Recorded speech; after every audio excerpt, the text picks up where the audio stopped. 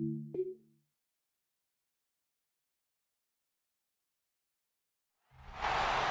Sports coverage of the National Football League brings us to the ATL. Once the terminus of the Western and Atlantic Railroad, where the sound of that train horn can still be heard inside the magnificent Mercedes-Benz Stadium. Tonight, we kick off the preseason with a good matchup right out of the gate, as it'll be the Denver Broncos taking on the Atlanta Falcons. Here are your Atlanta Falcons.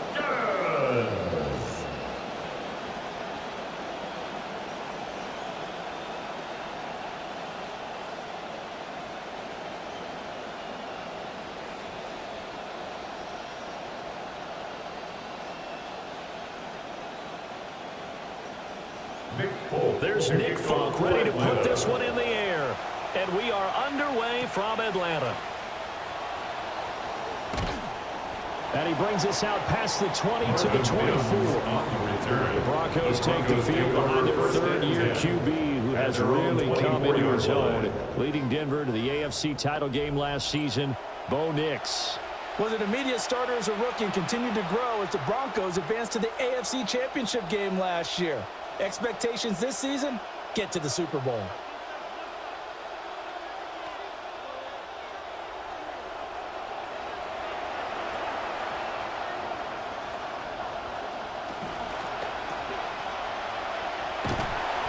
Only a couple for him there on the game's first play, and it's second down. The goal of a wide receiver screen is getting enough blockers in front to create a wall and let him pick his spot to run the football. How about the defense there, swarming to it and not allowing that to happen? Did not let him get downfield. Here's a 2nd and 8. Off the play fake, here's Nix. And on the left sideline, he caught it, but out of bounds, according to the head linesman. Incomplete, so the ball a little late getting there, and it's 3rd down. That was a nice grab. Just couldn't get the feet down, right? You need that toe tap sequence there. Whatever size shoe he's wearing, probably need about a half size smaller to complete that one. To throw is Nix. That's incomplete, but there is a flag down, so hang on. A big call coming on 3rd down. Roughing the passer, defense. So the call there, roughing the passer. Well, preseason's time for working out the kinks, but sometimes you've got some defenders who are too eager to impress trying to make this team. And that time we saw one take a shot at the quarterback way too late. On the counter now, it's Dobbins. And he'll be pretty well stopped in his tracks. Getting a yard up to the 42. Well, partner, I don't think it's any secret that any running back wants to be able to see a hole open so they can gallop through it. But in this case, he had to slow down. There was really no hole there. And he took a big hit in order to get that 1 yard.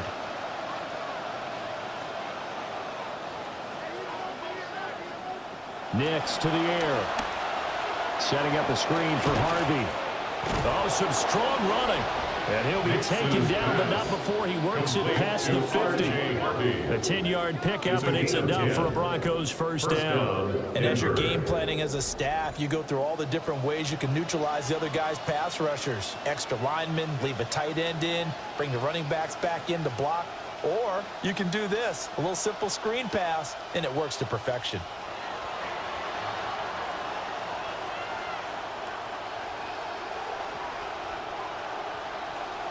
They'll send a receiver in motion left. On 1st and 10, it's Dobbins. And he's going to take this ahead for right around 3 yards, but no more than that. 2nd down. Well, that's just a pile of bodies there, and that's when you kind of find out who's a tough guy, right? Who can stand up and make a play. It was only a 3-yard run, but for both sides, they had to walk away from that feeling like, okay, I can stand up when the going gets tough in here. They'll bring a receiver in motion right. Fires out and hit behind the line. He lost the football. It's loose. Oh, and one of the linemen on the other side has got it. And without a doubt, not the way they pictured that opening drive unfolding. No, they were making making progress. They weren't exactly in high gear, but they were making a few yards along the way. And now that they've coughed it up, you got to go back to the sidelines and regroup a little bit. So here come the Falcons now to get the football for the first time. They will be led out by the 6-foot lefty from Alabama. It's Tua Tagovailoa. Began his career in Miami, 6 seasons there before moving on to Atlanta. This change of scenery could be excellent for him. Remember, this is the home stadium where he threw the national championship touchdown pass for Alabama. Very good starting field position for the Falcons offense as they come up 1st and 10. Just shy of midfield at the 48. And he's able to get this to the 40-yard line before he's out of bounds. Nice way to start the drive. A gain of 12 and a first down. That was a lightning-fast decision that time. He just caught it and got rid of it. Because he saw his guy was going to be open immediately. So he took the R, the run, out of the play. He took the O, the option, out of the play, and immediately got to the pass.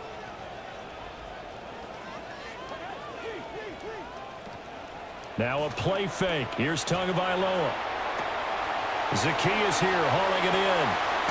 And he's taken down inside the 30. That's a 12-yard gain now on back-to-back plays. First down. 1st and 10 at the 28-yard line.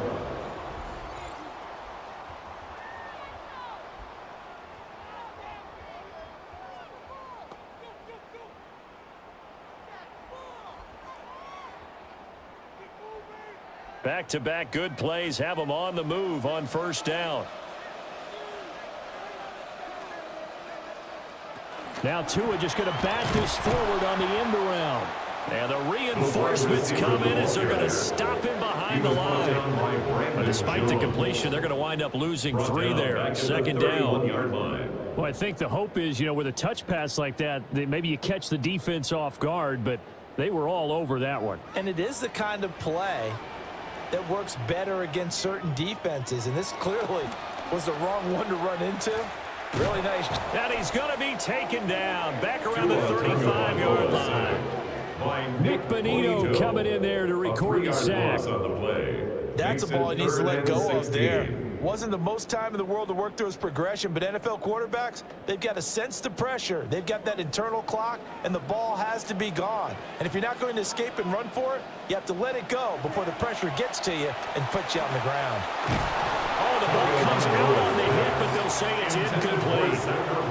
They're bringing a lot of pressure here already in the 1st quarter. Already sacked him once. Now they get in there and knock another one away. You think maybe that Tucker rule being gone makes defenses a lot bolder? Yes, indeed. That time, lucky that the arm was going forward. Incomplete pass. For the Falcons field goal. A 51-yard attempt. Folks' kick is good. And the Falcons are out to a 3-0 advantage. So the defense are able to force their first turnover of the game, and then they add on to that by getting the field goal. And you don't just want to take the ball away from your opponent, partner. You want to make them hurt as well. And if you don't score yourself on defense, turn it over to your offense and have them put points on the board. After the made field goal, back out is Nick Folk to kick this one off.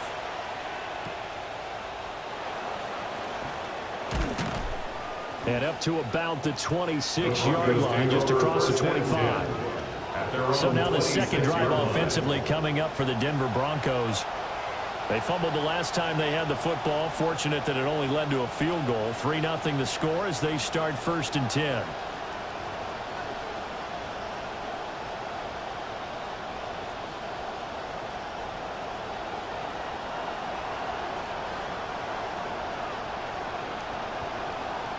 In motion right goes Sutton. Well, here's a fake on a jet sweep, and they'll look to throw it off play action.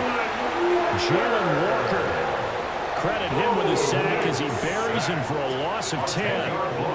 And this is what you've got to do against a quarterback like him. You've got to keep him in the pocket and not let him get to the perimeter, because once he gets outside, that's where he can really hurt you.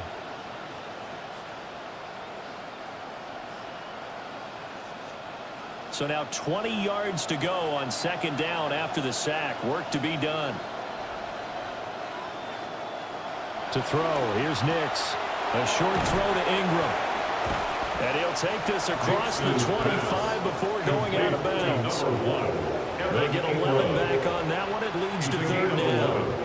I know sometimes we can get fooled when we watch him make catches, as we just saw him do there, because he really looks like a wide receiver the way he goes about his business. Yeah, 230, 240 range. Yeah, not super huge. Maybe not counted on to be that inline point-of-attack blocker that we used to have in the good old days. But you can flex him out. You can run wide receiver routes with him. You can make him a primary target, and that's how he'll shred a defense. 2 drives won't tell the story of this game, but you absolutely have to like how this defense has played thus far. They have yet to allow this offense to get on track in this one. On fourth down, Jeremy Crawshaw on to punt. And he gets this away, and look at this. This is a good one. And not what he was hoping for there, as this will hit in the end zone for a touchback. So for the second time in this one, we get set to see the Falcons offense. They've got a 3-0 lead and the football as they start 1st and 10.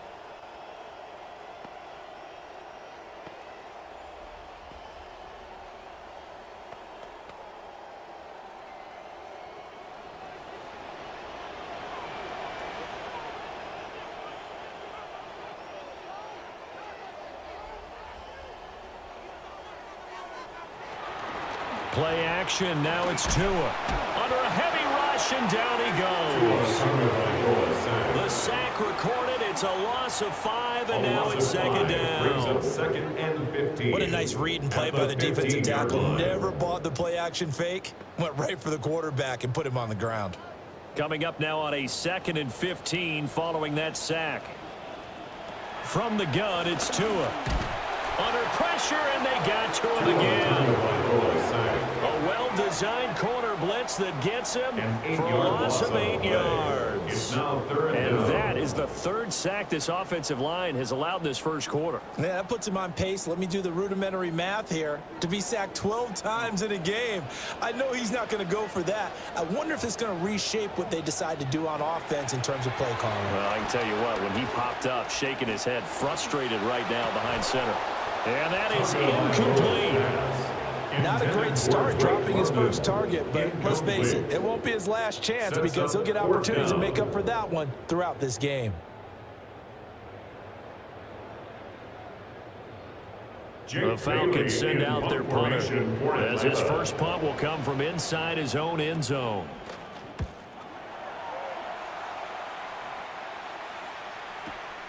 And it's fielded at the 34. A big boot that time. 57 yards the official distance. And the Broncos take over, 1st down and 10.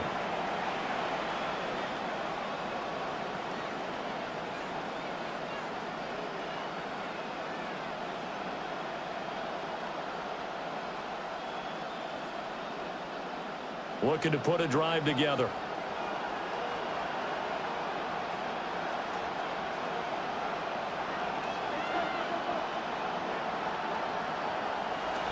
They'll start on the ground with Dobbins. And he is going to lose yardage here. That really sets him back. A loss of 6. Plays like we just saw there. That's why they're up right now. And the defense, they're doing their job. Yeah, it starts with the guys up front. So when you talk with GMs who are putting together a team, a lot of them say we're going to build from the inside out, because if you control the line of scrimmage, you control the rest of the ball game, and that's what we're seeing here. They're actually playing in the offense's backfield, not necessarily just playing at the line of scrimmage. Now it's Nix. This one complete to Jalen Waddle. They get 11 back on that one. It leads to 3rd down. It's a gain of 11, and it's 3rd down.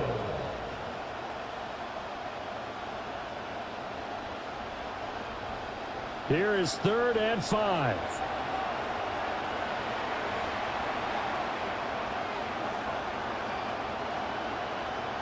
Throwing Nix. They'll try and set up the screen. It's complete. And they went the wrong way there. Losing yardage back at the 43-yard line. Calling a loss of 2 there on the play. And it'll be 4th down.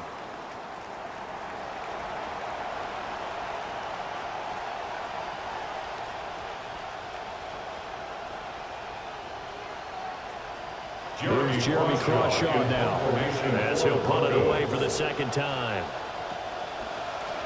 And this is away. It's a high kick, and he got all of it. And he couldn't get it to check up. That kicks all the way into the end zone for a touchback. As the home team's offense makes their way back out, we show you the defensive coordinator for the visiting team. His guys trail here in this first half, so he and the rest of the staff will be looking for ways to keep this deficit right where it is.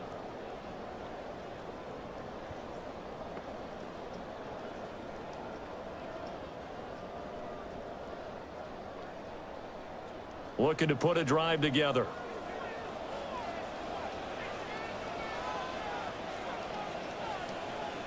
Tua sets up to pass it. Oh, he tried to fit it in on the slant, and it's intercepted. Picked up by Riley Moss. And he'll get this back down to about the 12-yard line. And they'll take possession already in the red zone and in a great spot to add points to the scoreboard. And, Brandon, how many times have we seen a defense with a lot of field behind them get even more aggressive, right? They feel like they've got them not pinned down, but in a favorable spot for them. And they took advantage of it there, got a nice interception, and set up their offense in great shape.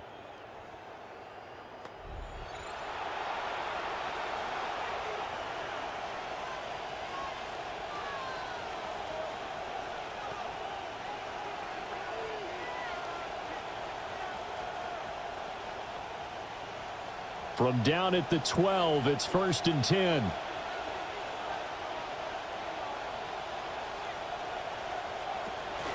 Now the Central Florida product, it's R.J. Harvey. This will be stopped about 2 yards shy of the marker. 8-yard gain, 2nd and 2. Next to receivers help spread the defense out. They were able to come through with a slash and run. But to that point, it's going to be interesting to see the personnel chess match as this one progresses. Yeah, you're exactly right. Can they continue to create running lanes out of passing sets? And if so, it's going to be a long day for the defense. They'll try to draw here with Dobbins. Absolutely nobody fooled there. He's going nowhere fast as he's stopped behind the line of scrimmage. 2 yards the loss, and now they go from 2nd and 2 to a tough 3rd and 4.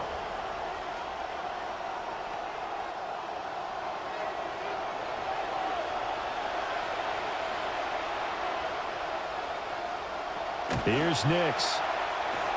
They set up the screen for Dobbins.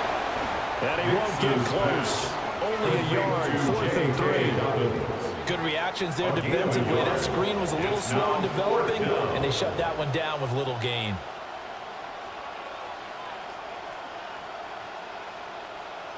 Now Will Lutz, who went to college a stone's throw from here at Georgia State, comes on for the field goal attempt.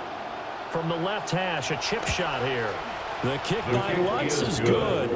And that will tie us at 3-3.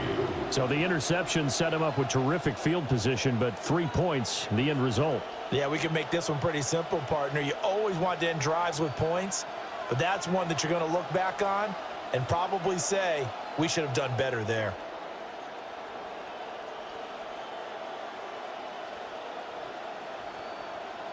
Field goals all we've had so far. 3-3 now as the kick is away. Oh, he shifts past him. And he won't quite make it to the 25. Atlanta prepped and ready for its next possession. And for this offense, Charles, you got to think kind of crucial here to put something together on this drive, because remember last time out, they threw the interception on the very first play. And you can't afford to let this defense keep building any more momentum. They're playing awfully well, and they're awfully confident right now. To me, it's time to attack and take some of that momentum back, but make sure you're selective in doing so. Understand where you want to throw the football and make sure it's open before the ball leaves your hands. Try to shake off the interception. He'll look to throw. A throw out wide, going to be incomplete. Play action supposed to be used to slow down pressure, slow down blitzes. In this case, though, if it takes a little too long to develop, you have people right in your face. And lucky just to get rid of the ball with the arm going forward. Could have been a fumble. Now a 2nd and 10.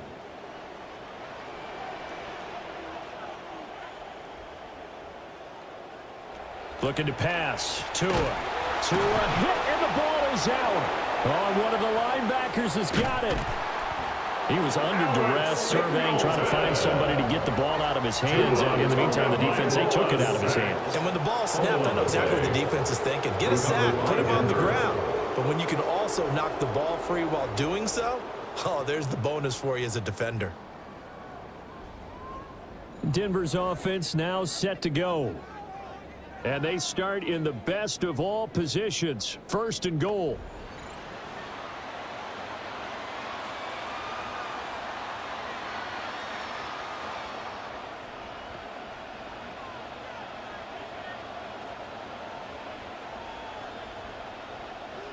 The defense gets him the ball via the turnover. Now can this offense cash in? 1st and goal.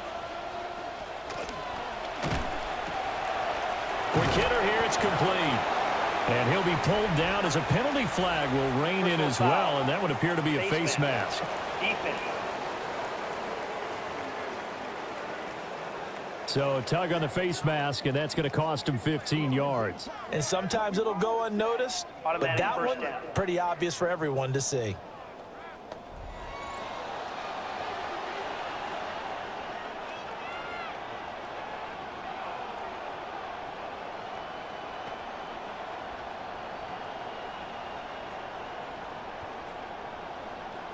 So now after the face mask penalty, here's 1st and goal.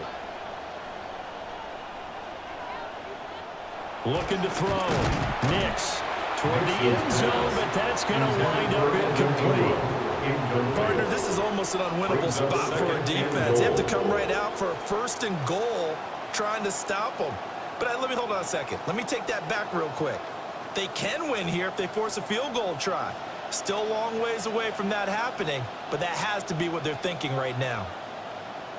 Now they bring a receiver in motion right. Nick's going to tap this forward. Boy, that is well read defensively. A great job of setting the edge, and that little touch pass is going to turn into a loss. This defense not fooled one bit on that touch pass. And this has become one of those kind of in vogue plays, you know, kind of like the shuffle pass was a few years ago. This one never got off the ground, but you understand why a lot of teams are running it. These wide receivers, a lot of them, they run like running backs with the ball in their hands. To the end zone, but it's incomplete. But if you have man coverage on the outside, and my scouting report on these DBs tells me that they love to take matters in their own hands. They want man coverage, not zone. And there was good coverage there that forced the incompletion. Now Lutz for the field goal try. For the right hash here, should be an easy one. The kick by Lutz is good. And they will take the lead here in this battle of field goals at 6-3. So golden field position there squandered as they can muster only a field goal. Yeah, you were gifted a 1st and goal situation, but I have to give credit to the defense. They were brought out in a really tough situation, so give them credit for holding them to 3. That's a pretty nice accomplishment.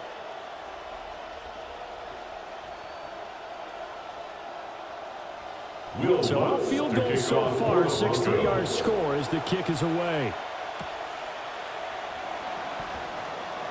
Oh, good move. And able to get this out to the 25. Here comes the Atlanta offense now ready to take over here. And last time they coughed it up, led to a field goal. They're fortunate that it only led to a field goal, but still, they're not happy about it. Could you sense the relief, though, when they only gave up the field goal and they were able to trot back out on the field and start this drive? A little more pep in their step because they didn't cost their team a touchdown, but they know they've got to do it a lot better than they did on the last possession. The coach will just be relieved, though, if they recoup with a score here, right? I think the coach would be ecstatic to see them pick themselves back up and now take it downfield, punching the end zone without turning it over. Trying to turn the corner, but he's going to be stopped right near the line of scrimmage. No gain on the play. Pat Surtain up to make the play. At the 25-yard Trying to get the line. edge there. The defense just too quick to the ball. That's what we call total team defense there. Can't get to the edge, no place to move it inside, and then allows everyone else to run to the ball and create a big-time tackle. To a hit, and the ball is out. But it looks like one of the DBs has it. And this is going to be brought back for a Denver touchdown. First down. Second time he's lost a fumble. This one hurts more. It's returned for 6. He's been under a lot of duress, hasn't he? Pressured, hurried, harassed the whole game. Well, the offensive line not giving him a lot of help. Not a lot of help, but the bottom line, he's got to take care of the football.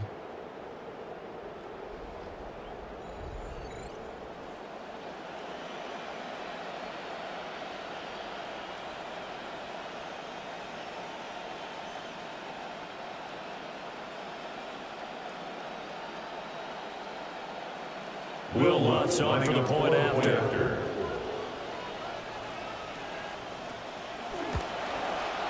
And it's up and good to make the score 13-3. Broncos 13. The scoop and Falcons score, always 3. an exciting play in football, and we witnessed it there. Grabbing it off the ground and then rumbling it into the end zone for 6.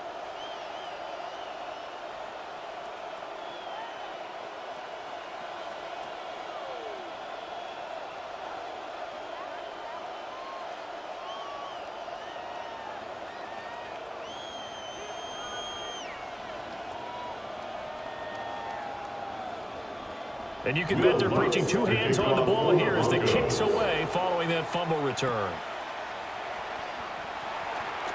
They juked him. And a good return, able to get out across the 35 to the 36. Falcons take over. Atlanta now coming out on the field. 36-yard line. They have done themselves absolutely no favors to earn a win today in this one, Charles. The turnover woes continue. On that last drive, they had that fumble that led to a touchdown. And, Brandon, I would say they have a mission on this drive, and the bottom line is protect the football and just put together something that they can let the last drive go. Yeah, it was a bad play. They gave up points, but that doesn't mean it has to go that way the rest of this ball game. Do what you do best on offense and try and put the ball in the end zone yourself. This to the sideline and over everybody. Incomplete. No flags forthcoming, though. Maybe a break there. That looked like a clear throwaway to me.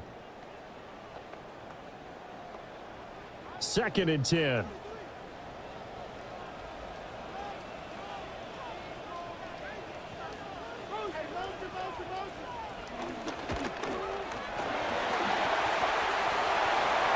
And he'll have it past midfield almost to the 40 before being taken down. An excellent run of 22 yards on the keeper and also a first down. How about that there? No frills, no additives, right? Nothing crazy. Just find a way to pick up the first down. A nice run right there. On 1st and 10, it's Robinson. Riley Moss takes him down defensively. A quick burst there, and he nicely bit off a pretty decent game. 5 brings up 2nd and 5 at the 37-yard line. Here's 2nd and 5 now from the 37.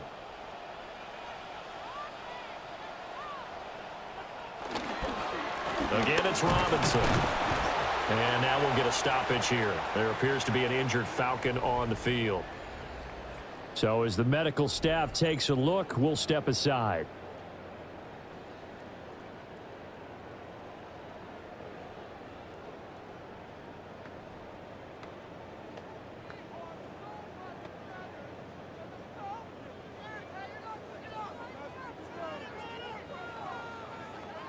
They'll come up now 3rd and 3.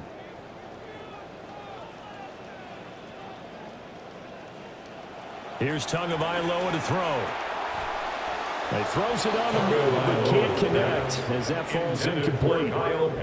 And what did we talk with them about prior to the game? Their ability to move the chains, pick up first downs. So far, 0 for 3 on 3rd down. If that continues, they'll have little chance of winning this one.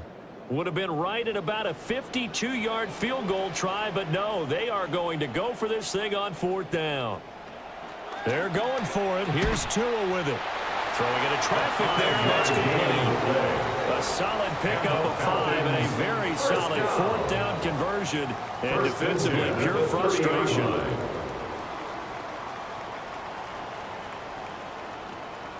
So a big play there on 4th, and now 1st and 10 at the 30.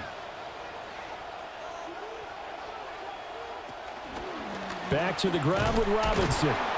And he is going to lose yardage here. Now it looks like we've got a Bronco that's banged up on the play. The medical staff will attend to him, and we will step aside.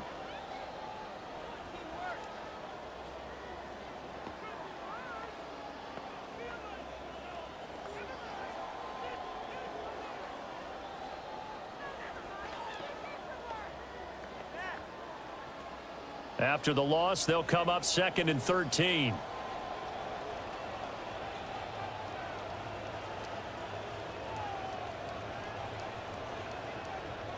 Now contact up front as penalty markers come in. Who is this against? Defense.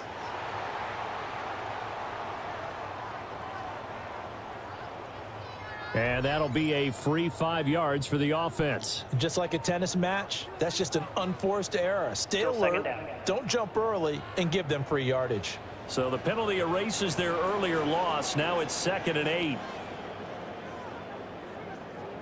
And they're going to motion Dotson to the left. Tagovailoa working out of the gun. And that's to the left sideline and incomplete.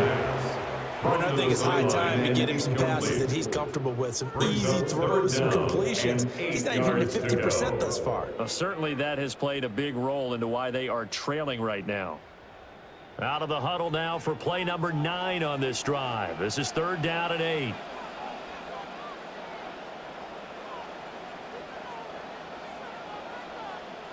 Here's Tua. And he's going to be taken down back around the 35-yard line. And the defense coming through on 3rd down. A loss of 7 to bring up 4th.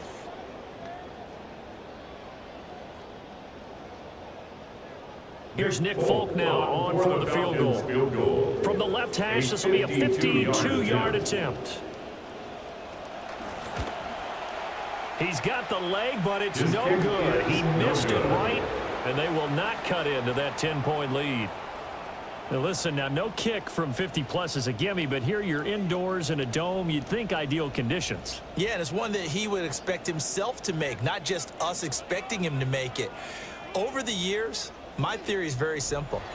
The athletic ability of kickers continues to get better and better. Check their backgrounds. They were all county, all state, at other positions, not just soccer players. These guys expect themselves to be great as well. Good field position to start the drive after the missed field goal. Here's 1st down from the 42. The drive will commence with a run by J.K. Dobbins. And he's across the 45. It'll be 2nd down. We haven't seen much from him running the football here in this first quarter. No, you're right about that. We haven't seen much of him at all so far. They've stacked him up pretty well. But when you're trying to run the football, sometimes you got to play the long game. Keep handing it to him, and some of those runs that aren't working now, they turn into 6, 7, 8, and maybe more later on. The tight end in motion right. Now Dobbins again on 2nd down. And he's down right around midfield after a gain of 2, maybe 3. Typically, we think it's the strong safeties that are better tacklers, especially closer to the line of scrimmage amidst traffic.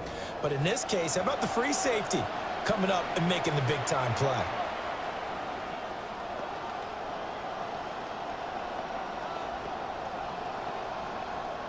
And for the Falcons, 5 men in the secondary, now on 3rd.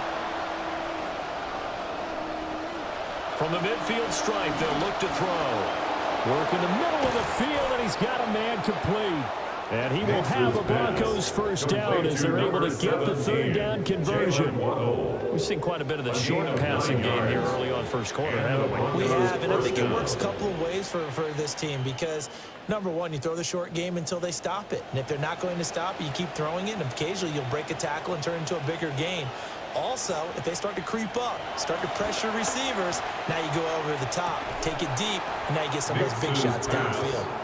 As tight ends go, he might not provide the super flashy plays very often, but he's pretty reliable. Usually an excellent target and normally catches what's thrown to him, but he didn't on that play. Here's 2nd and 10.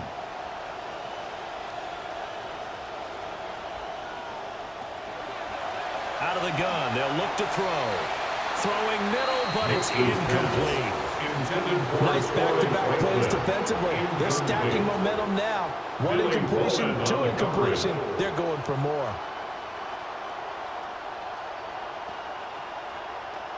Now they face a 3rd and 10 after back-to-back incompletions. Here's Nix once more. And too much juice. It'll be out of bounds, incomplete. This defense has certainly played well so far in this game. The coverage has been tight on just about every throw. Forced a few here so far in this game, and now it brings up 4th down. The Broncos send out their punter now, as he'll come on to kick this one away. He steps into this one, and this is a rocket.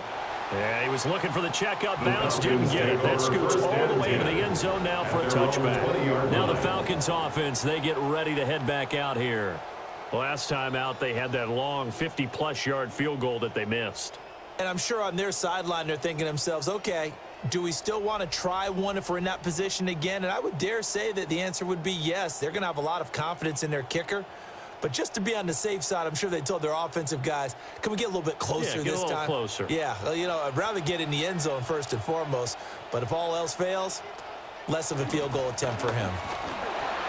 There's Robinson showing the flash. And this will be a Falcons first down as he's able to take this up to the 30-yard line. 3-4 defense, and that O-line really dominated the D-line on that play. And think of it this way. With a 3-4, you have a natural bubble over each guard because those guys don't have defenders over them. Oftentimes, if you want to run up the middle, they can get upfield and get on the linebackers right now, and that gives the running back a heck of a chance to get into the secondary. And he gets this to the 35. Good for a gain of 5. Brought down at the 35-yard line. A gain of 5 brings up 2nd and 5. An entertaining start to this one. More to come on EA Sports.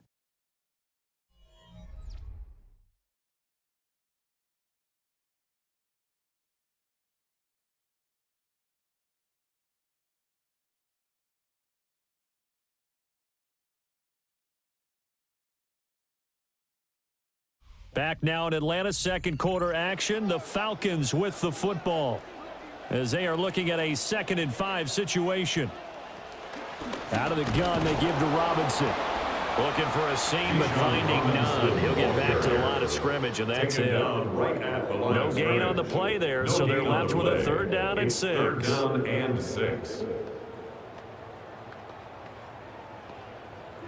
They are in need of 6 yards here if they hope to move the chains.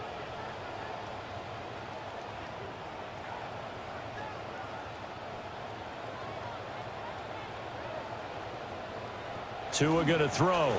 And the pressure gets there, and Tua is going to be taken down. And the defense coming through on 3rd down, a loss of 7 to bring up 4th.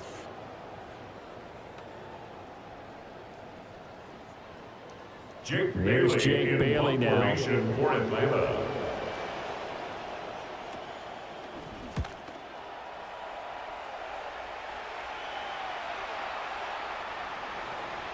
And that'll hit at the 5 and go into the end zone for a touchback. And Denver getting set to take the field. Obviously not the intended goal last drive. They had to punt the football, but still they've got the lead here, and now a chance to add on to that lead if they can get points on this drive. 1st and 10 upcoming.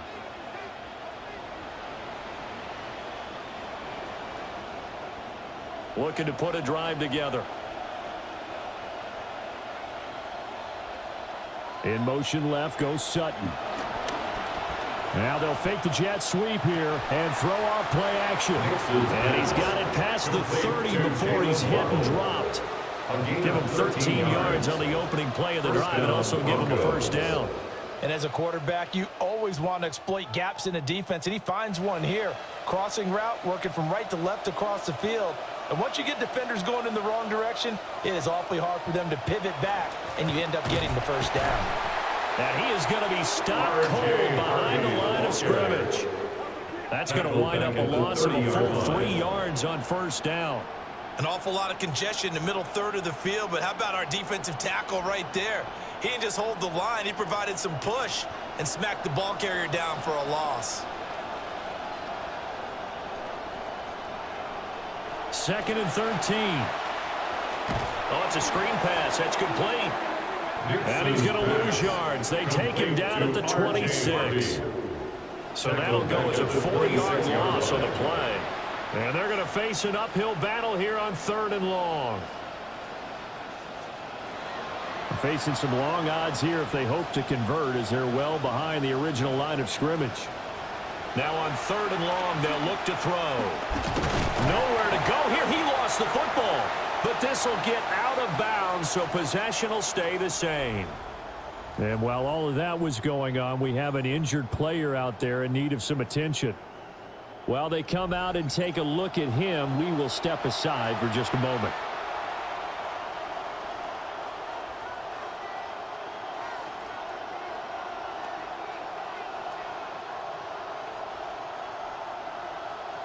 The Broncos send out their punter now. He's been terrific so far.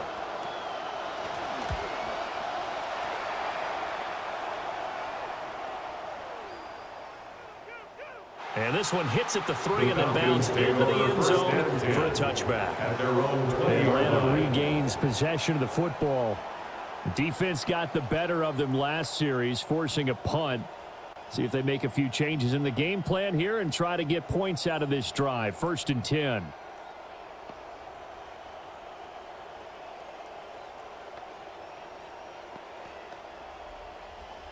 Looking to put a drive together. He'll get it to Robinson to begin the drive. And he still has yet to get on track in this first half as they're going to stop him behind the line. It's a loss of 4 there, bringing up 2nd down.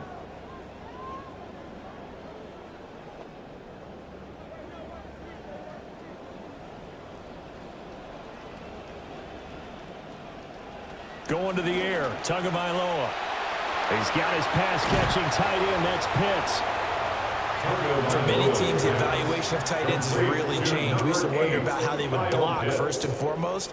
Now we want to know how these guys can run, because we envision them in offenses catch the ball. How much yardage can they gain after that? And that on display there for a good pickup. The Falcons on 3rd down. A pretty woeful 0 for 5 thus far. They're looking at 3rd and a few inches. Oh, hit as he throws there, incomplete. It's going to be another frustrating end to a drive here. This offense, they've not been able to get anything going in this first half. And now it's going to be time to gather on the sidelines and try and figure out what's going wrong. Who has an idea? Who has a plan? Time to implement it. And the punter Bailey on now as he sends this one away. And a bit of a mistake there. This is well into the end zone for a touchback. Now the Broncos offense, they get set to head back onto the field. The crowd may be losing just a little bit of the edge after back-to-back punts.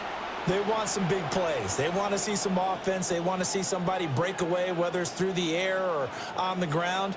Now it'll be interesting to see where the patience is on both sides. Each head coach, can you hang in there and not try and force something that could put your team in some jeopardy?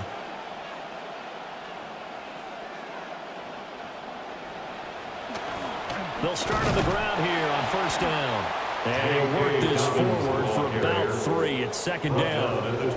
Yeah, I don't know if it's exactly a win-win, but if you're on offense, you'll take that kind of a run, all right? It was kind of stacked up, found a little bit of yardage, and frankly, they're pretty close to staying on schedule on offense. The playbook is still open for the coordinator.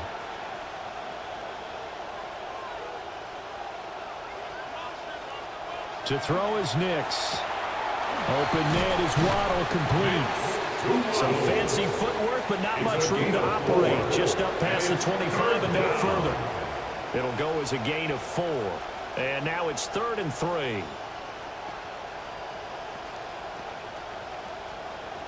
Coming up here looking for 3 yards to pick up the first. Nix to the air.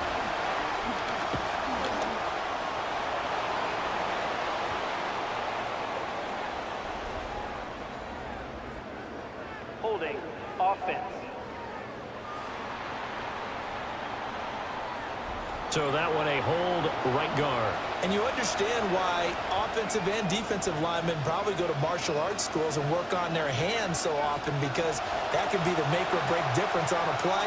This time he had to grab a jersey in order to make the play happen. Got caught for the penalty. It'll wind up being stopped for no gain, and it'll lead to a 4th down. Excuse my snarkiness here, but isn't the idea of completing a pass supposed to mean you get downfield and gain yards? Especially on 3rd down. Yeah, that one. How about the defense? Figured that one out in a big way.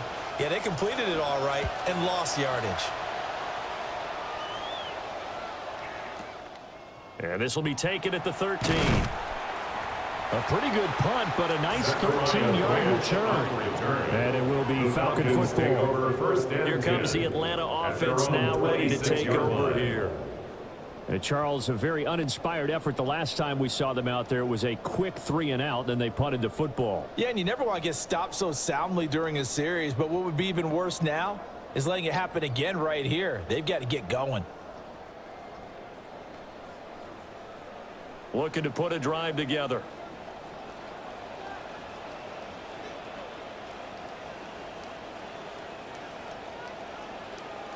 Tua going to tap this forward on the jet sweep. Room past the 35.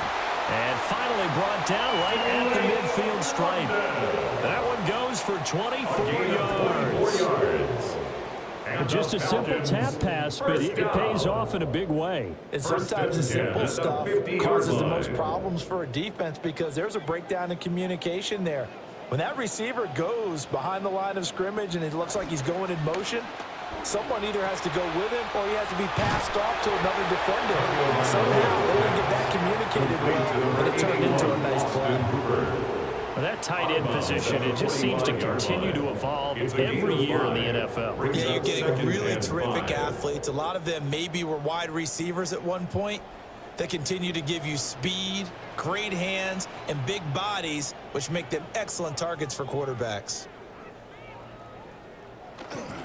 A give left side to Robinson. And the running lane's non-existent in this first half as they'll stop him behind the line. It'll go down as a 2-yard loss, and it brings up a 3rd down.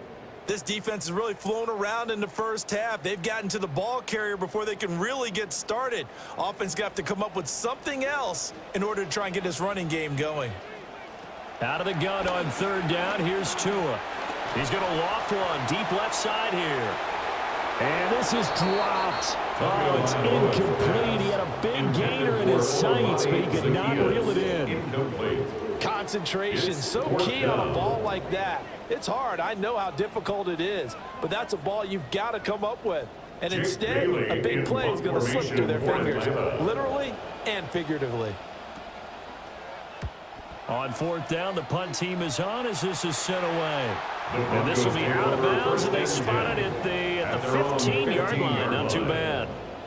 Here's the Denver offense now as they get set to take over here. And right now, these guys, they're shuffling a little bit, maybe doubting, because 3 straight drives have ended with them punting the football away. Yeah, so you start pointing fingers at each other a little bit, asking a lot of questions. What are you seeing? What are you getting? Maybe trying to narrow down your playbook a little bit and maybe get simpler rather than more complex in order to try and fashion together a drive. And not much there at all. He's up only to about the 16-yard line. Just a yard on the pickup there, and it'll bring up a 2nd and 9. Oh, there's plenty of traffic waiting for him up the middle. But give him credit, he tried barreling through anyway. They're fortunate to get a yard out of that one. 2nd and 9.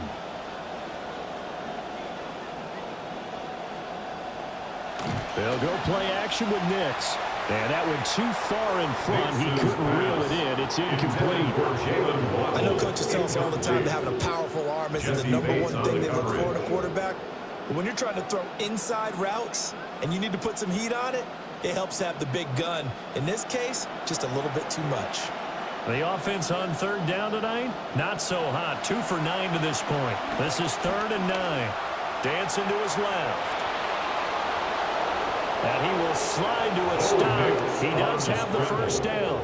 That good for 19 yards as they pick up the conversion on 3rd. Certainly not a positive sign if you're the D coordinator and you see your guys give up that space so early in the game. Third down, that's when the clamps are supposed to come out, but his ability to create things with his legs makes things difficult. Ball up to the 35 now as they come up on 1st and 10.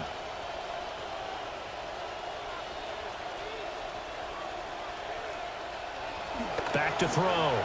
Nix. And he's going to get a solid gain of 9 before being brought down. Second and right at a yard. It's a gain of 9.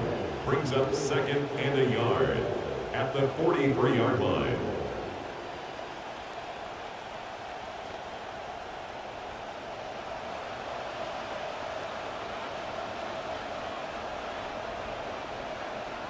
They'll bring the tight end in motion right. A give up the middle to Dobbins. And the second wave of tacklers is going to get him as they stop him behind the line. He winds up giving a yard back there, and now it's 3rd and 2. Defensively, he has been a presence in their backfield in the first half. Had a sack earlier, and now he comes up with a big tackle for a loss. They'll come to the line, needing only 2 yards to gain the first here. From the gun on 3rd down, it's Nix. He'll let this go deep for Waddle. This is caught inside the 15. A huge play there for Denver. 46 yards. Well, he worked his way quite a bit in this first half, and with good reason. You can see it there. He is such a handful defensively, just too hard to keep him under wraps, and delivers a big play here for this offense.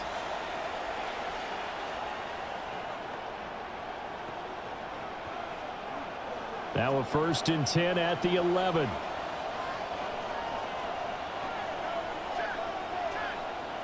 To throw, here's Nix. And he's going to be taken down, sacked back around the 18-yard line. Zach Harrison breaking through to get him to the ground. It's a loss of 7.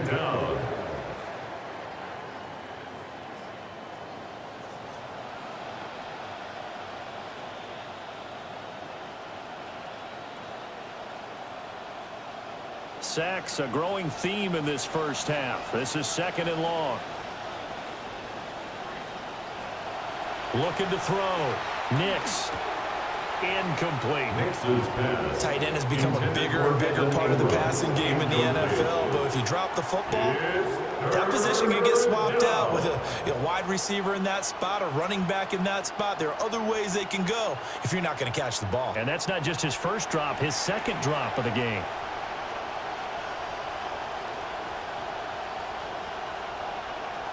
From the gun on 3rd down, Nix. And he comes back with one complete. And he'll take it into the end zone for a Denver score. Touchdown, Jalen Waddle, an 18-yard touchdown grab. And his guys now an extra point away from taking a 3-score lead.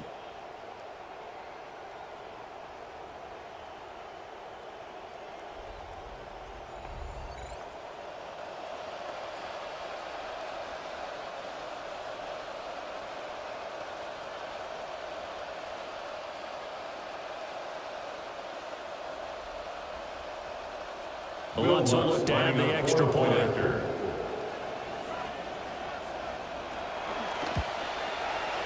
And that'll make this a 3-score game as the lead moves to 17. Broncos 20. That time a 9-play drive. And it was finished off by a Jalen Waddle touchdown.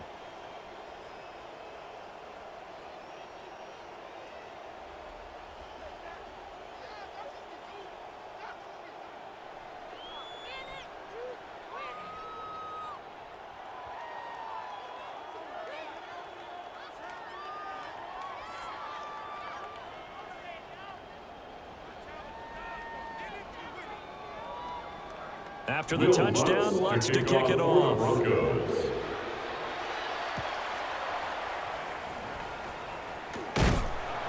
A solid return, pretty good field position. They'll start at the 32. The Falcons take over. And now we'll get a stoppage here. There appears to be an injured Falcon on the field. Well, hopefully, obviously nothing serious here. Medical staff, though, going to take a peek, and we'll take a break.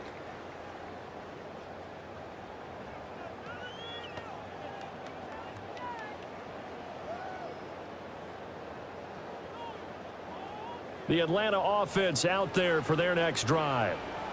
See if they can put this drive in the end zone, Charles, because it's been a little bit of a rough go at times. They've had to punt the football a ton in this ball game because of stalled out drives. So are you saying that you're kind of tired of seeing the punter run out there and do his thing during this game? Is that what you're trying to say? Well, I mean, I'm okay with it. I have a feeling that this offense, they don't want to see the punter again. And frankly, the punter doesn't want to run out there anymore himself. He would love to see his offense put together a drive and give his leg a rest. Now Tua. The pressure gets there, and Tua is going to be taken down. Call it a loss of 5, a big sack to bring up third down. These sacks now, they're starting to pile up, Charles, and that front 7 defensively, they've had their way with this offensive line. And I think at this stage, we have to start thinking about different play calls. We've got to start helping this quarterback out because the entire game he's been under siege. I don't care what the down and dip. And pressure coming, and they got it once again. Multiple players getting home there for an 8-yard loss. He continues, Charles, to be under constant pressure, and these sacks, they're starting to pile up. And if they want to have a realistic chance in this one, they've got to change their blocking assignments. They've got to do a better job to keep him upright.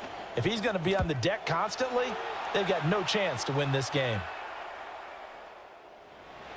And that hits at the 6 and carries into the end zone for a touchback. Jalen Waddle, the speedster wide receiver, brings out this offense, making his presence felt early in this one. First half, already over the century mark. How about the yards per completion, too? That's a pretty darn good number there. Number of catches, but he's shredding defenses, getting big yardage with each and every one of them. Looking to put a drive together.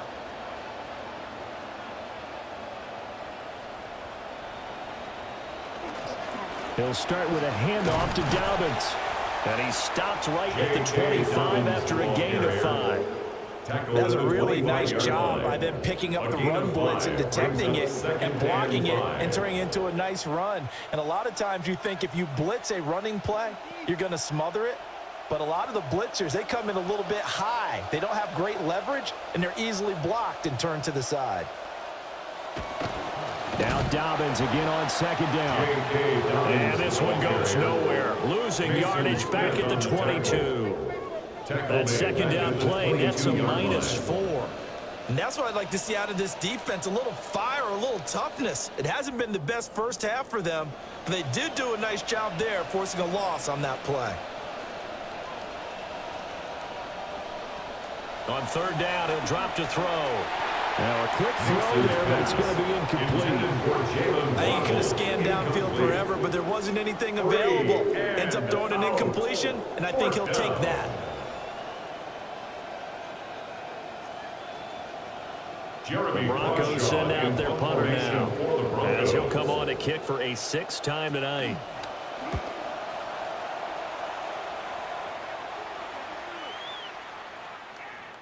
That would hit right at the 9, but he couldn't get it to check up. It goes into the end zone for a touchback. The Falcons ready to take over. These guys definitely hoping for a better showing than their last appearance. They couldn't really even move the football much beyond the shadows of their own goalpost, Charles. We'll see if they can get a better, more sustained drive going here. Yeah, and every team that we ever talk to says the exact same thing. When you start a drive from that deep in your own territory, the goal is a minimum of at least 2 first downs, because even if you have to punt then, you change the field position, right? You flip the field a little bit. They didn't get that done. This time they want to string together a nice drive and help themselves out. Not what they had in mind there. That's going to go as a loss of 4.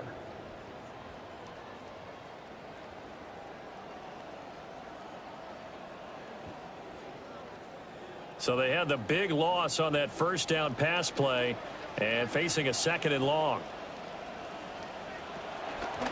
Robinson up the middle. And that play going absolutely nowhere as he's belted before he could get out of the backfield. That's a big loss of 3, and it brings up 3rd down. Oftentimes when you see a running back get bunched up in the backfield, it's usually because the defensive tackle is eating up blockers for others to make the play. Not in this case.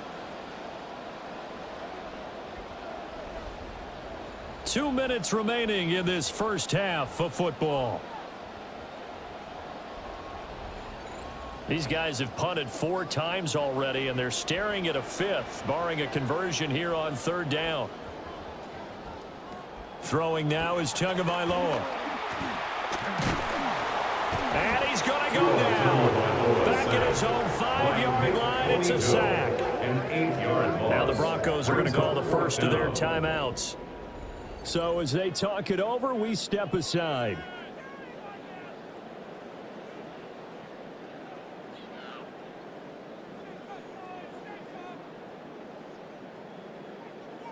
The Falcons send out their punter as the drive goes backwards, so he's on to punt it away. And he's able to get it out of there, and this is a pretty good kick. And we'll see what he can do on the return. They'll call that a punt of 59 yards. Tough to do better than that. And they will take over 1st and 10.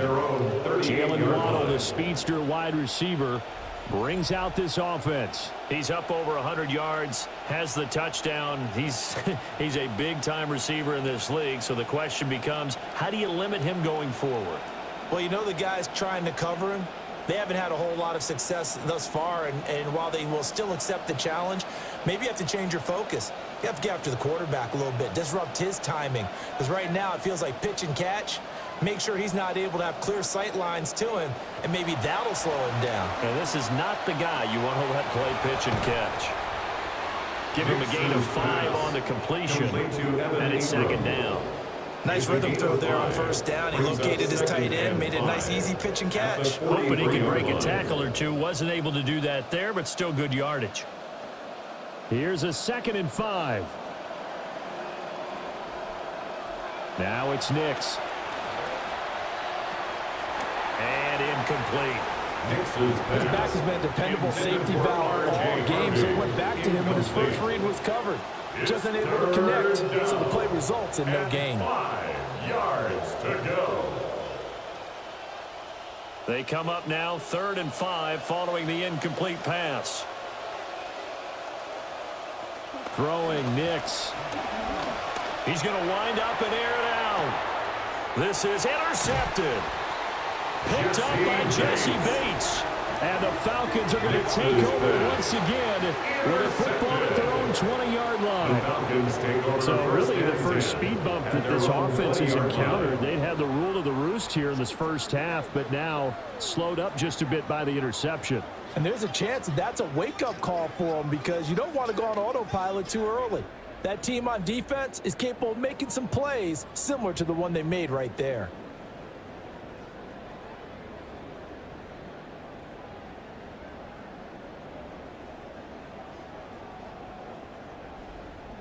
And here now come the Falcons. Charles, we'll see what they can do here. Not a ton of time left, but enough certainly to get points out of this drive, and they need them right now because they're trailing. Yeah, and this is exactly why you practice a 2-minute drill all through camp and at least one practice each week before a game. A minute left, more than enough time to string a few completions together, reach the end zone, and then make that walk back to the locker room just a little more animated.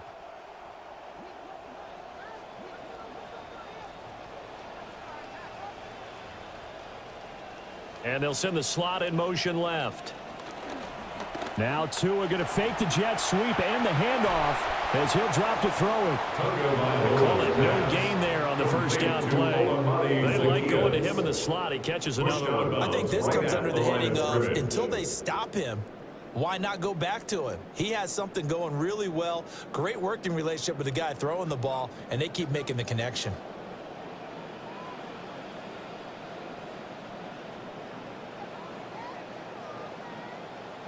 Tua sets up to pass it. The pressure gets there, and Tua's going to be taken down. Now the Broncos going to use the second of their timeouts.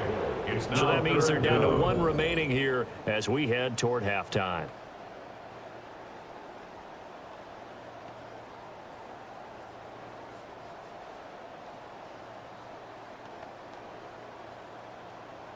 These guys have punted 4 times already, and they're staring at a 5th, barring a conversion here on 3rd down. They'll set up a throw. And he'll be a couple yards shy of the 20 at the 18. Now the Broncos will use their third and final timeout as the stoppage will come with a little under a minute to go in this first half.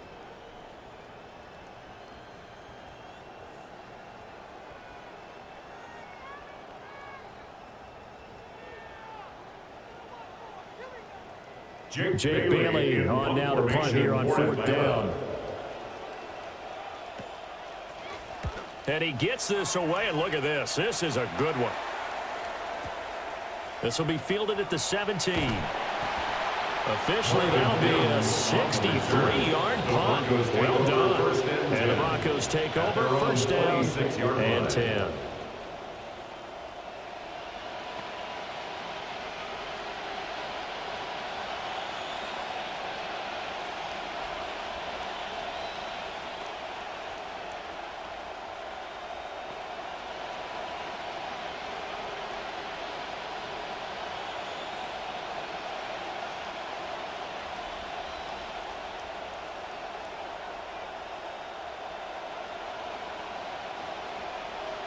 Trying to shake off the interception from the last drive. He'll look to throw.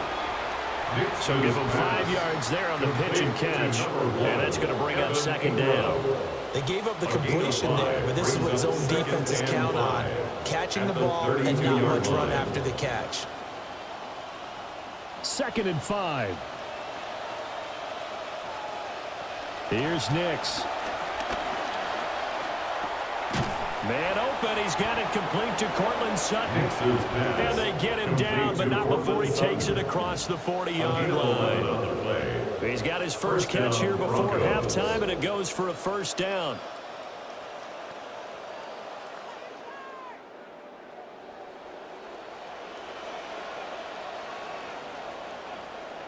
So halftime straight ahead. Let's get you down to the Sunshine State and Scott Hansen with our EA Sports Halftime Report. All right, Brandon, thanks much. Welcome in, everyone, to the Orlando studios. Scott Hansen with you for a quick recap of the first half, which has been strongly one-sided. This is heading towards blowout territory unless they can come from behind and get themselves a victory. Let's find out what happens in the second half. Let's go back out to the commentary team, Brandon Godden and Charles Davis.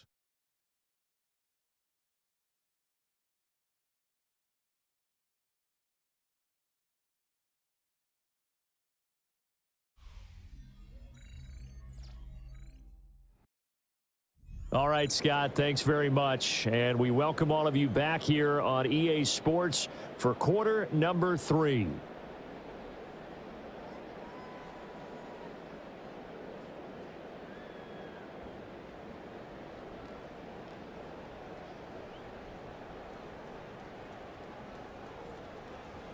Probably not likely to see many starters in the second half as we get back at it underway in this preseason opener. A beautiful fake. And he'll be tackled just shy of the 25. So we get set to start this third quarter. Here's the Falcons offense now. And you have to think, Charles, down 3 scores already. They need to play an almost perfect second half to have a solid chance. And that absolutely starts with finding some way to put together a touchdown drive here. They need to be smart, fast, efficient, get the ball into the end zone, and do it again multiple times in order to have a chance to win this game. Now they're going to motion Dotson to the left. And they'll go with a ground attack here. And a nice run past the 30-yard line there. A solid run on first down. Gain of 7 leaves them with a 2nd and 3. Well, no matter how they phrase it, staying on schedule, staying ahead of the sticks, whatever you want to call it, 7 yards on first down. That fits the bill. From the 31, here's 2nd and 3. Here's Tagovailoa to throw. Sets up the screen to Robinson. And he's going to lose yards. They take him down at the 26. It'll be a loss of 4 yards on the play. 3rd and 7 now.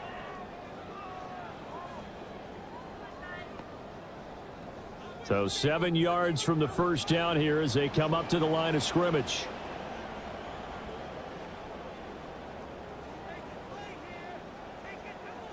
Looking to pass. Tua. And incomplete. They tried to drop it off, but he couldn't hold on. He did a fine job there of not hitting him before the ball arrived. And I've got to tell you, you can often mistime that play because of the angles of approach.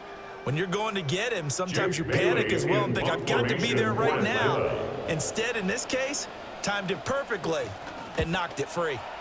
And this is away. It's a high kick, and he got all of it. The Broncos offense and their running back getting set to go once more. And he's had his fair share of troubles in this one, unfortunately. This defensive front has wreaked havoc throughout the contest, and he hasn't been able to create enough space to make something positive happen to this point.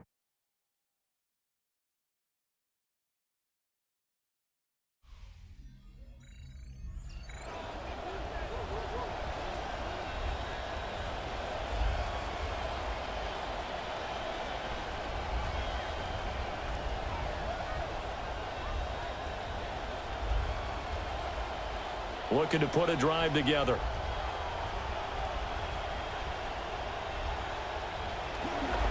They'll start this drive out on the ground. And he is met in his tracks behind the line of scrimmage. He'll lose a yard there, and it's 2nd and 11. And that's what this defense is going to need to do more in the second half. Good pressure that time, forces some indecision in the backfield. He's going to wind up being taken down for a nice loss.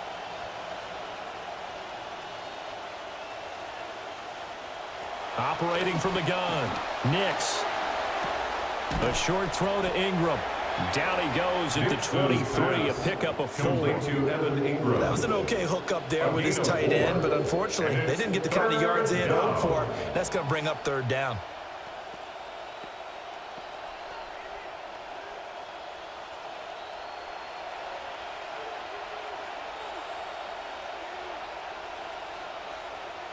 Out of the gun now on 3rd down. Flushed out right. And he'll be stopped here well short of the 1st down at the 24-yard line. Only able to get back a yard for his efforts, and that leads us to 4th down. And, partner, I would guess that in his headset he was hearing from his coach, it's 3rd down, don't take a sack. And in this case, he's able to avoid the pressure and get out of there. He doesn't get the 1st down, but he does turn a possible loss into positive yardage. The Broncos send out their punter now as he's on here to punt it away. He steps into this one, and this is a rocket. And a little too much mustard on that one. It hits a couple yards into the end zone. A missed opportunity there maybe to pin him back. Here are the Falcons as their offense heads back onto the field. And this group has suffered far too many self-inflicted wounds thus far as we run through some of the mistakes. It's darn near impossible to win in this league when you're turning the ball over at the frequency that they have.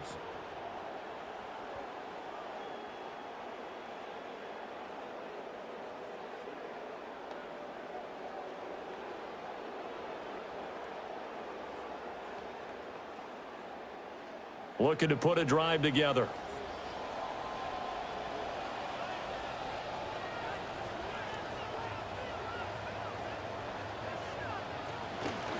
Now a handoff to start it out. Robinson. And they're able to swarm him behind the line, and his rough night continues. With Nick Benito not letting him escape there. He was in instant pursuit off the snap and dropped him behind the line.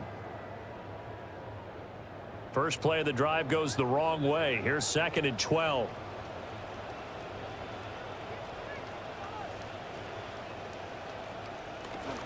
They'll run again here with Robinson. And a short pickup there as he'll take this up to right around the 20.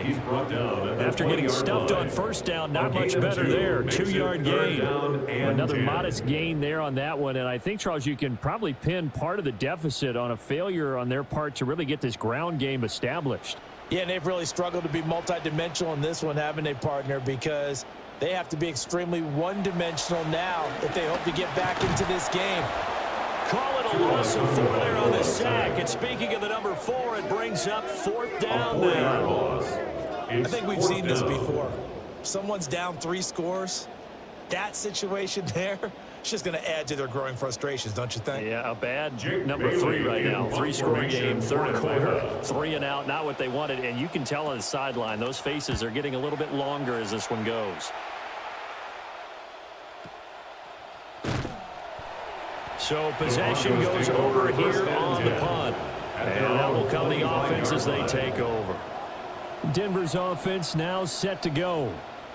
This crew had to punt last time they had the ball, but when you've got a lead like this, you content to play the field position game? You are to an extent, especially if you like your defense, because you have the lead, you've been controlling the game.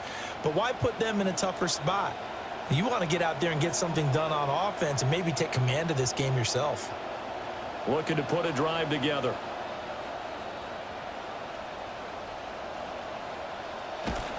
Off the play fake. Here's Nix. He's got a man complete. And he has a big gain inside the 40 before being dropped. A big pickup of 38. Another big play right there. And this is where, as an offense, you can really put the hammer down. You've got a double-digit lead, but those other guys, they've been hanging around. A touchdown here could put this game out of reach, and that's a strong step towards getting it done. From Falcon territory now, here's 1st and 10 at the 38.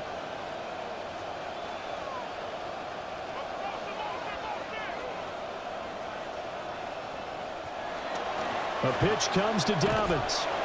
And he'll lose yardage here. Back at the 41. That's the corner. A.J. Terrell getting up and stopping him for a loss. Sometimes with the running game, you've just got to stick with it. Look, it's the third quarter. No time to panic. But that also doesn't mean you just do it the same way you've been doing it the entire ball game. Maybe change up some blocking assignments or run a few different plays, but stay with the overall essence of the running game. Throwing the out route, incomplete. That's Franklin. And he gets this down inside the 35 before going out of bounds. That'll give him 8 that time. And it brings up 3rd and 5 now. They'll need 5 on this play to move the sticks. From the gun on 3rd down. Nix. And this pass broken up. The contact well timed there, and now 4th down. Oftentimes when you're losing a game and the team's still throwing with this kind of a lead, you start playing a little more physically. And they took that opportunity right there to be extremely physical and force that incompletion. A 50-yard attempt. The kick by Lutz is good, and that will extend their lead even further. 3 more points tacked on, and this margin getting more comfortable by the minute. And with the lead where it is, you can actually feel good about field goals. We talk all the time about scoring 6s, not 3s. But in this case, they're just looking to chew up some time and come away with points.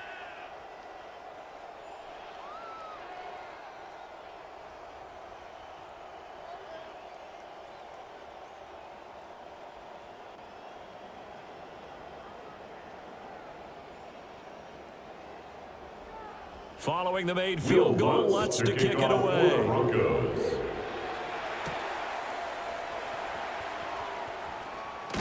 And the tackle going to be made right there at the 25-yard line. The Falcons back out, getting set for this next drive.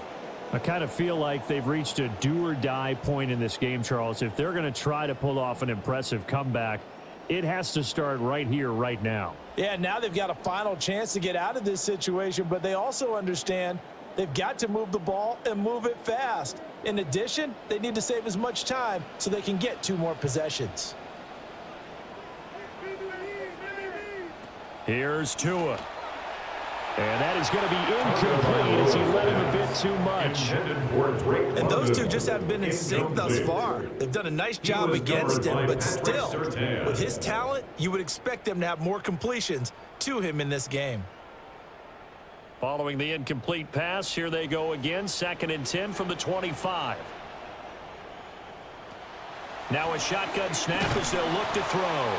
And that one too wide and incomplete. Tough series for the passing game. Things just aren't clicking. Hoping they can come through on this play and get this series back on track with a completion for enough yardage for a 1st down. This offense in desperate need of a conversion as they come up on 3rd down. In motion, the tight end. Tagovailoa working out of the gun. And he'll be hit as he releases it, and that'll fall incomplete. Well, this is just a continuation of what we saw in the first half. So much for the fresh start to begin the third quarter. Still off-target throws, no rhythm throwing the football, and obviously no touchdown scored in this game. The Falcons send out their punter. He's been one of their few bright spots so far.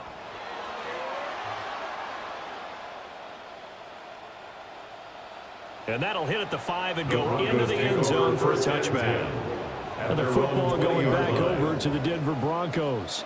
And they split the uprights last time for 3. They've got the lead. They're not going to play this conservative. They're not hoping for another field goal. They're hoping for a touchdown. I'm with you on that one. I like where your head is. I like the way you're thinking because you're exactly right. Trying to sit on a lead and play that way, that doesn't work too well for most teams. Run your offense. Run what you do best. Exactly. Put it all the way down and try to increase your lead in a big way. And the best way to do it, touchdowns. Now it looks like we've got a Bronco that's banged up on the play.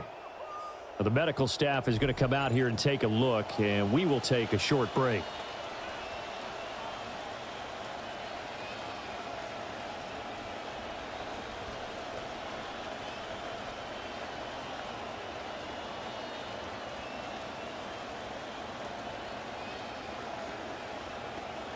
The stop for no gain brings up 2nd and 10 from the 20.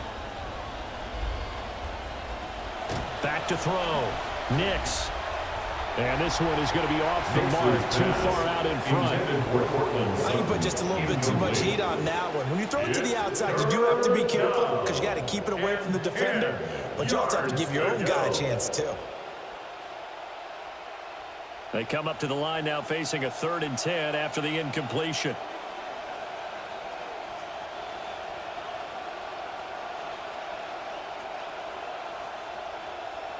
Nix from the shotgun. And he takes a shot on the release as this will be incomplete. Part of what we're seeing so far is the defense is certainly coordinated. Both levels doing their jobs in tandem. The back helping the front helping the back. The pressure got home on that last play and forced him to try and throw through contact and short of the sticks. So they're forced to punt on 4th as this one's away. They'll look to set up his blockers. 62 yards on the punt that time. Wow. And the Falcons will be taking over 1st and 10. The Falcons offense set to go. Well, this has been a tough one for them, Charles. They've struggled really on both sides of the football. And one thing that's really plagued them, the turnovers. They've had issues keeping the football in their possession. And every game that's ever been played, all coaches talk about taking care of the football and limiting turnovers. And in this one, after we saw that first turnover, we worried that things would snowball, and it certainly did, especially on the scoreboard. They begin the drive with Robinson. And not a whole lot there, maybe a yard to the 27. That ground game contained again there, Charles, and that's really a big reason that they're trailing right now. And give a lot of credit to that defensive front. That's exactly what they worked for all week, to try and take away the run game, make them one-dimensional. In the battle of game plans, theirs has been superior. Tua going to throw. Now throw right side here, going to be incomplete. So another incompletion there. He's hitting on fewer than half his pass attempts in this one, and that is not a winning formula. Yeah, so let's make sure we give a little bit of credit to the defense here. They've given him a lot to think about, a lot of different looks, and he seems a little bit confused trying to complete passes.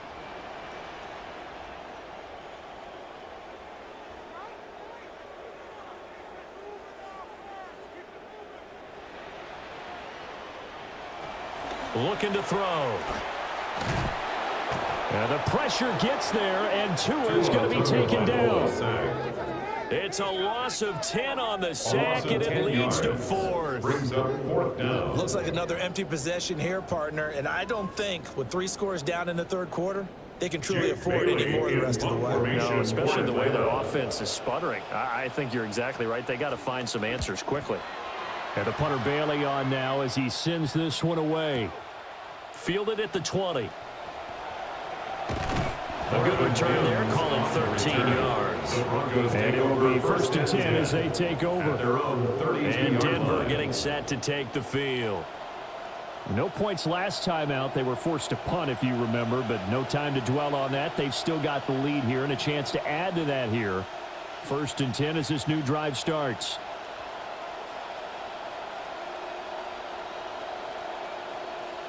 Looking to put a drive together. On 1st and 10, it's Dobbins. And they get him down, but not before he takes it across the 40-yard line. The drive starting with a 1st down, 11 yards on that pickup. Running lanes run a premium in the first half, but he's able to find some room there, and he's hoping that that's a precursor of a big second half.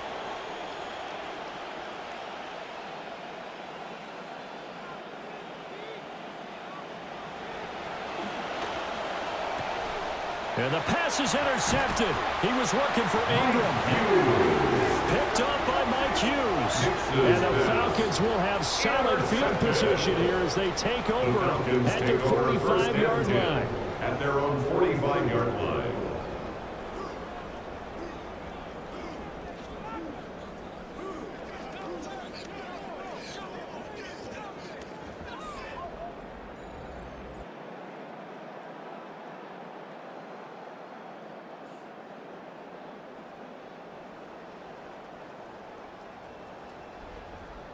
Atlanta now coming out on the field. They'll start following the interception in great field position at the 45.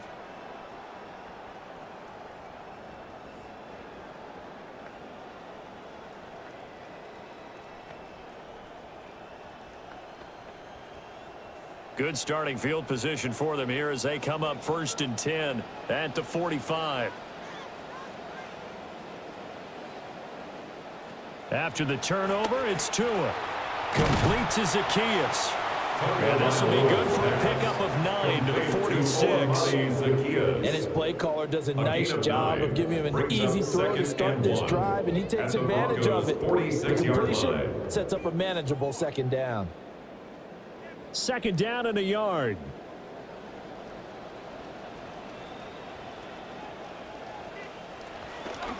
Hand off to Robinson out of the shotgun. And he'll get it down here to the 43. They'll get 3 as the drive continues. It's a 1st down.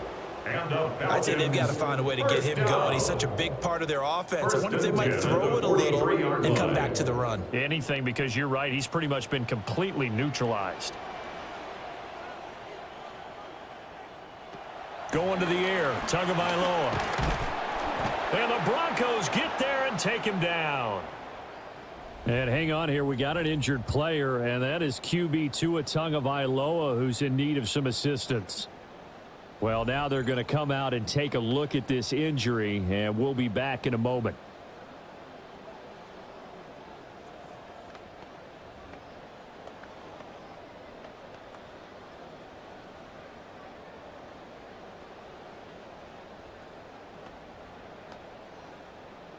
Pass protection has been a problem all night long as they come up facing 2nd and a bundle.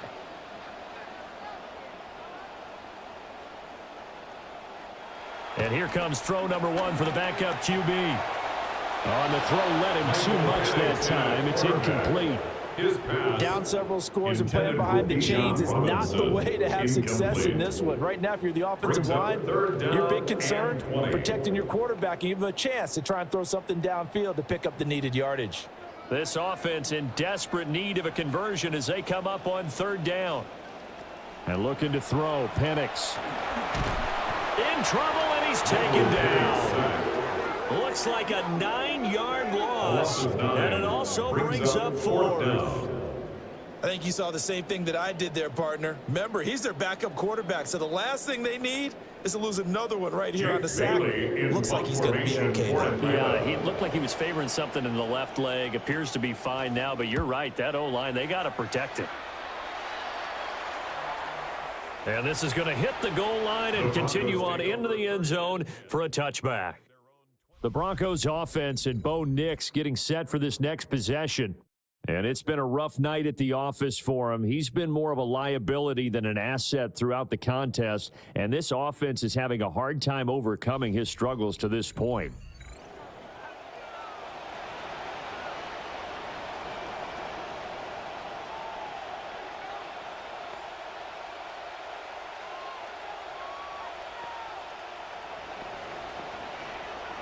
Looking to put a drive together.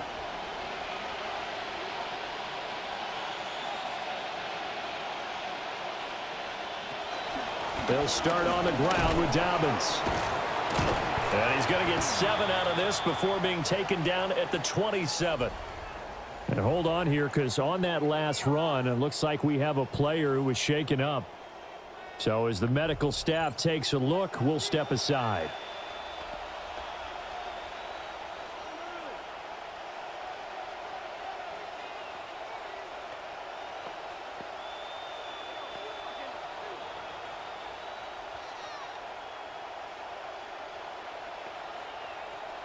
Operating from the 27 now. Here's 2nd and 3. They'll try to draw here with Dobbins. And they're able to get this one across the 35. A 10-yard pickup, and it's enough for Broncos first down. Seemed like they picked an excellent time there, Charles, to go with the draw play. They certainly did. Caught him a little over-eager trying to get into the backfield and get to the quarterback. They used their speed and their aggressiveness against them, didn't they? So here's a 1st and 10 at the 38.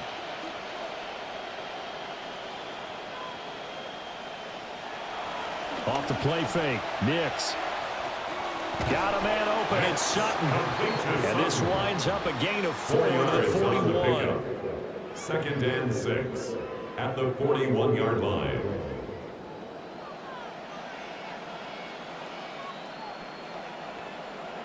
Second and 6.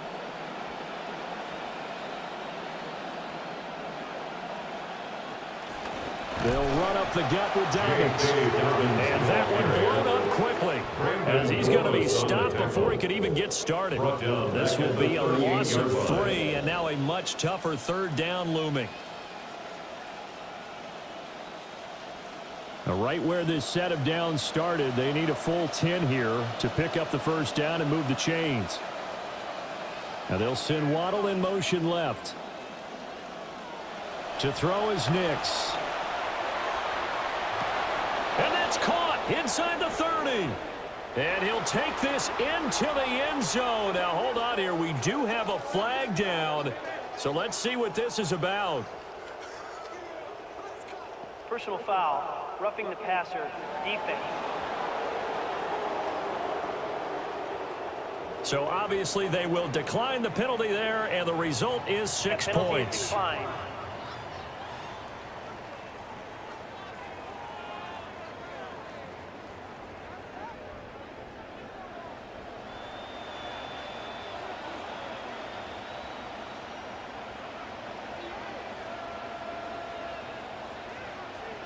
Bloods to try to end the PAT.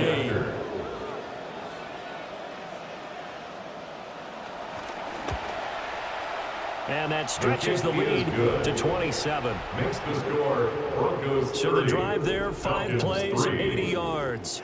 And it was finished off by a Jalen Waddle touchdown.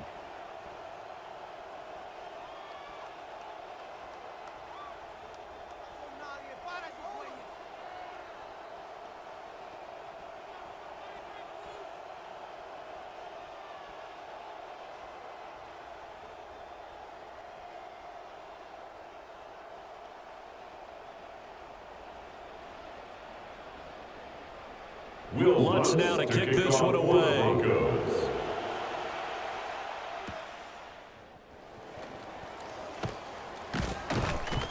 And he brings us out past the 20 to the 24.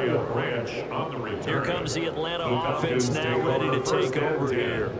Over on the sideline, hoping to hit that reset button between possessions. Last time out, they had to punt it away. This time hoping to finish this thing off in the end zone.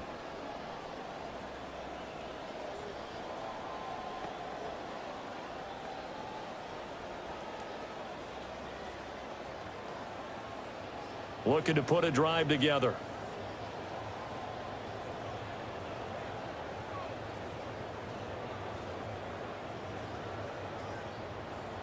Now flags will come in. I think this one's going to be on the defense for jumping. Encroachment, defense.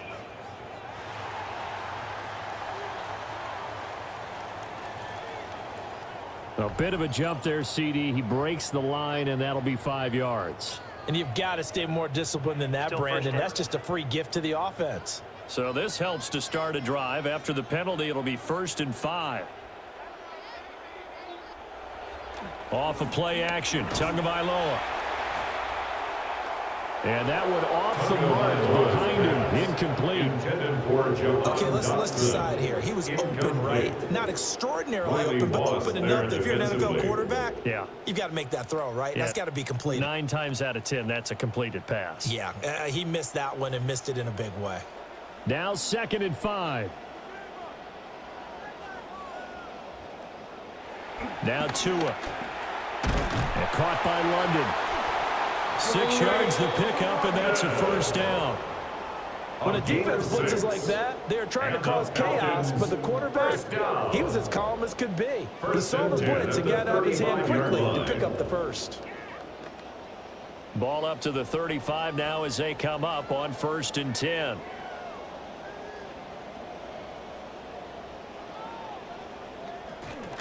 And they'll run it here. And he went nowhere. Well, he went backwards. Back to the 33. 2 yards the loss, 2nd and 12. Well, we saw a lot of negative plays that resulted in plenty of lost yardage in the first half. And that trend is continuing here. Now they contend with a 2nd and 12 after the loss.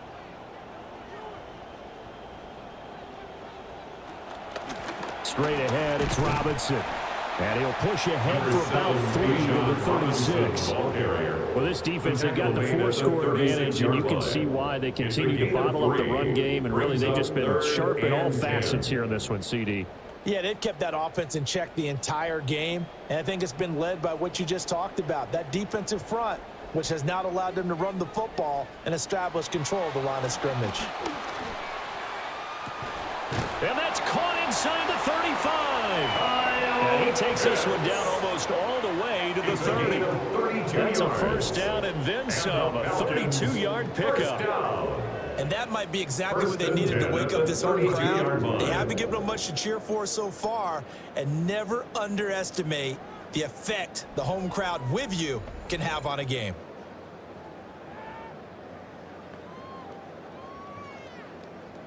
Still in search of their first touchdown of the game, but they're on the move. 1st and 10. On the give, here's Robinson. And inside the 20 before he's brought down. Back-to-back nice gains. That one for 14 yards and another 1st. Despite the score, despite the deficit, no quitting this guy. He's running angry, running through arm tackles. He wants to change what that scoreboard is saying. So from inside the 20, here's 1st and 10 at the 18. They'll bring a receiver in motion right. He's going to handle it on the touch pass. Oh, that is well led defensively. A great job of setting the edge, and that little touch pass is going to turn into a loss.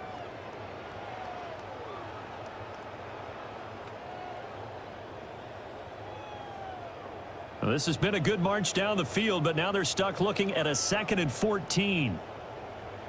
And now whistles here and a flag down. Looked like someone got going a little early. Offense.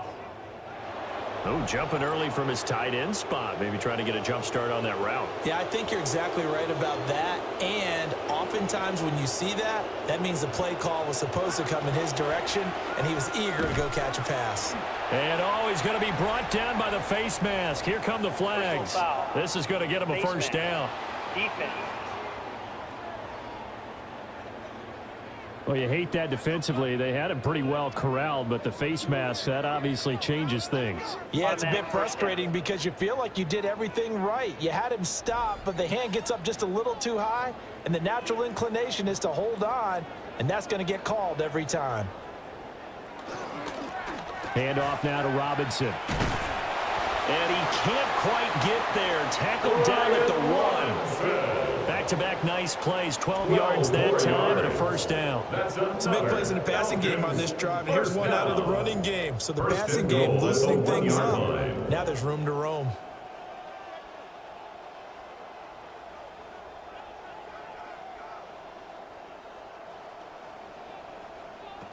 Now Tua just going to bat this forward on the end around. And he will take it on for a Falcon touchdown. Olamide Zaccheaus, a 1-yard touchdown reception.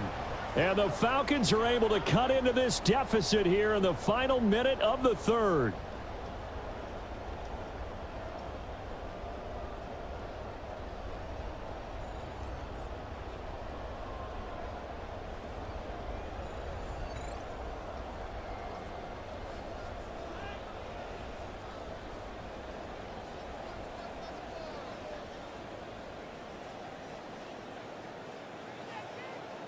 Nick Folk for the point after.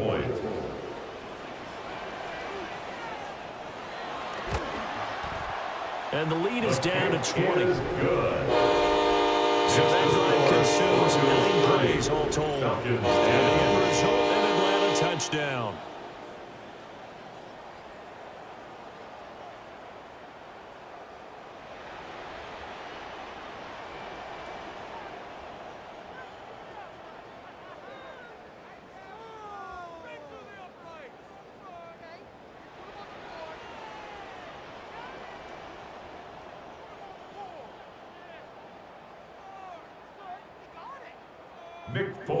Folk now set to boot after his guys put 6 on the board.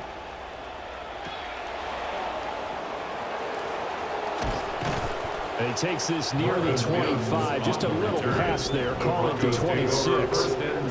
The visitors' offense and their quarterback set to take the field once more. And he's been a nightmare to scheme against throughout this one. This defense has been totally taken apart, and that is borne out in his numbers. He's been terrific all game long.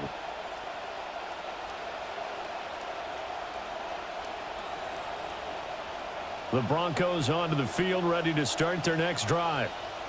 Still operating with a comfortable lead despite the score a moment ago as they begin 1st and 10. And he'll fight forward to about the 27-yard line. Credit him with a 1-yard gain there to make it 2nd and 9. Well, it's time for them to be good teammates right here. What I mean by that is possess the ball for a little while. Get at least 2 first downs. Give their defense a chance to settle down a little bit after they give up a touchdown. Now Dobbins again on 2nd down. And it's out. He put it on the carpet. And they'll take him down at the 31-yard line. The ball carrier. Fumble on the play. Recovered by the offense.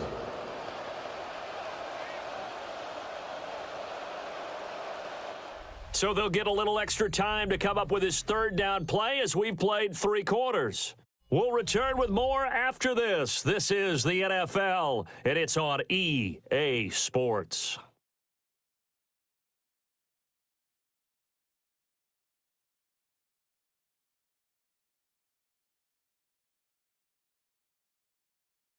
Back now in Atlanta. So possession still theirs, but now they face a 3rd down.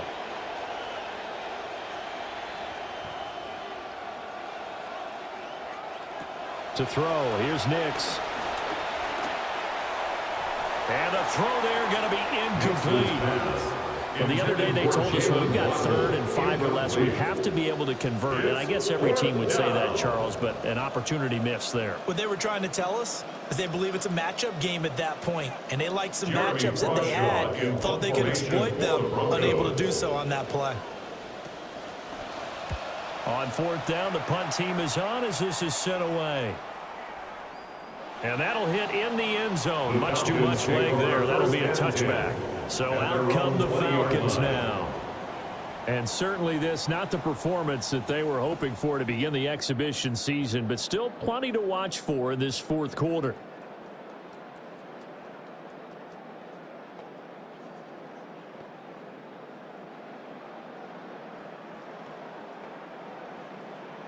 Looking to put a drive together.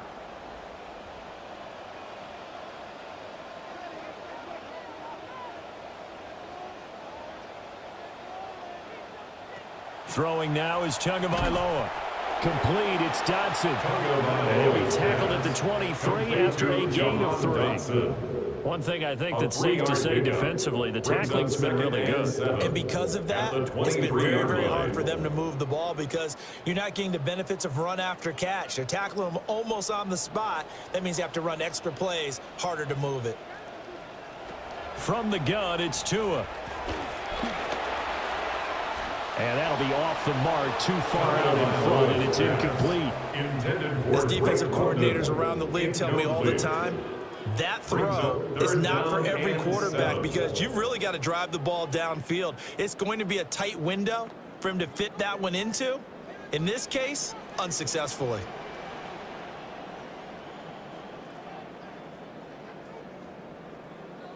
Tua sets up to pass it. Now the pressure gets there, and Tua is going to be taken down. It'll be a sack and a loss of 3, but more importantly, it brings up 4th down.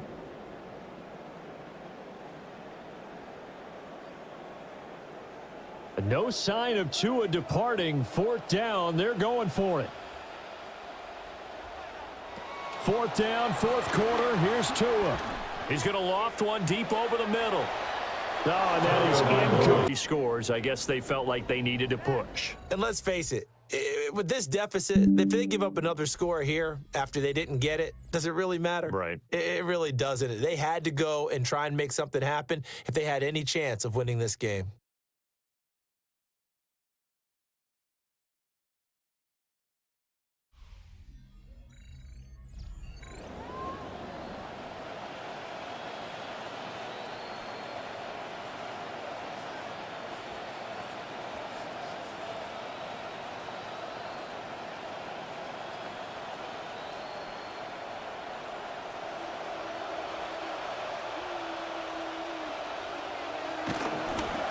Here comes Dobbins on the toss right. And he'll be taken down at the 20 after a gain of just 1. He's brought down. Brandon, I've got to think this offensive line has got some smiles on its faces. And I know it sounds crazy, but they practiced for this back in training camp. They knew they'd be in situations where it'd be extra defenders in the box coming after them, trying to keep them from locking down a game. Right now, they want to show the world they're up to the challenge. Now Dobbins again on 2nd down.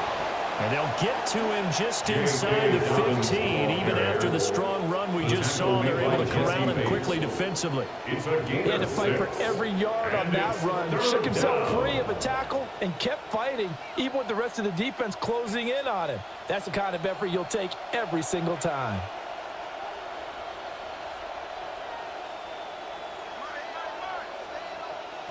Now it's Nix. He'll swing this out to Dobbins. And he'll be tackled about 2 yards shy of the line to gain. A 1-yard pickup leads to 4th down. If this were baseball, we'd call this small ball. Instead of pushing it downfield, they throw a short pass trying to pick up the 1st down, but the defense rallies to the football and stops him short, bringing up a 4th down. A 30-yard attempt. The kick by Lutz is good. So the starting field position was terrific following the surprising turnover on downs, but the end result, only 3 points. Simply stated, I think you have to look at that as a missed opportunity.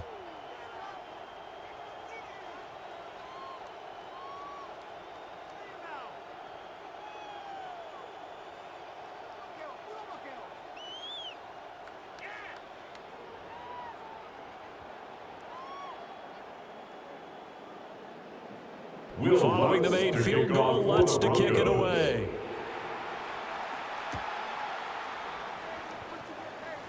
A little juke. And he won't quite make it to the 25. Here comes the Falcon offense now as they get set to take over here. We said it at halftime that they would need a nearly perfect second half to erase that deficit that they were facing, CD. But unfortunately, the second half has pretty much been a carbon copy of the first. Yeah, that early lead was almost insurmountable the way their opponent was playing. And, partner, they do have some good news, though. This one is getting close to being over, and they can try and hit the reset button starting tomorrow.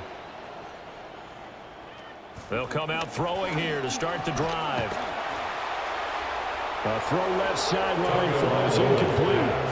And that's another play that's painted the picture of this game overall. It's been a blowout. It's been continually fueled by big turnovers and stops for one side and an inability to advance the ball from the other. From the 24, they'll go again on 2nd and 10. Out of the gun, they give to Robinson. Nowhere to go that time. Might have gotten a yard up to the 25. And the trend continues here in the fourth like it was in the first, second, and third. He's had nowhere to run. And you're probably thinking to yourself, why do they keep feeding him the football? Well, they trust him first and foremost. They do believe that over time he might actually pop one of these runs. But bottom line is he takes care of the ball well for them, so they'll keep handing it to him. He'll be brought down by the Broncos. It's a sack. And hang on here. We got an injured player, and that is QB Tua Tagovailoa, who's in need of some assistance. The medical staff will attend to him, and we will step aside.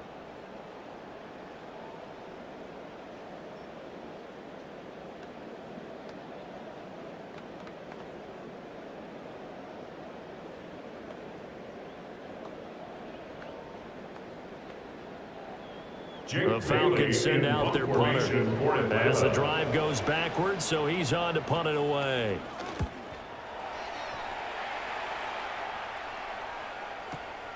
Fielded just inside the 20. A very good kick there, but 15 yards on the return. And they will take over 1st and 10. The Broncos are about set to go on offense.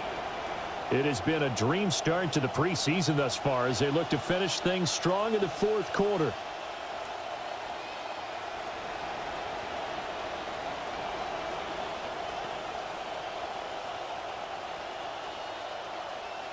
Looking to put a drive together.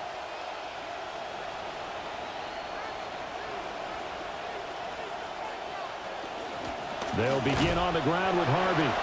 Try to find a lane, but instead he'll get back to the line of scrimmage. And no more. Call it no gain on the play, and it'll be 2nd down. So fourth quarter, a nice run there to start this drive. Charles, what do you think the split will be here between run and pass? Well, partner, I think it'll lean towards the run, but this is also not a time where you just totally do that. You still have to possess the ball, move the sticks, and keep the clock moving as well. So they'll run their offense, but yeah, when they have a chance to run it, they'll do that a little bit more. 5 yards, now it's 3rd and 5. The key to any screen play is all in the deception, and that means everyone on the offensive side of the ball, but someone gave it up because that one wasn't very well concealed. And the defense able to rally to him and hold him for just a short gain. Nix to the air. A nifty bit of scrambling there. 12 yards, 1st down. It hasn't been the cleanest game for him, but there was a sign of improvement as he looks towards the next one. Nice bit of scrambling to move the sticks, and even more importantly, he didn't risk adding another interception to his ledger.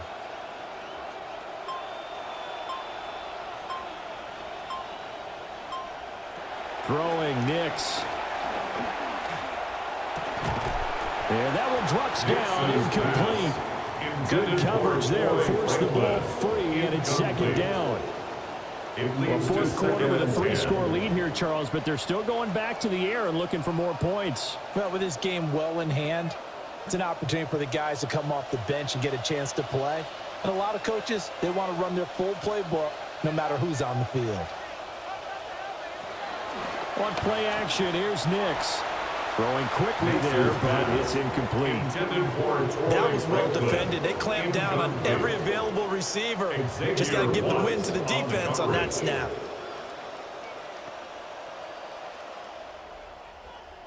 So back-to-back incompletions, and that has them staring at a 3rd and 10.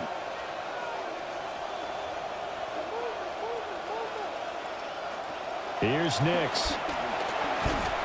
Pressure, and he's going to be taken down. They sack him back right around the 44. And the defense coming through on 3rd down. A loss of 7 to bring up 4th.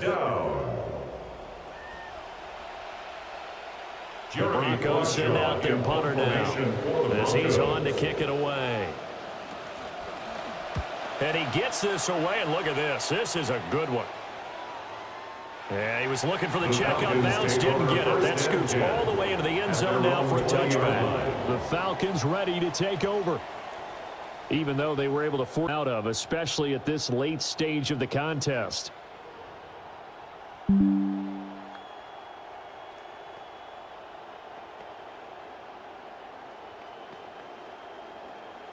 Looking to put a drive together.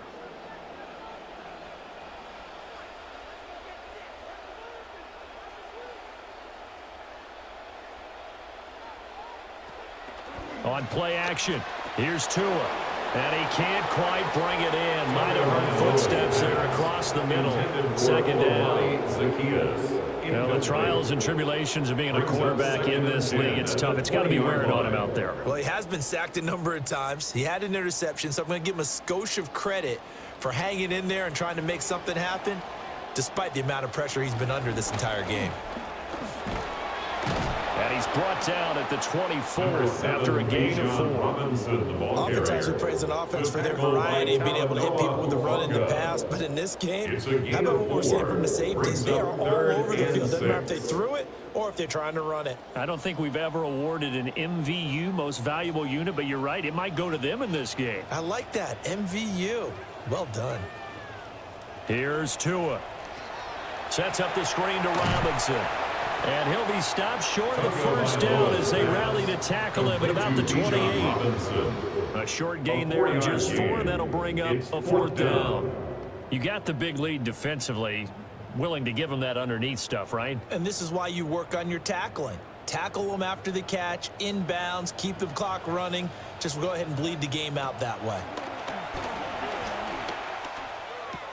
Work in the middle of the field, and he's got a man complete. And they nearly get this all the way to midfield. Mark him down at the 49. No reason not to try it there, and they do indeed convert on 4th. 1st and 10 at the 49-yard line.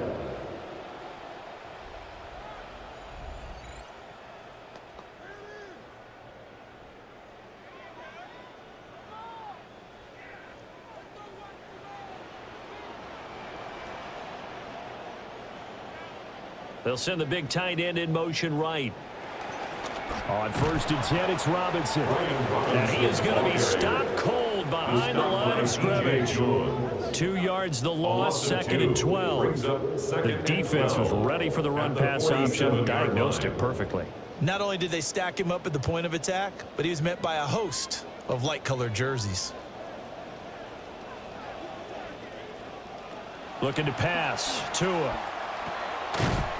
And that falls to the ground, incomplete. A nice job of bodying him up defensively, and now it brings up 3rd down. Makes it 3rd down. That sure looked like a nice call by the defense, and they were very cohesive in their coverage. As soon as he cut inside, they broke on the football and met him as the ball got there and forced the incompletion. Tagovailoa working out of the gun. That ball caught by the rookie from Georgia. And this is going to be another 1st down as they'll make the tackle at the Broncos 40. 12 yards there as they move the chains. 1st and 10 at the 40-yard line. So a 1st and 10 now in Denver territory, right at the 40. Here's Tagovailoa to throw. And the Broncos get there and take him down. Nick Bonito make that now 4 sacks for him in tonight's ball game. Well, this has to count as a great team effort today, but this man, he's been at the center of all of it. Really special day for any defense to have this many sacks in a game, even more so for this player. One of the best individual efforts of the season.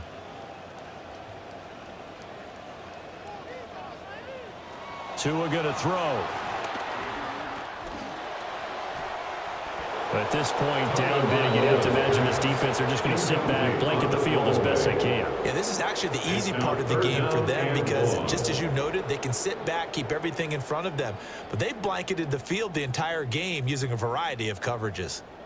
An incomplete pass on that last play, and that means they'll need to come up with something here on 3rd down.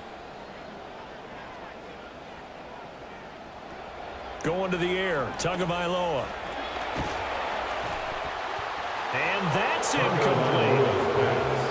We're going to give out a little applause on that play. It has to go to the defense. More good work by them. They've taken away the passing lanes all game long, and you can see the frustration that it's causing because he just about threw that one into the first row. And they're indeed going to go for it here on 4th down. So trailing here in the last quarter, let's see how this plays out. They're going for it. Here's Tua with it. That is incomplete. The Falcons go for it, but it doesn't work out. And this 11-play drive is going to lead to nothing on the scoreboard. Being just short of midfield, they decide to take a crack at it on 4th down. They don't come through. Sometimes it's just showing confidence in your defense. You know that they're good, and they'll take care of you. A lot of coaches during the week will announce to their team, we're going to be aggressive, guys. We're going to go for it. Hey, defense, you got me? A little bit of a challenge to them to see if they'll pick up the rest of the team. We'll see how they respond now.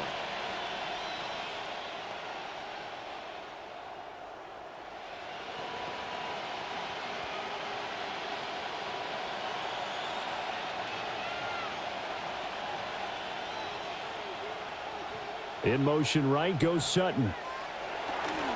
Now they'll fake the jet sweep here and throw off play action.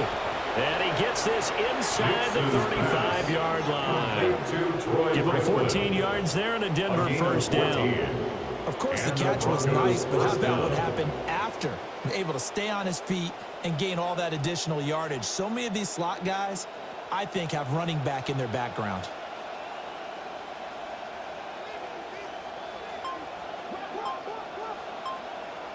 Operating from the gun, here's Nix. Open man is Waddle, complete. And he's going to get this down near the 20-yard line. That one going for a gain of 11 and a Bronco first down. He's certainly been a huge factor in this one. He's got the 2 touchdowns to his credit. Now they look to him again. He picks up the first. Yeah, I can hear everyone saying, well, why don't you cover him, double him, triple him, do what you have to do. But sometimes they get locked into such a groove and such a connection, it doesn't matter how many guys are in his area. He certainly looks to be in that groove right now. And he'll get what he can up the middle, 3 yards. That'll bring up second down. You know that old expression, it's not my night. It hasn't been his so far. I don't know if the legs are a little bit heavy. Sometimes having to hang out all day and play doesn't exactly play to your advantage, but it's been a tough go for him. And every time he looks up, somebody's there defensively. That was the same case on that play. And pretty good running as he'll be close to a first down at the Falcons' 14.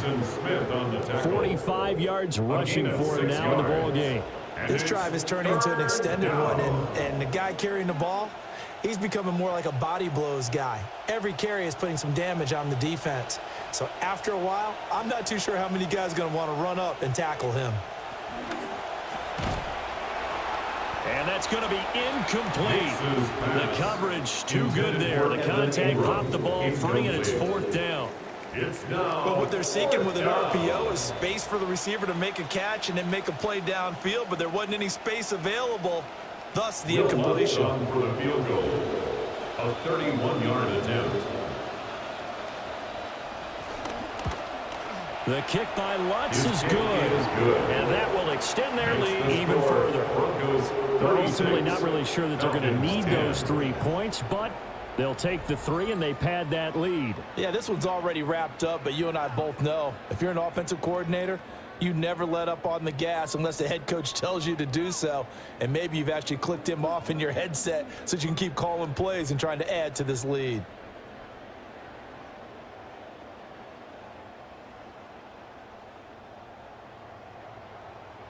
Will Lutz to kick Following the off made for field the goal, Broncos. Lutz to kick it away.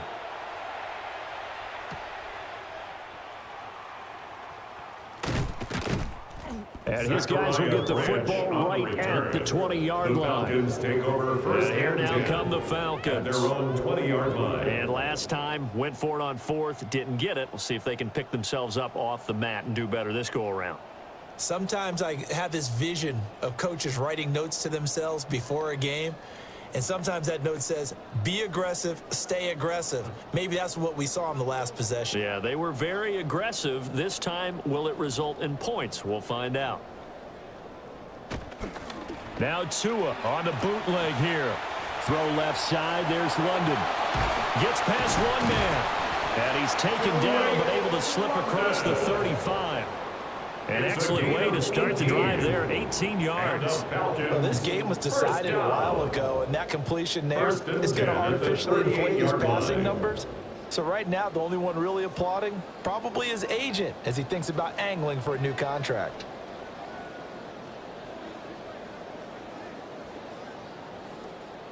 Now Tua.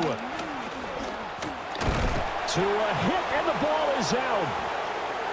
But fortunately, he's able to recover his own fumble. That could have been trouble. A lot of bad news on that play for them, wasn't there? Lost the football, lost a lot of yardage, but I think the good news outweighs it. Able to retain possession. That was big for them. Pass protection has been a problem all night long as they come up facing second and a bundle. And they'll send the tight end in motion. Throwing on second and long. Tua. And this is going to be caught, but they'll say out of bounds. So it's incomplete. Well, partner, guaranteed they approach this play with the idea of making up ground to make third down manageable. Unfortunately, with that incompletion, right back where they started on the last snap. Now they need a big third down play in order to pick up the yardage needed.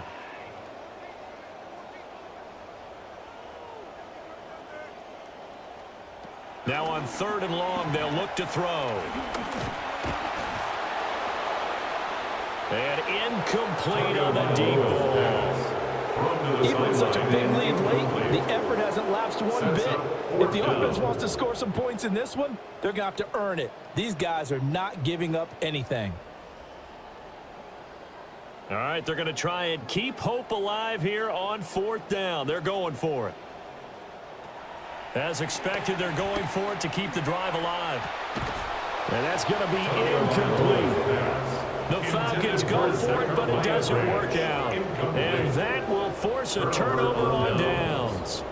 Well, that's another mistake there on the drop pass on fourth, and we've seen them do things like this all game. It's not hard to figure out why they're down by that deficit. They haven't made plays that are going to keep them in the game or win the game all game long.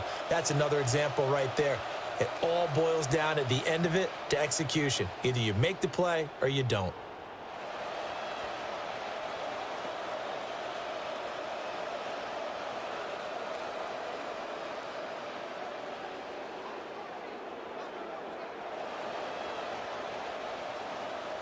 To throw is Nix. Throwing left sideline there, but it's incomplete. The CD, they're up big, but they're still passing it. I mean, this is an offense that's had a lot of success in this game, and it seems like they're just having fun out there. And it does feel like there's been a shift out there, doesn't it, partner? Listen, if you're up, you can continue to do what you want to do. It's up to the other team to make you change how you do things. They'll continue to throw it around until stopped. Nick's going to tap this forward. Oh, and fine work there as he gets this thing down to the 11-yard line. A stoppage here for an injury, and not what you want to see. J.K. Dobbins in a little bit of pain after that last play. While they come out and take a look at him, we will step aside for just a moment.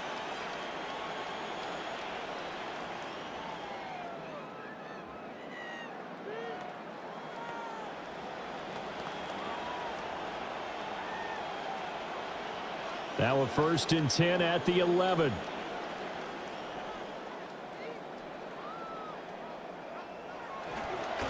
It's Jonah Coleman with a carry. Now he's able to break to one tackle, but it slowed him down enough that he could only manage getting back to the line of scrimmage. Defensively, though, they had a chance there to hit him for a loss. Couldn't get it done. Looked like someone was able to knife into the backfield, but he wasn't able to get him down. But his compatriots, they were able to grab him at the line of scrimmage and not let him get any further downfield.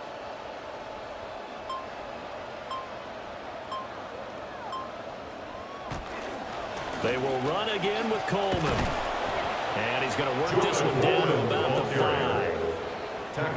5. 7 yards on the carry. Make it 3rd and 4 coming up. And it's 3rd down. Just 2 minutes remaining here in the 4th quarter of what has been a one-sided affair. So it's Bronco football as we get your reset here. They've got a third down now as they look for one more first down to help salt this one away. On third down, here's Dobbins. And he goes backwards on this one, losing yardage to the 7. He lost 2, and it brings up 4th. When this offense gathers to watch the tape, they're going to like a lot of what they saw. They put up big numbers, but they might fast forward through that last play. Oh, there won't be any fast forwarding, partner. I've sat in those sessions before. You end up spending more time on the bad plays than you do on the good ones. It's just the nature of coaches. But I know sitting in that room, when you've had a big game, the night that they've had, you don't want to hear that. You just want to focus on the good stuff. Well, it's hard to put your finger on whether this is something to celebrate or something maybe the offense is embarrassed by. But that's now 6 field goals he's made in this game alone. Yeah, he's bailed them out quite a bit so far. But it's very comforting to know that you have a kicker that's got your back.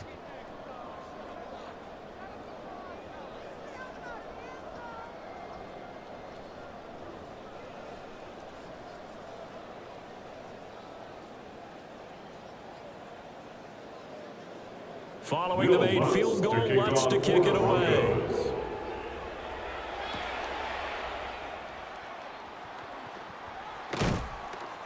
And he'll be tackled just shy of the 25. Atlanta now coming out on the field. Well, CD, it's all window dressing at this point. I mean, the best they can do is in the game with a nice drive to maybe build some momentum to move forward into their next contest. Yeah, and with how lopsided this game has been, even one score might not do a lot of cosmetic good on the scoreboard, partner, because it's just about looking forward at this point. Get a touchdown here, give yourself some positive momentum and reps to focus on when you get back to practice in the next couple of days. And he can only manage to get a couple. 2nd and 8 coming up. One advantage having a lead guy to build a defensive line, because not only does he take up the space and let the linebackers run free, but he can also make plays himself, as we just saw there. This is 2nd and 8.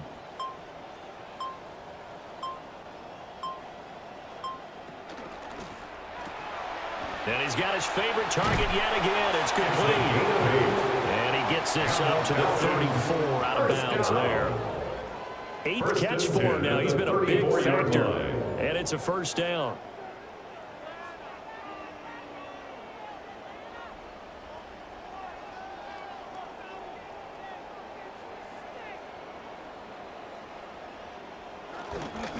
Robinson up the middle. And good running there as he'll take this all the way up to midfield. 54 yards rushing now as he's done it on 22 carries. Defensively, with this lead in the 4th quarter, I guess you can allow a run of that magnitude. You're right about that, but really the focus has got to be, don't fall in love with the idea that you're getting big runs now. You're right. They're actually being allowed. They've got to think really hard about getting some chunk plays through the air, too. So this one will wind up a Denver victory. Charles, for this losing side, their heads are hanging as they walk off the field today. And really, I mean, we know why. Those 3 turnovers by that offense, that's ultimately what doomed them. And this is what coaches preach all the time to every team that we ever talk with.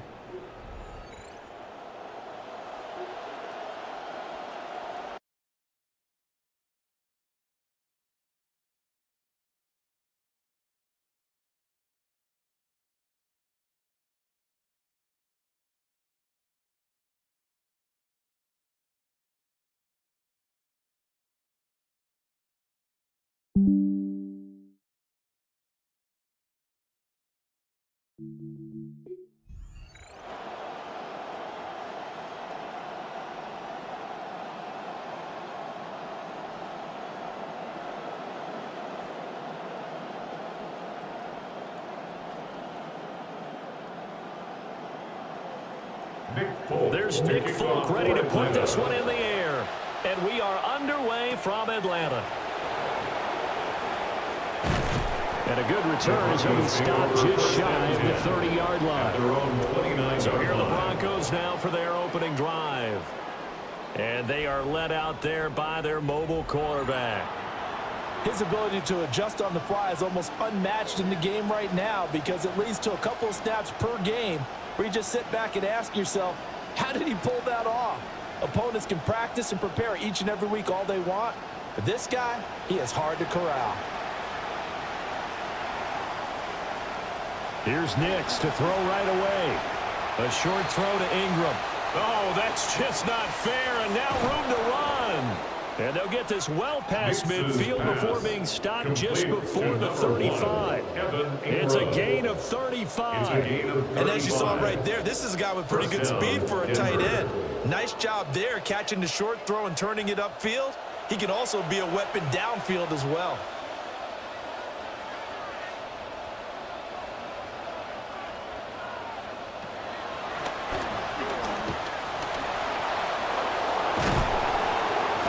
Inside the 20 before he's brought down. Another first down, this time on a gain of 19. We know they have these RPOs in their playbook, and look, we're seeing it here in the first quarter.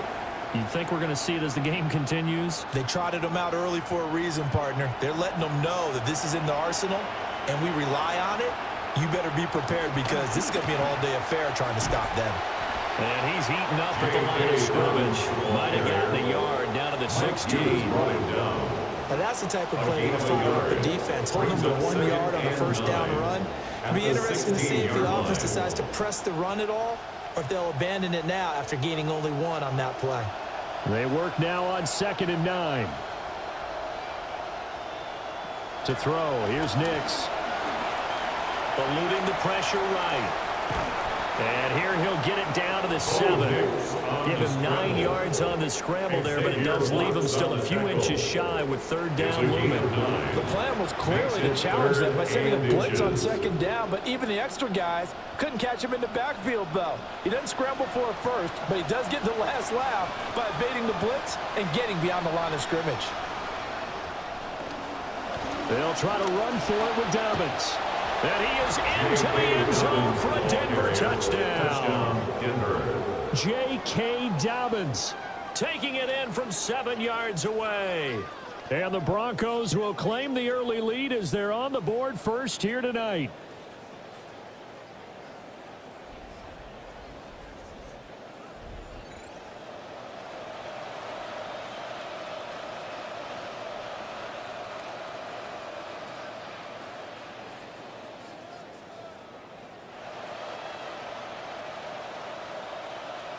Will Lutz on for the point after.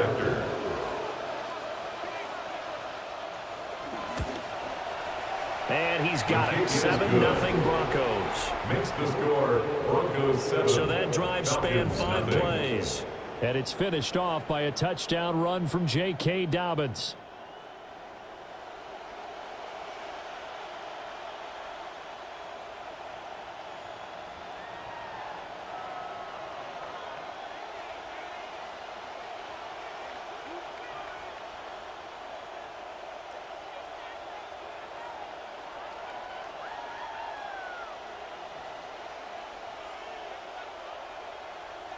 Lutz now to kick this one away.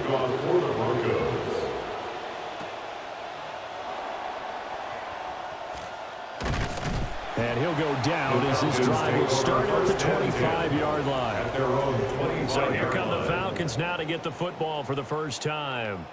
They will be led out by the 6-foot lefty from Alabama. It's Tua Tagovailoa. Coming off of a tough season last year where he threw a career-high 15 interceptions, now in an Atlanta Falcons uniform, this gives him a chance to start over and reset with an excellent set of receivers. Looking to put a drive together.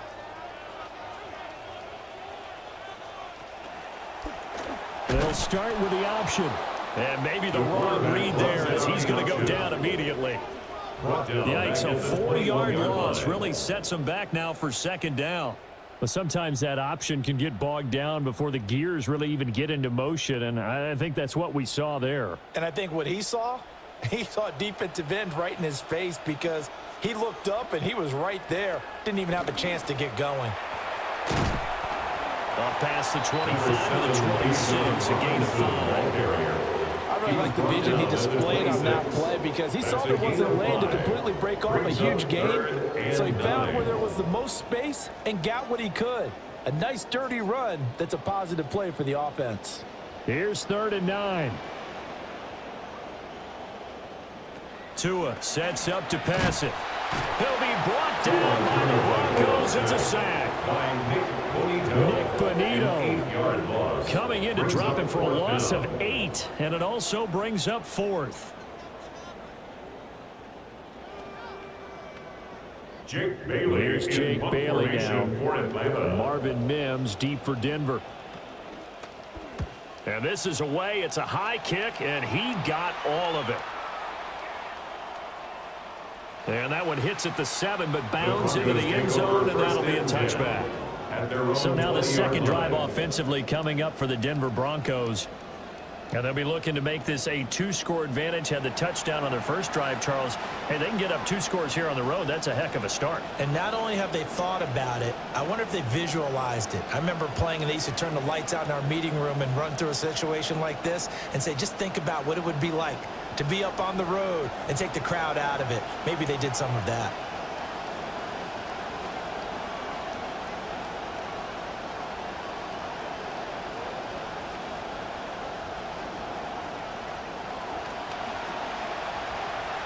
A nice little juke. And he is brought down at the 22 after a gain of 2, and it brings up second down.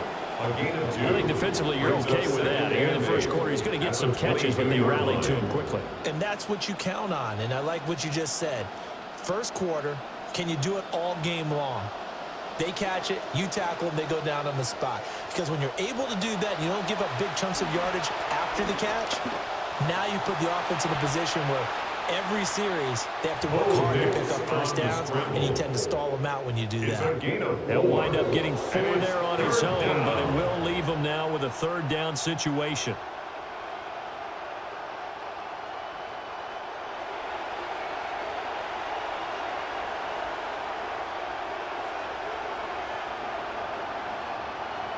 Looking to throw. Nix. He had a man open, but he missed him, and it's incomplete. Partner, we've got ourselves a ball game, and those guys on defense, they came to play. Slipped up on their first series, but they're definitely settling in now and letting it be known that points won't come so easy again. On 4th down, Jeremy Crawshaw on to punt for Denver. He steps into this one, and this is a rocket. And this will hit just beyond the goal line as it's into the end zone for a touchback.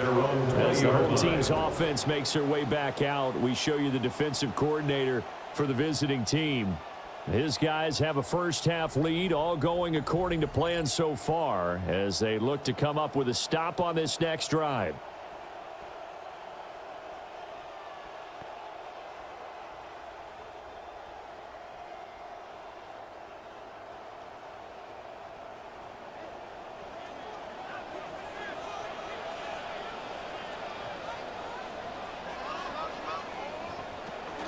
They fake the handoff. Now Tua.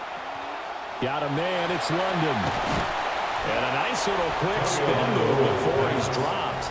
And a pretty good gain. Drake London. 10 yards on the pickup. It's 2nd and inches at the 30-yard line. So not quite a first down just yet as they come up on 2nd and less than a yard. On the run, it's Robinson. And he is swallowed up right at the line of scrimmage. They'll say no gain on the play, so it was looking good, but nothing there. Now it's 3rd down and inches. 3rd and less than a yard. Here's 3rd and a few inches.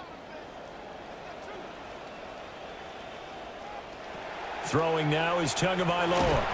And the Broncos get there and take him down. And the defense coming through on 3rd down, a loss of 7 to bring up 4th. So they dial up the blitz on 3rd and inches. It pays off. And frankly, they were probably dialing up a run blitz, expecting him to run it in that situation. But instead, they end up back at the quarterback and put him on the ground. Now on 4th down, on is the punt team sending this one away. Taking it about the 16. Call out an even 60 yards, 6-0. And the Broncos take over, 1st down and 10. Denver's offense ready to go again.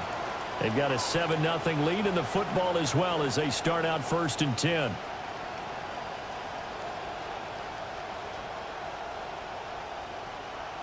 Looking to put a drive together.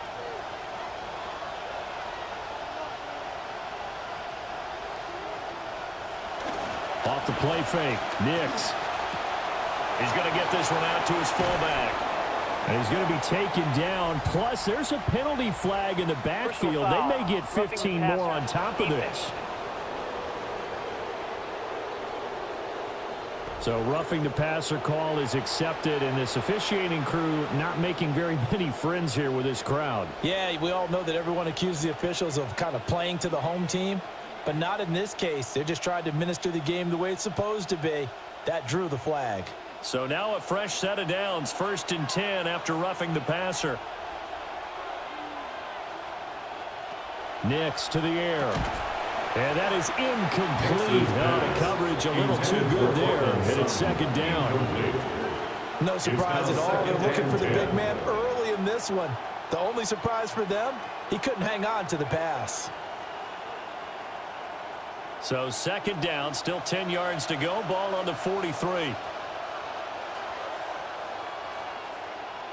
And the slot man goes in motion left. Throwing Nix. Rush coming, and he's taken down. Jalen Walker showing his strength and quickness there, a loss of 4. And this is a quarterback who's already had success on the ground in this first half, but this time they're able to hem him in. And it's always different when you rush a mobile quarterback as opposed to a guy you know will be right back in the pocket. In this case, you got to make sure the inside pressure and the outside pressure match. And maybe even a second wave to make sure if he squirts free, you got someone to tackle him. 5 yards, not enough, and it'll be 4th down. And that's a play that's not uncommon on 3rd and long because the offense is just hoping that somehow they can get a guy in space and follow some blockers downfield. Does a pretty nice job there getting a few yards, but he ends up getting stopped before he get the 1st down. So they're forced to punt on 4th as this one's away. And he couldn't get it to check up. That kicks all the way into the end zone for a touchback. Now the Falcons offense gets ready to head back onto the field. Still in the first half, but this offense has struggled. Haven't really been able to get anything going, not only in the points category, but in the yards category. We'll see if they can do better here on this drive.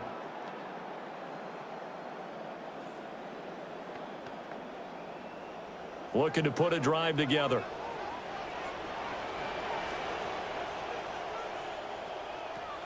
He'll get it to Robinson to begin the drive.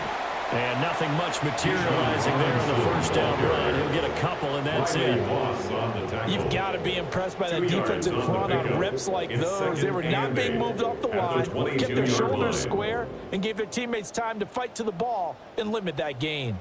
From the 22, here's 2nd and 8. They're going to look to throw. Into the hands of London.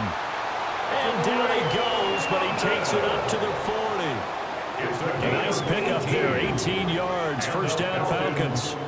I don't care who you put on him, he's going to be a handful of one-on-one throws. Yeah, right now you're right. They're in man-to-man, maybe need some safety help. I would say that'd be a good idea. Double team him somehow. I'm going to have to make someone else beat me rather than let him shred my defense. And he went nowhere. Well, he went backwards, back to the 33. Now it looks like we've got a Bronco that's banged up on the play. Well, hopefully, obviously nothing serious here. Medical staff, though, going to take a peek, and we'll take a break.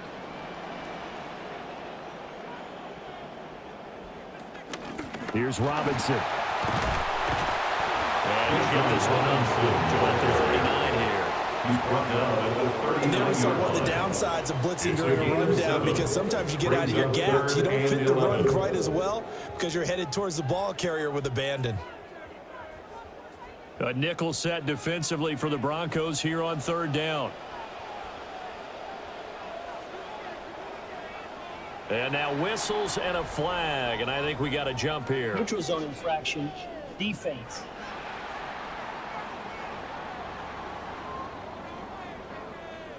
And he got a little aggressive too early. And he did, wanting that quick takeoff as the ball was snapped, but I think sometimes those big guys on offense, they're pretty cagey too, right? They make those little sudden moves or those little subtle moves that get you to jump. Out of the gun on 3rd down, here's Tua. And that will be incomplete. Well, this first half has not gone according to plan so far offensively, or even defensively for that matter. They could use a big-time spark somewhere, but it's not going to come on this drive as they have to punt this one away. Jake Bailey on now to punt here on 4th down. And he's getting a workout here in this first quarter as he gets it away. The Broncos take over. Here's the Denver offense now as they get set to take over here. The last series form, a little disappointing, forced to punt. And now they'll try to do better here and come away with some points as they begin this drive, 1st and 10.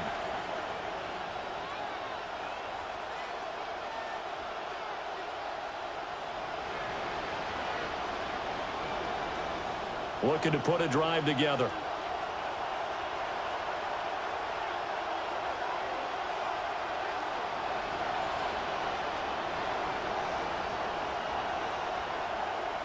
Now it's Nix. And his throw here is incomplete.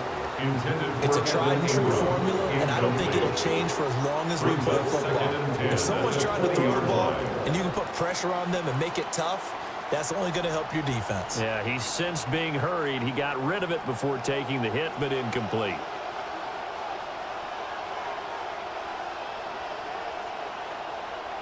Now they'll send Waddle in motion left. A give up the middle to Dobbins. And he is met at the line of scrimmage, and he goes down right there. No gain on that one as it brings up a 3rd and 10. As usual, the hallmark of a good run defense, linebackers making plays near the line of scrimmage. Absolutely nowhere to run there. 3rd down and 10. Working out of the gun is Nix. And that is incomplete. I know tight ends love this route because a lot of times they'll fake a block first and get a little bit of space and then come across the middle because in their mind, they're thinking catch the ball and then drop the hammer on the little guys in the secondary. Unable to drop the hammer, he just dropped the pass. He's been a busy man here in this first half as he gets it away. And that one hits a little too close to the goal line, and it continues into the end zone for a touchback. The Falcons offense set to go. They've shown precious little here offensively thus far as they try again with a 1st down now.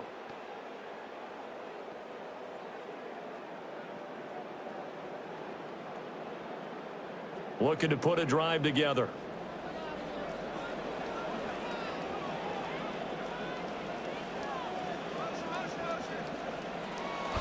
Off of play action, Tagovailoa. A quick throw there is incomplete. Just a little beyond the reach there of his receiver. That's probably one he wishes he had back. He wishes it had been 7-on-7 in practice, or maybe even routes versus air, because that's a completion he makes, 9.9 times out of 10? Just missed that one. Here's Tua. The pressure gets there, and Tua is going to be taken down. DJ Jones breaking through to get him to the ground. It's a loss of 7.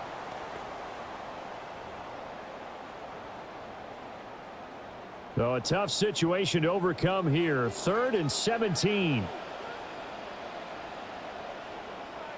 Tagovailoa working out of the gun. Now the ball comes loose. It's picked up by the Broncos. And he'll bring it back to about the 5-yard line. And that play just looked a little helter-skelter from the start. That's the risk as a quarterback. Once you take off with that football, you might fumble it. He did. And he was going for the reward, which is gaining yardage, breaking down the defense. But you're right about the risk. Always lurking out there. Someone always trying to get to the football. Try to find a place to cover up and slide and protect what you've earned.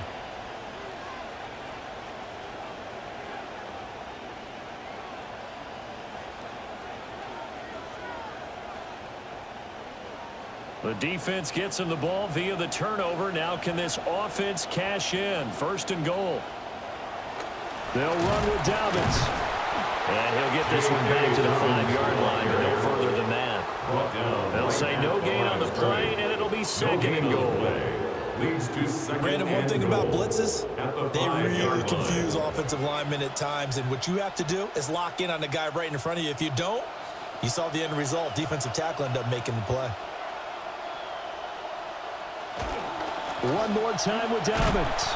And he's going to get about 3 yards closer. He's down to about the 2. At the 2-yard line. He's already scored once. He definitely had his eyes wide open trying to get in there a second time, but I thought that was a really nice play defensively to deny him. Yeah, it was, as you said, keeping him away from his second first-quarter touchdown there.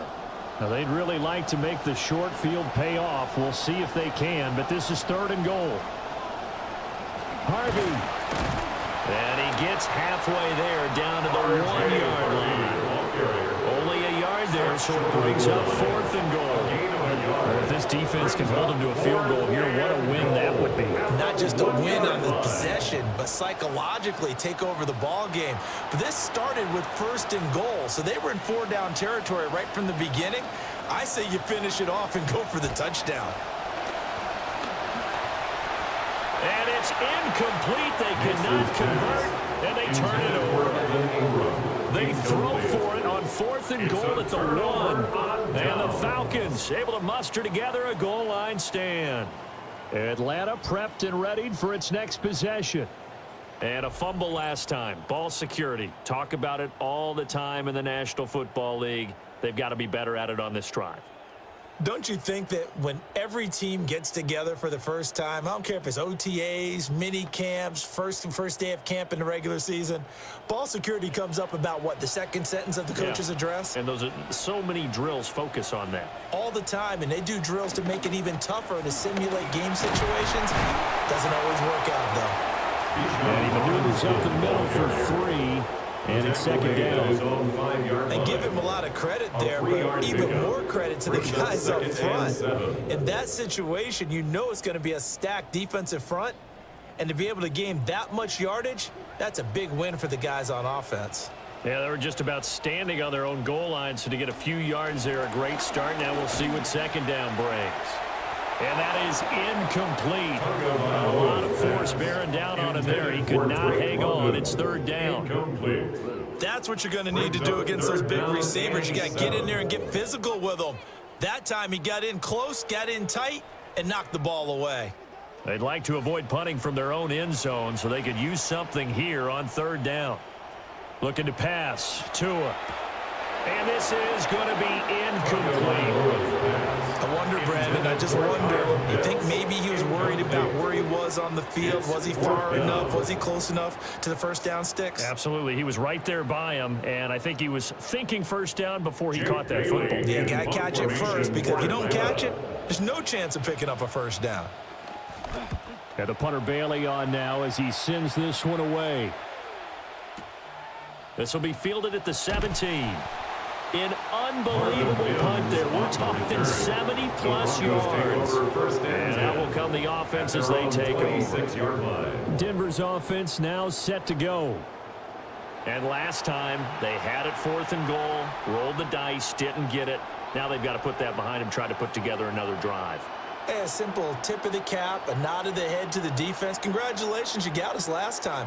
But you didn't hold us the whole time. We got down to position where we were able to be in position to score. Let's go ahead and attack again. Continue to have that kind of confidence, not worry about the one play that didn't allow them to get into the end zone. This time they'll be trying to get into the end zone. We'll see what they do. No gain on the play there. 2nd down. The running lanes have definitely not been there for him here in the first half, and I don't think it's all been his fault. His offensive line hasn't given him much space. A loss results there.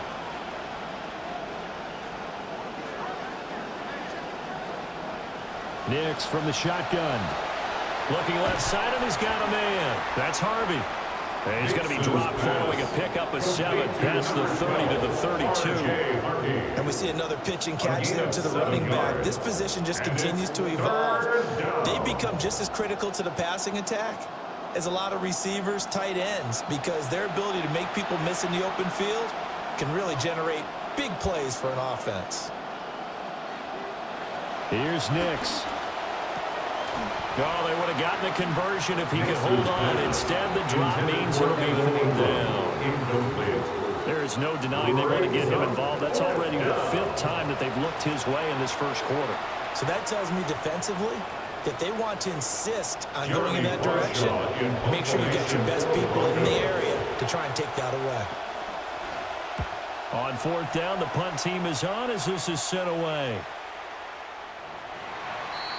Here comes the Atlanta offense now ready to take over here. 20-yard line. And still no points on the scoreboard. You're coming off of the 3 and out.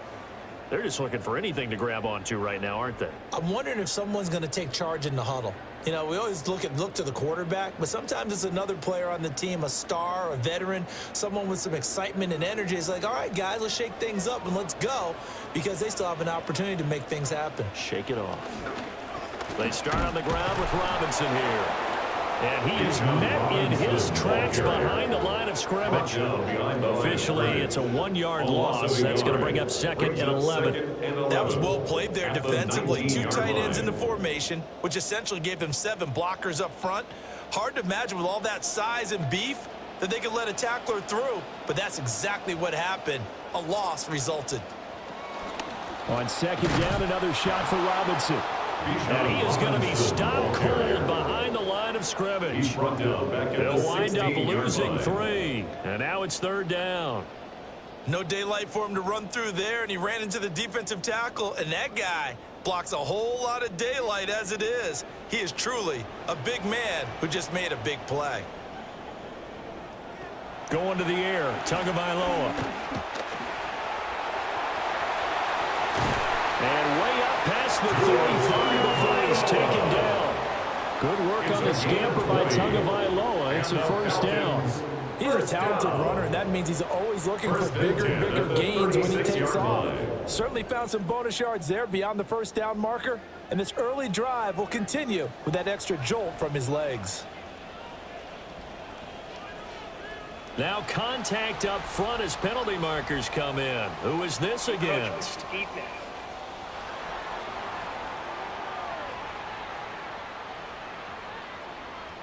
A penalty accepted, and they move the ball forward. Still 1st down. So a 1st and 5 now after the 5-yard penalty from the neutral zone infraction. On play action, here's Tua. Zacchaeus here hauling it in. And he'll be taken down, but not before he gets into enemy territory. Another strong gain on the last 2 plays. They moved it a combined 33 yards. So a 1st and 10 now in Denver territory at the 46. They run. Robinson. And he's got some space here. And he's finally taken down, and it's a big gain there on what will turn out to be the final play of this first quarter. That's another Falcons 1st down. We are in for a good one as we're through 1 on EA Sports. Back now in Atlanta, 2nd quarter action. The Falcons with the football as they've got it with a 1st and 10. From the gun, it's Tua. Tua hit, and the ball is out. 2nd time in this game, Charles, the ball is squirted out from his hands. Luckily, his teammate was there to pounce on it. You're right. Got the lucky bounce, able to retain possession. You know, we often talk about the combine and why do we measure quarterbacks' hands. Is that really a big deal? It's for situations like this. Do you have the hands big enough and strong enough to hold on to the football while being jostled? Throwing on 2nd and long. Tua. And he's going to lose yards. They take him down at the 26. Just a 1-yard loss that time, but that's not what they needed. Now they're dealing with a 3rd and long. Now that screen there on 2nd down certainly didn't develop how they had hoped. Is that one they should have even tried, or is that one the quarterback sticks in his pocket? I think the latter. I like what you said there, because trying it is one thing. We can second guess just about every call. But in this case, when you realize it is broken down, just throw it at the feet of your intended receiver so that no one can pick it off, right? You don't have the ball tipped up in the air, and you come back and try and pick up the 1st down and throw it down. That way you don't lose any yardage. They pick up 10, but it'll still lead to a 4th down. That's certainly playing down and distance very well by the defense, isn't it? Take whatever you want underneath, by all means. Here's Nick Folk now on for the field goal. From the right hash, this from 33. Folk's kick is good. And they are on the board, but still trailing. It's 7-3. So they're able to end that drive with 3 points in this one-possession ball game. And ideally, you want to end every drive with points. Most quarterbacks would tell you, let's end it with a kick, right? A PAT, that's number one. Field goal you'll take. Punts, you really don't want to do that. In this case, they'll take the field goal and get prepared for the rest of the game. After the main field goal, back out is Nick Folk to kick this one off. And he will make it to the 20-yard line and no further. Now this Broncos offensive unit ready to head back out onto the field. And Charles, a very uninspired effort the last time we saw them out there was a quick 3-and-out, then they punted the football. Yeah, and you never want to get stopped so soundly during a series, but what would be even worse now is letting it happen again right here. They've got to get going. Looking to put a drive together.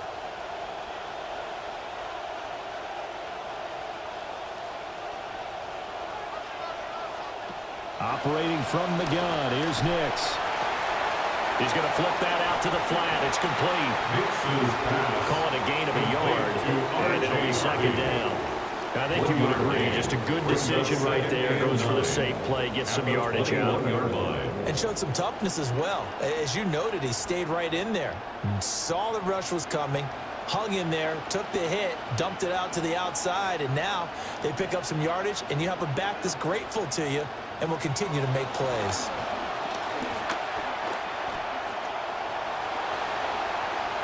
And he will slide to a stop. He does have the first down. They give him 13 yards there on the play and a fresh set of downs. Certainly not the way they drew it up in the playbook, but that's why they love this guy back there. He sees things breaking down, and he's more than capable of finding an escape route and still getting a decent gain. On 1st and 10, it's Dobbins. He'll work his way up the middle for a gain of about 4 on second down. And that was a quality play to start a new set of downs. That was simply an offensive line winning the battle up front and winning in a big way and giving their guy in the backfield a nice lane to hit. From the 38 now, here's a second down and 6. Back to throw. Nix. Now a quick throw there, but it's going to be incomplete. I would say it'd probably be a good idea for him to reintroduce himself to his receivers at the half because they're definitely on different wavelengths. But I also don't advocate waiting that long. Next series before you get out there. Hey, let's get together, guys. Let's get this thing moving. The offense on third down tonight, they've had their troubles. Just 1 for 6. This will be 3rd and 6. Pass incomplete, but the flag in the backfield, and this might be a roughing call. Personal foul, roughing the passer, defense. Now, you don't want to see that penalty at any point, but it adds a little extra to it when it comes on third down. It certainly does, because if this were a boxing match, they had him on the ropes there. 3rd down incompletion, 4th down upcoming. Instead, that mistake resets everything back to 1st down, which means they have to stay on the field longer to try and stop this drive. I think he had to unload that one before he wanted to. He was right up in his grill. I think he was a dentist there without a license, don't you? Just not enough time for the play to develop. Just lucky it wasn't a fumble, really. And 2nd and 10, he'll look to throw again. Pressure brought in, and the Falcons get there for the sack. They're going to books as a 7-yard loss on the sack, and it's 3rd down.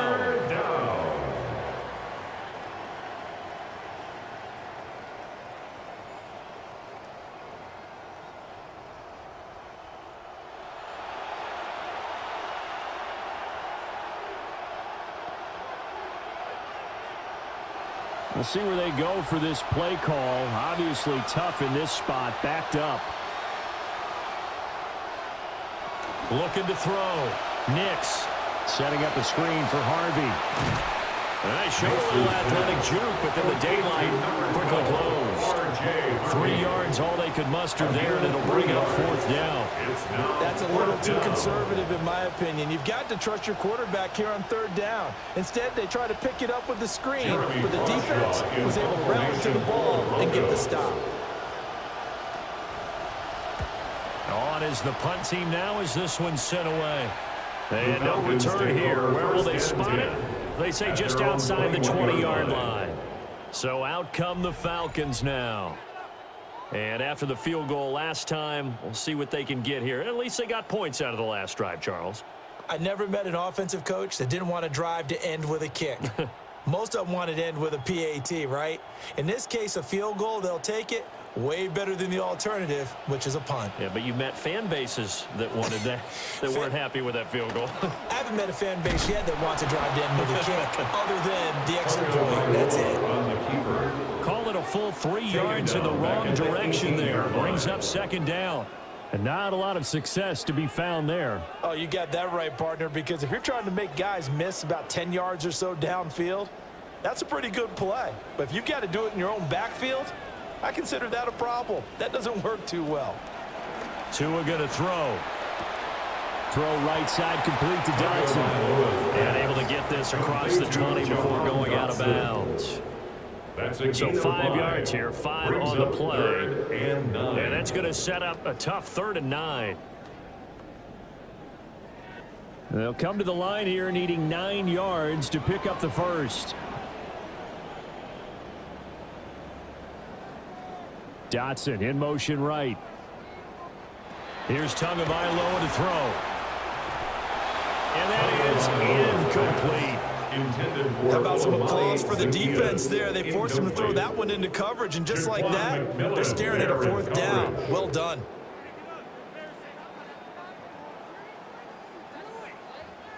On is Jake Bailey to send this one away.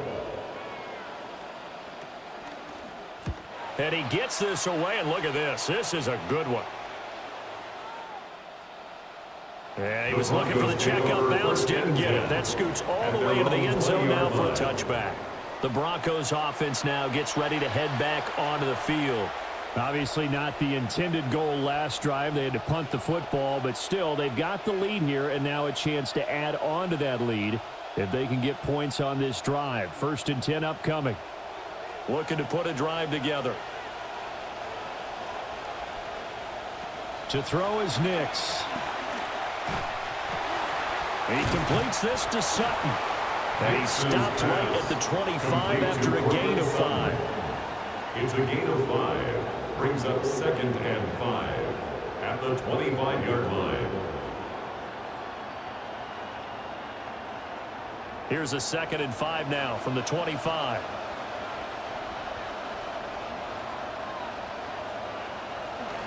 On the counter now, it's Dobbins. And he'll be upended at the 28-yard line. Just a 3-yard gain there. Some of the most unselfish players on any football team, defensive tackles, because we ask them to just eat up blocks and allow other people to make tackles. But when he can make a play himself, as we just saw there, that's a big day.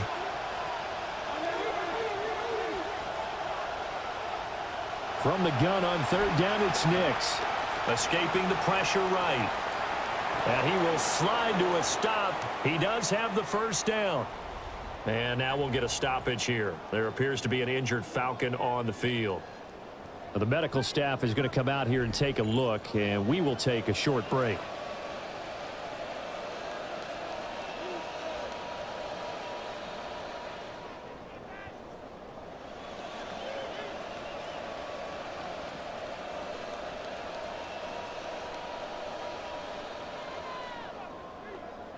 So they'll come up 1st and 10 now from the 33. A pitch comes to Dobbins. And able to break one tackle, but then quickly brought down. But a nice little gain. Now it looks like we've got a Bronco that's banged up on the play.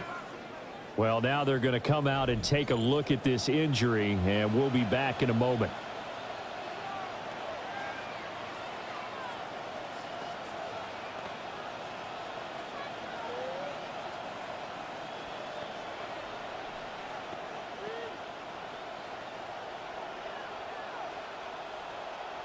Ball on the 40 now. Here's 2nd and 3.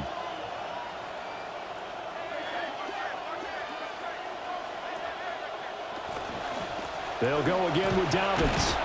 And he'll be taken down at the 46-yard line.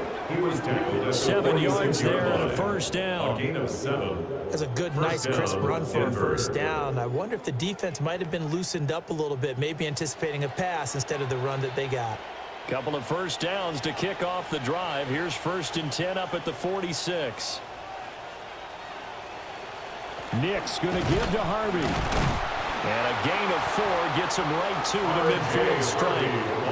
Well, on every play call, you realize it's not going to go for a touchdown. So a lot of your calls are setting things up for maybe later in the game, trying to establish the inside run with toughness now, hopefully get to the perimeter later. And let's face it, you could do worse than a 4-yard run on first down.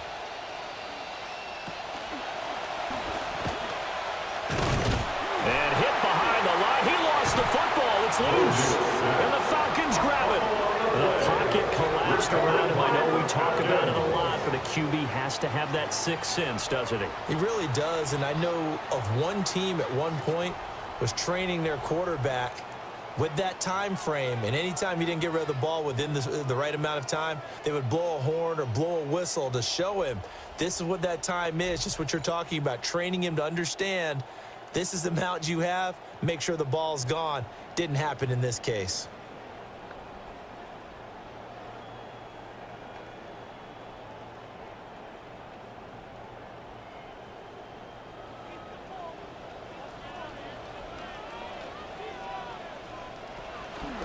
Straight ahead, it's Robinson. And a good push up front. He's able to navigate his way down inside the 30. 56 yards on the ground for him now on 9 carries. Although his reputation as a speedy runner precedes him, it's always fun to watch him work. It is eye-opening, isn't it? Because when you see him get the ball and just go, in addition to that speed, it helps out his blockers. They don't have to hold blocks for long because he's just going to speed right past them. And that's going to be incomplete. A misconnection there. He's hit on just 50% of his passes thus far. That's not where you want to be. Now you see the evolution of the game. You go back to the quarterbacks of old, 50% would be terrific because they threw the ball downfield almost every time they threw it. Now with the short passing game, you should be above 60% just to be in the average range. Tua sets up to pass it. And that'll be incomplete. We do have a penalty flag down, however. Let's see what that's about.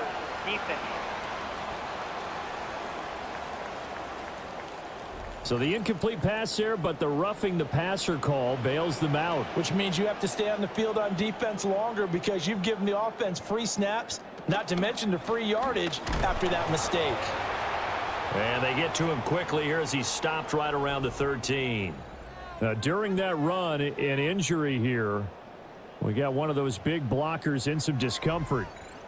So as the medical staff takes a look, we'll step aside.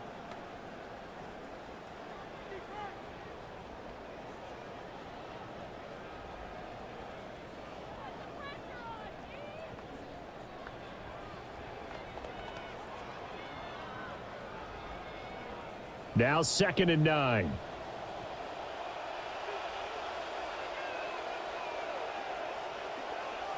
Now Tua. And he's got his man out of the slot, complete.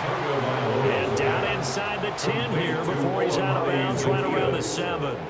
That's a gain of 6. Makes it 3rd and 2. The offense on 3rd down tonight, just 1 conversion and 8 tries. Not good. Here it's 3rd and 2. And that's going to be incomplete. The contact there enough to jar that ball free, and it brings up 4th down. From a defensive perspective, they had exactly what you want anytime they want to throw the football. There was pressure on the quarterback. They were getting after him, and they tightened down on the receivers and forced the incompletion. They'll run for it with Robinson. And I don't think he got there. He did not. They stop him a yard shy. They'll get neither the touchdown nor the first down. And it'll be a turnover on downs. And coming out now, the Broncos. And last drive, obviously not what you're looking for. You've got the lead. You got to protect the football. So in other words, someone got lucky because they've been moving the ball really well and wearing them down. In this case, though, giving up the football doesn't make them very happy. They can't wait to get back out there and atone for it. Yeah, try to atone for it here on this drive.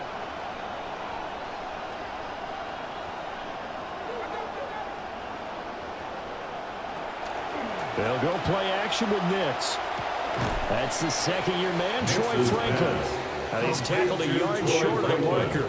Good gain of 9 on first down. Brings up second and a yard at the 16-yard line. Just need a yard here. 2nd and 1.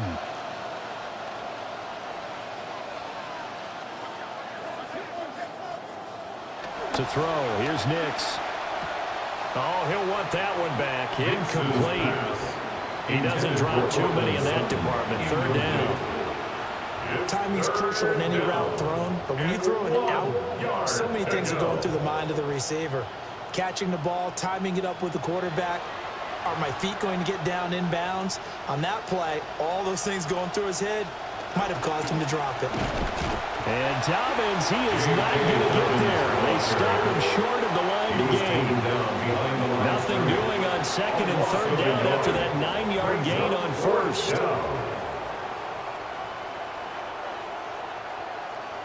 On 4th down, Jeremy Crawshaw on the punt. And this is away. It's a high kick, and he got all of it. This is taken at the 18. A pretty good punt, but a nice 13-yard return. And it will be Falcon football. Atlanta now coming out on the field. And a drive that stalled out last time. Went for it on 4th, didn't get it.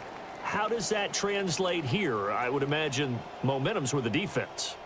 Definitely with the defense, because anytime anyone goes for it on 4th down, that's telling you as a defense that you can't stop us. We don't think that you can. And when you actually do, that may put a little dent in the confidence of the offense the next time they hit the field. Yeah, we'll see if they can bring that pride, the offense, this go-around. The pressure gets there, and Tua is going to be taken down. It'll be a loss of 7 on the sack, and it brings up 2nd. I don't know what else can be said about this pass rush. They have been sensational, CD. That is now 6 sacks for them. And how many times do we talk to offensive coordinators and they say a sack is a result of everyone on offense not doing their job? But let's be honest about this one. This is the offensive line unable to counter the pass rush. They've been teeing off all game long. And Brandon, as you know, sometimes it's a lot tougher to run with these tight ends nowadays in the NFL than just bigger wide receivers. He lined up on the left side of the formation, ran a drag route across the field, and tried to work his way open. He was able to make the catch, but the defenders were there, couldn't do a whole lot with it afterwards.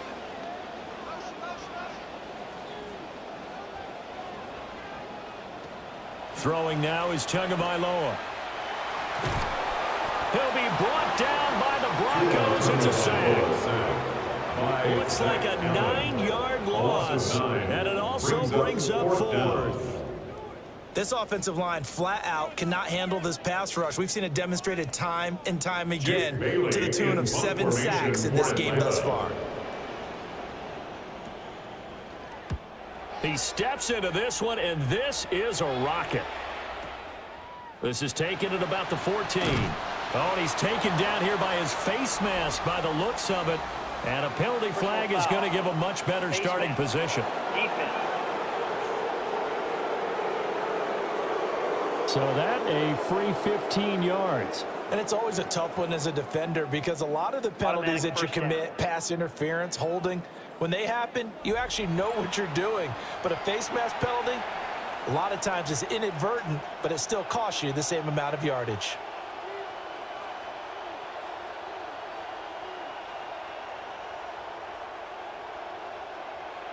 And now it's 1st and 10. A big mistake, especially when you factor in the personal foul yardage.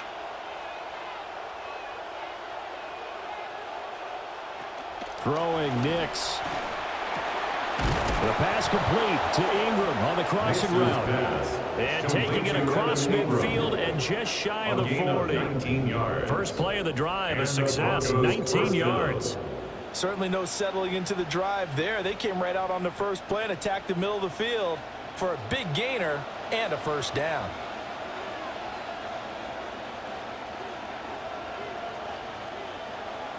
Nix to the air.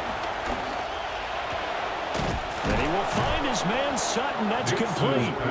And brought down, but not before they're inside the 25. Another first down, this time on a gain of 19. Not only have they completed a couple on this drive, but they peeled off some pretty good chunks of yardage, too. Absolutely great start. Two nice plays in the pass game. Now can they continue to feed off that? Open man, and again it's Sutton. And he's going to lose yards. They take him down at the 26. But despite the completion, they're going to wind up losing 3 there. Second down. And that was a heck of a play there on the outside. Partner, sometimes I think on a play like this as a corner, you've got to think to yourself, all I got to do is slow him down so others can come over and support. But in this case, he said, forget that. I've got this. Sorry you had to make the run for nothing, fellas. They set up the screen for Dobbins. And now we'll get a stoppage here. There appears to be an injured Falcon on the field. The medical staff will attend to him, and we will step aside.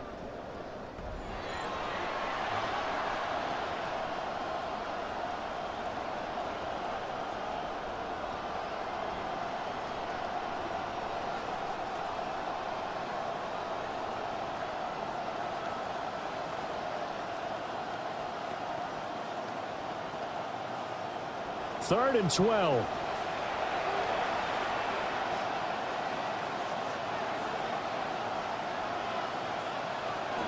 Dobbins running out of the gun. And he'll work free from one tackle, but that's about all as he's taken down. Give him a couple on the run as it brings up the 4th down. That call makes sense because they've been throwing it well on this drive, and once again they show passing formation, showing the shotgun. Then they ran out of it. That's a nice play by them defensively, though, to hold it to a short game. The kick by Lutz is good. And now we'll get a stoppage here. There appears to be an injured Falcon on the field. While they come out and take a look at him, we will step aside for just a moment.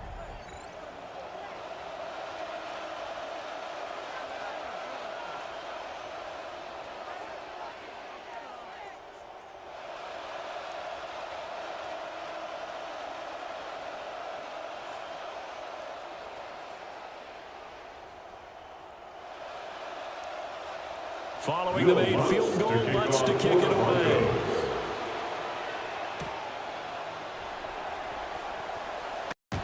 And he's up past the 20 to the 22-yard line. Here comes the Falcon offense now as they get set to take over here.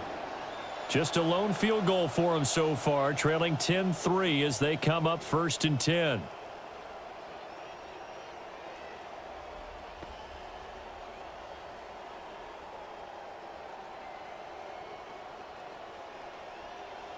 Looking to put a drive together.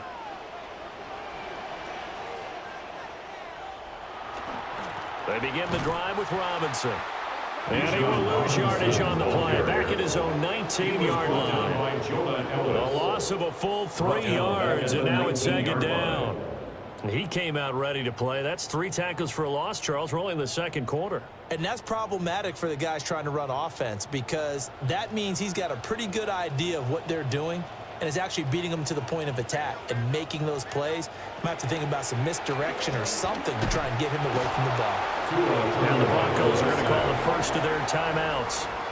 They'll have 2 remaining as we step aside here in this 2nd quarter.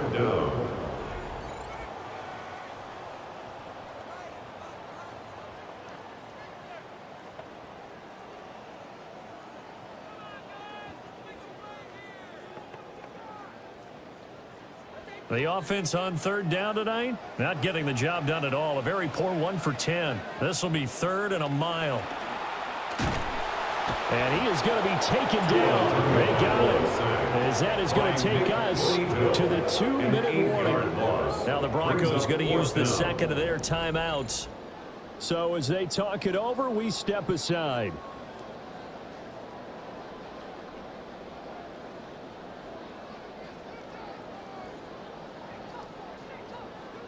The Falcons send out their punter as the drive goes backwards, so he's on to punt it away. And he's able to get it out of there, and this is a pretty good kick. This is taken at the 18.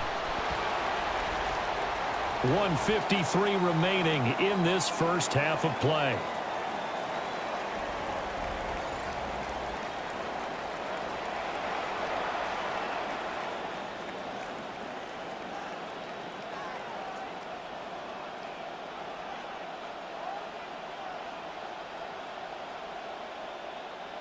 Denver offense at the line, ready to go. And they're not going to play this conservative, I don't think. They had the field goal last time, and they're up, but they're looking to put a drive in the end zone. Oh, I agree with you totally. No one goes out on the field and says, all right, let's just settle for 3, except in certain situations, trying to ice a game, that sort of deal. Most of the time, it's end zone, and that's what you're thinking, and I believe that's exactly what they're thinking as they begin this one. Yeah, no quarterback ever goes out there saying, hey, let's get 3, right? Not one that I've ever met. Now it's Nix. And incomplete, a drop there in the middle third of the field. They'll bring up second down. On any passes in the middle of the field, anyone who's going after the football is going to be conscious that it's probably going to be contested, and often physically. Sometimes that leads to drops. 2nd and 10.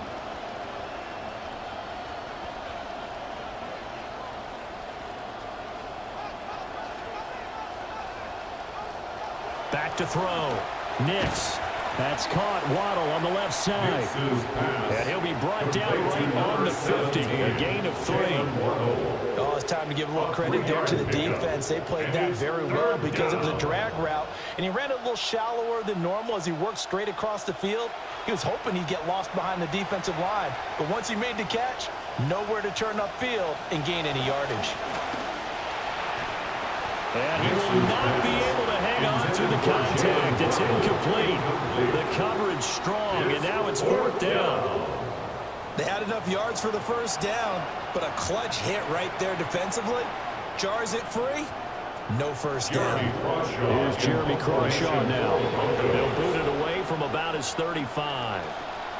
This is away, and a very good kick angled for the sidelines. And the Falcons now going to go on offense late in this first half. And with just under a minute to go, they might try to think about mounting a drive here if they can and get in the end zone. Could potentially tie this game up.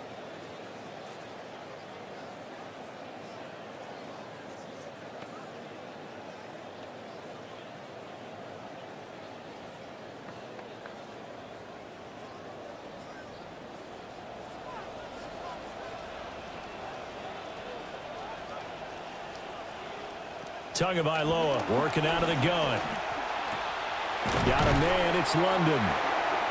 Now the Falcons going to use one of their timeouts as the clock will stop with 45 seconds to go in the first half. 2nd and 2 at the 33-yard line.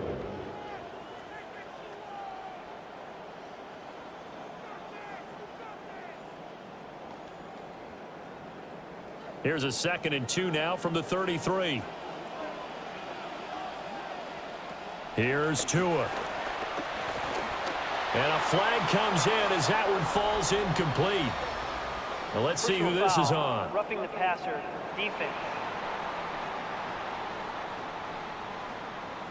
Yeah, no question. He got to the QB late, CD, and that's going to get a flag every time. Every single time. Because let's face it, the league is always going to have an emphasis on these calls. They want to take care of these quarterbacks who are in vulnerable positions when they're passing the football. Throw on the run, but that's going to be incomplete. That was a nice job defensively of disguising their coverage and making it difficult for the quarterback to lock in on a receiver, and it results in an incomplete pass. Here's 2nd and 10. Looking to pass. Tua. Complete to Zacchaeus. The Falcons going to use the 2nd of their timeouts as they'll stop it with a little over 30 seconds to go in the first half of play. And 3.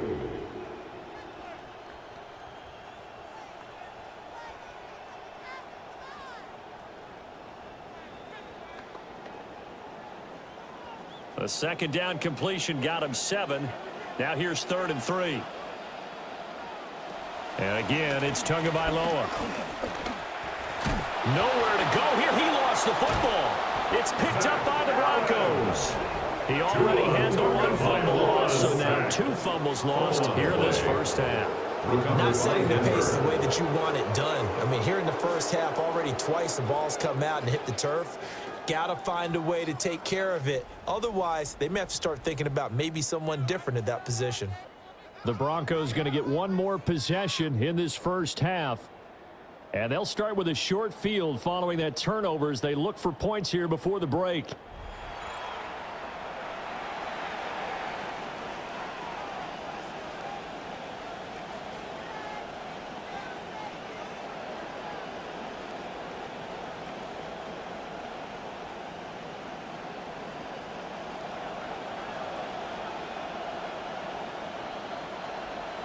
Following the fumble recovery, Nix.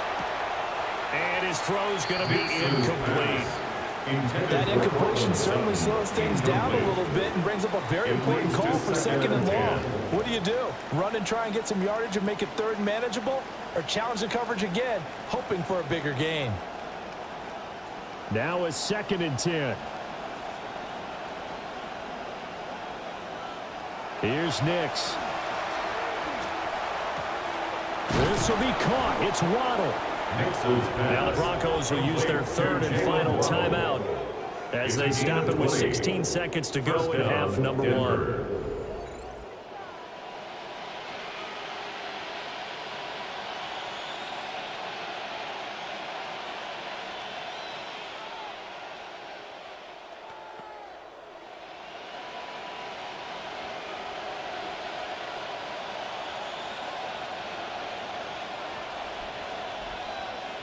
They'll look to throw here on 1st down.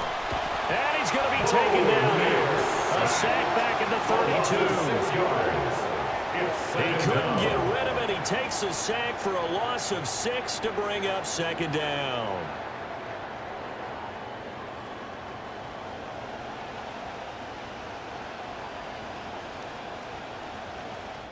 Halftime coming up. Let's get you down to Orlando and our buddy Scott Hansen with our EA Sports Halftime Report. All right, Brandon, thanks much. Scott Hansen, good to be with you from the Orlando EA Sports Studios with an abridged halftime report. This one shaping up to be a tight one, as evidenced by the scoreboard. Both these teams playing it close to the vest in the first half. What will happen in the second half? Let's find out as we send it back to the stadium and our commentary team, Brandon Godden and Charles Davis. Scott, we thank you as always, and we'll see what happens here in the second half. Both teams trying to find the right formula to come out with the victory.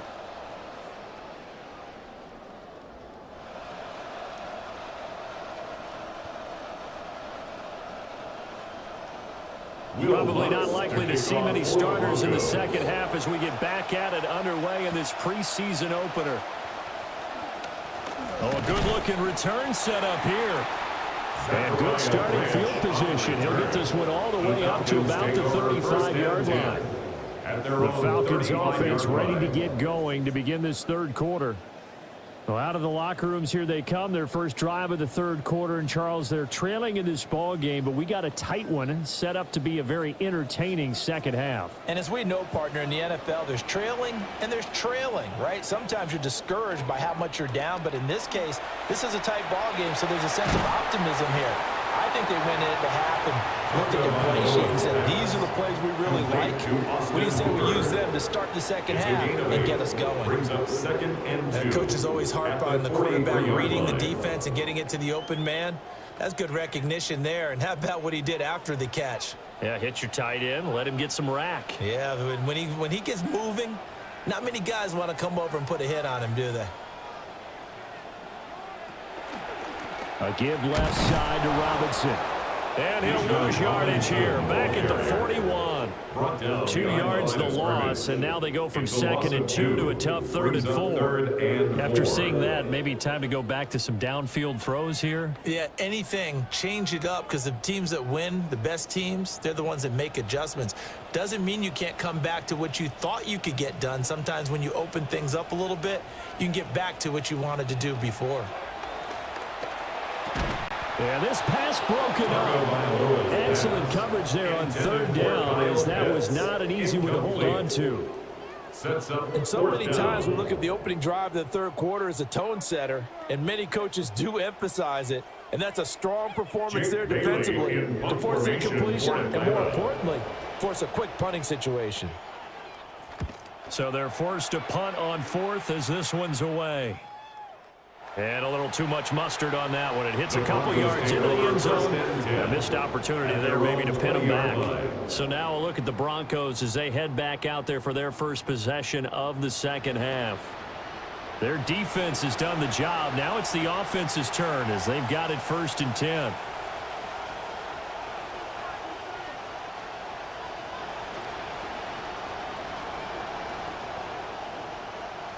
Looking to put a drive together.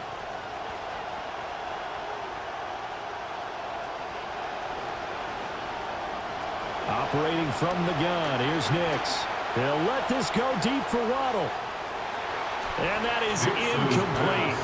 Took a shot there on 1st down, but he couldn't reel it in. They decided the opportunity was there and launched a deep ball, but he was unable to get away from the defender. Couldn't create space, couldn't uncover at the end of the route, and that one winds up incomplete. After the incompletion, here's 2nd and 10 from the 20. Working out of the gun is Nix. And he's going to have the hook up to Sutton. And he'll go down at the 26 following a gain of 6. It's a gain of 6. And it's 3rd down.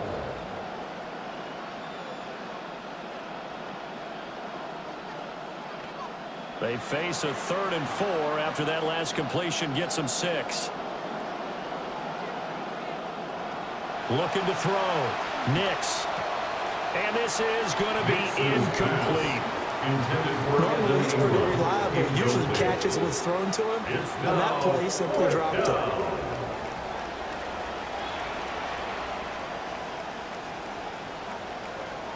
The Broncos send out their punter now. He's been terrific so far.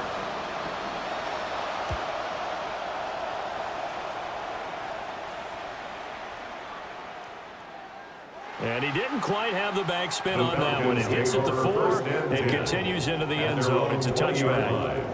The Falcons ready to take over. And our game's hit a little bit of a lull here, a little bit of a snag. Punts on back-to-back drives. And old school coaches don't necessarily mind that.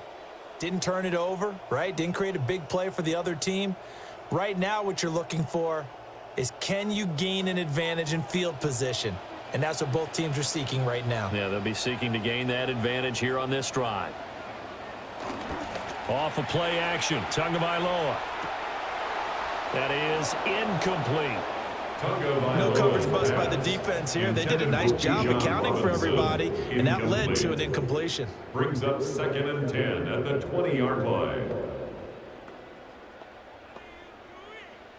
After the incompletion, here's 2nd and 10 from the 20.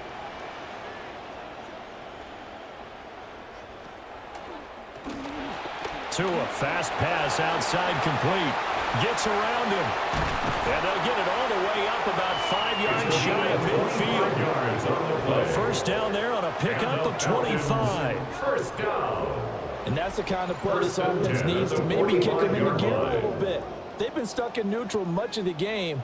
Perhaps that can give them a little bit of confidence that big plays are out there. On 1st and 10, it's Robinson. And he's got it across midfield and into Denver territory. 60 yards rushing for him now to this point. That play wasn't quite as big as the play that preceded it, but still, got to like the way they're moving the football, partner. Absolutely. Pretty good room to run on that last play. Yeah, they didn't get a 1st down, but still, you'll take runs like that each and every time, won't you? Again, it's Robinson. And he'll be brought down somewhat awkwardly here, and a late flag as well. I think this one's going to be a face mask. Well, when you get an elite running back like he is, sometimes you've got to employ the by any means necessary method to get him down. Yeah, sometimes you're relieved even if a flag comes out. But if you just get the hand up and you get it on the mask, you can kind of get away with that. But as soon as you curl it around a finger or the hand, that's pretty easy for everyone to see, and they'll call that one every time. And he's got this down almost to the 20 before he's dropped. 12 more yards there and another first down. Now what we're seeing, this is much better from this offense because so far in this game, no touchdown to this point. And what's usually a direct correlation? Very few explosive plays. That's been their issue, not able to make that big shot downfield or break one off, but a nice game there for a first down. Out of the gun, they give to Robinson. And now we'll get a stoppage here. There appears to be an injured Falcon on the field. Hopefully, obviously nothing serious here. Medical staff, though, going to take a peek, and we'll take a break.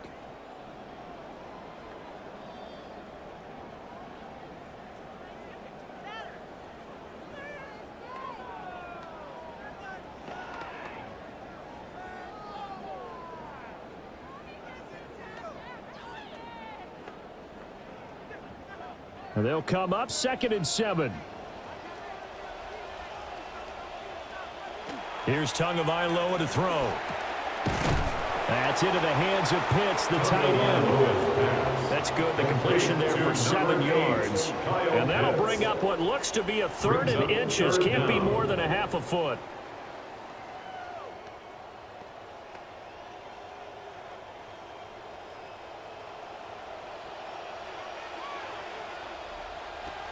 Robinson will try to pick it up. And he's able to pick up the first down before he's tackled right at the 10.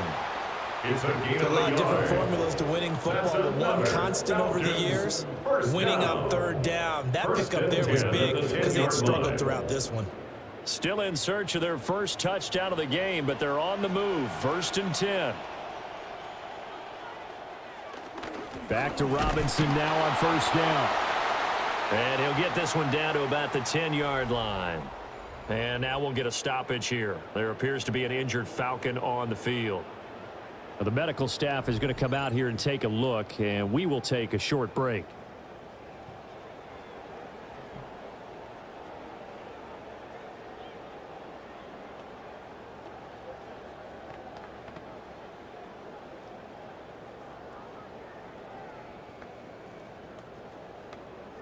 Now 2nd and 9 from the 10.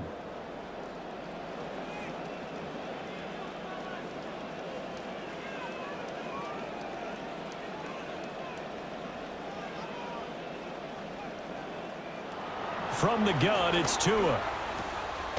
And this throw incomplete. Now the defender all over him that time, and it's going to lead to 3rd down. Now it looks like we've got a Bronco that's banged up on the play. Well, now they're going to come out and take a look at this injury, and we'll be back in a moment.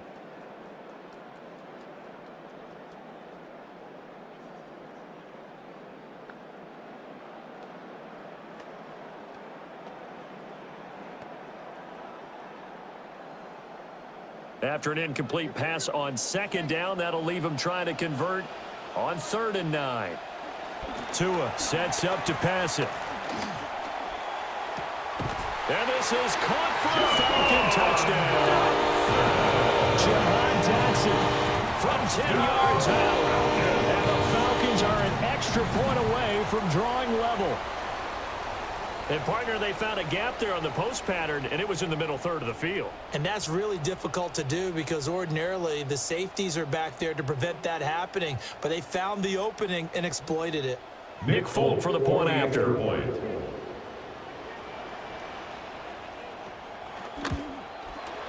And he'll put it through, and that evens us up at 10 apiece. A 10-play drive that time. And it was Jahan Dotson with a touchdown catch to finish things off.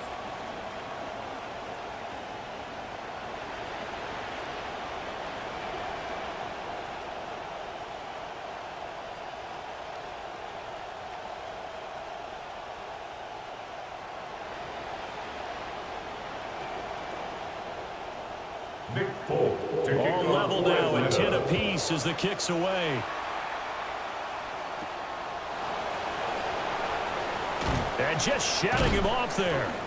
And he'll get it up just past the 20 as his guys will go to work at the 21-yard line. So the Broncos coming out now. And their lead has evaporated in this third quarter. It's tied once more as they begin with a 1st and 10.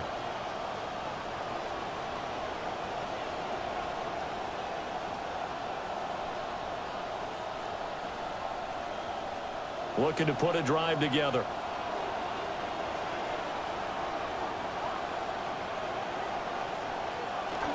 He'll start with a handoff to Dobbins. And he's taken down, but able to slip across the 35. 48 yards rushing for him now as he's carried it 13 times. Sometimes it's hard to believe, but there are times this game is about patience, isn't it? Has had the game he expected, but that run there, that may get him going. I was just going to say, maybe that gives him a little juice, because you're right, he struggled, especially in that first half. Yeah, and I know the great ones always think to themselves, just hang in there. I'm just one big carry away from busting this open. That's a good start for him. Just a yard on the first down carry, so it's 2nd and 9. It's hard to have vision as a runner and find a hole when there's nothing but defenders in your way. They stacked that one up really well, but give him credit. Instead of trying to bounce it out and turn it into a big play, which might have turned into a big loss, kind of just took his medicine there and took the 1 yard. And he has a big gain inside the 40 before being dropped. 23 yards on the pickup there and a first. I think they like this drive a little bit better there, partner. Running game helping out, picking up some of the slack. Because remember, the last drive they went 3 and out. From Falcon territory now, here's 1st and 10 at the 39-yard line. Up the middle, it's Harvey. And they will get him down behind the line, but a penalty flag comes in late. And I think they got him down by the face mask. That's a big letdown defensively. They had him stop behind the line, but the face mask going to bail the offense out. And the hand does not have to be up there for too long. Just a little bit of a grab is going to be enough to get the call and the 15 yards against them. They'll bring the tight end in motion right here. On play action, here's Nix. Oh, the ball comes out on the hit, but they'll say it's incomplete. Well, the incompletion, but now we also have an injured player. So as the medical staff takes a look, we'll step aside.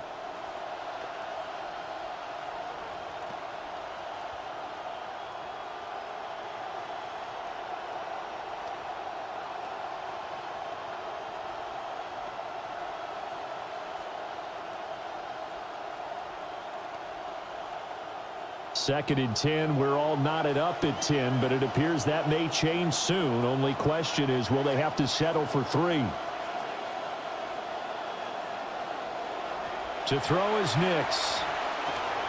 Open man right side is Ingram. And he'll go out of bounds in the red zone just inside the 20. Well, following the play now, they're going to stop the clock here as a man is shaken up. The medical staff will attend to him, and we will step aside.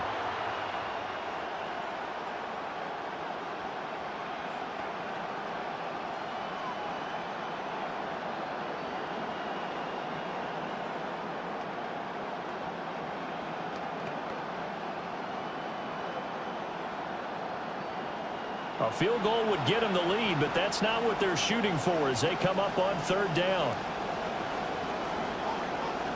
To throw, here's Nix. Nowhere to turn this time, and he goes down. Sack back at the 29. And Zach Harrison, who forced his way in to drop it. And this dominant defensive performance continued on that play. This poor quarterback, he's not received the protection he needs and has had to pick himself up off the turf far too often.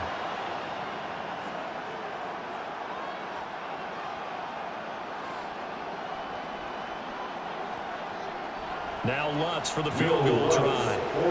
Made his first. This now from 46 yards away.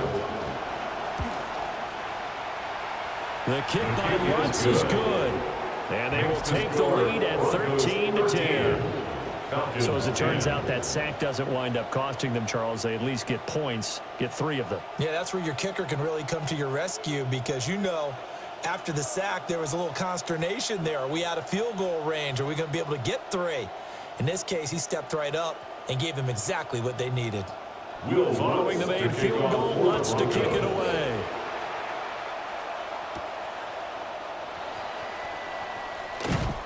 And he brings us out past the 20 to the 24. Here comes the Atlanta offense now ready to take over here. A long drive last time out for this offense, Charles. If you remember, they started basically in the shadows of their own end zone, marched it down the field, and a lot of that was through the passing game. And, partner, as a former defensive back, I'm having almost a physical reaction watching what's happening right now. But let's give credit where it's due because they've done an excellent job moving the ball through the air. Secondary getting picked apart pass by pass. Obviously, they need to make some adjustments there on the back end. Yeah, because offensively, we know that they're not going to be shy about throwing that football. And they're able to get this one across the 35. 79 yards for him on the ground now. He has been a tough man to bring down all night. Defensively, they were in the 3-4. Solid run up the middle. What made it successful? Well, what you have to do is control the nose guard, but sometimes you don't do it by blocking him.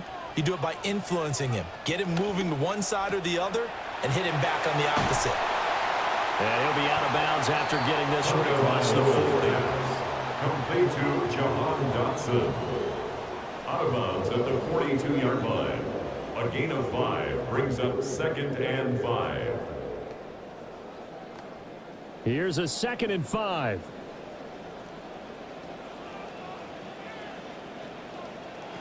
Now Tua. And his throw's going to be incomplete. Personal foul, roughing the passer, defense. Well, that flag puts them on their heels a little bit more defensively as the officials walk it upfield. Yeah, and they can blame the officials all they want, but bottom line, it's their own fault because, to me, that was an avoidable call. Stay focused and avoid major mistakes like that. And he'll go out of bounds after taking it a little further down inside the 40-yard line. It's a 7-yard carry to set them up with a 2nd and 3. I know the toss play begins with the guy taking the snap and turning around and tossing it to the runner. But where the real intrigue is, can they seal the edge, whether it's an offensive tackle or a tight end in the direction they want to run the football? If they do that, that's the result that you get, that type of a gain. If they don't, oftentimes it's not a very successful play.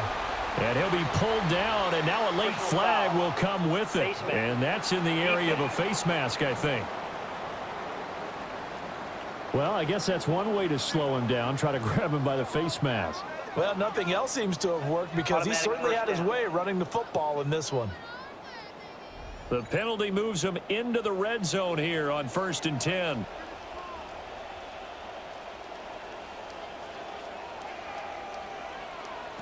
Tua going to tap this forward on the jet sweep. And he's just going to run right into that big old defensive end. And that play going nowhere. Despite the completion, they're going to wind up losing 3 there. 2nd down.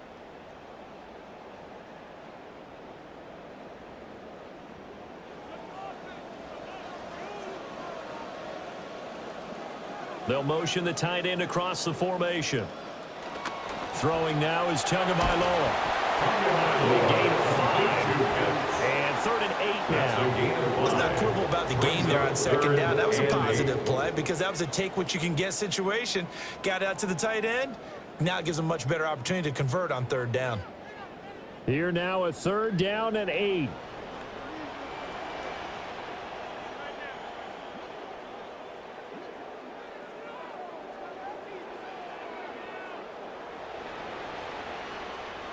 Going to the air, Tagovailoa.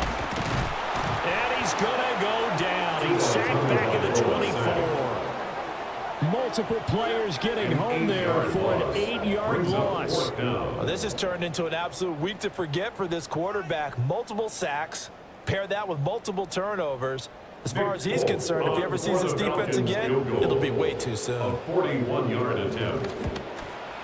Folks, kick is good. And that's going to tie us at 13.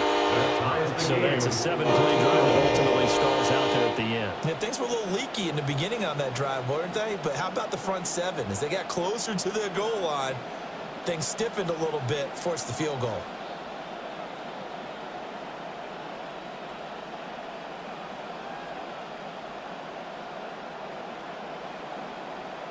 All square now at 13 all as he sends this one away.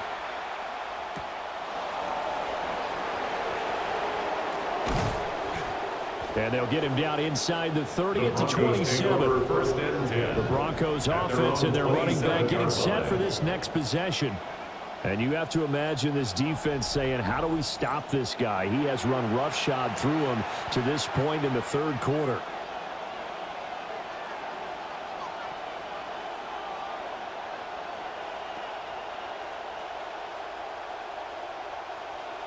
The Broncos onto the field, ready to start their next drive.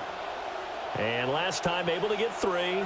It's not what they wanted. They wanted 6, but they got at least something. They mustered something out of the drive. They'll take it. I like the way you described it. Not ideal, but they'll take it. Anything to put some points on the board. But this time on offense, they don't even want to see the field goal kicker trot on the field. They want that ball in the end zone. Yeah, they'll be going for 6. From the 32-yard line now, here's second down at 5. A short throw to Ingram. Now it looks like we've got a Bronco that's banged up on the play. While they come out and take a look at him, we will step aside for just a moment.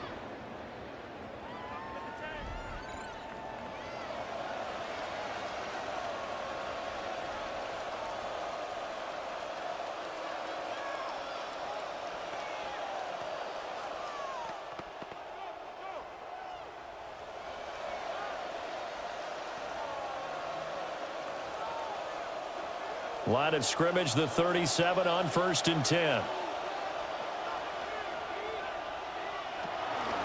They run straight ahead with Harvey. And he'll maneuver his way forward for about 4. 2nd and 6. The defense thought they had that play covered, but it still got driven backward by those blockers. Those types of plays are a key part of any team's offensive game plan. It all starts up front in the trenches. 2nd down and 6 now.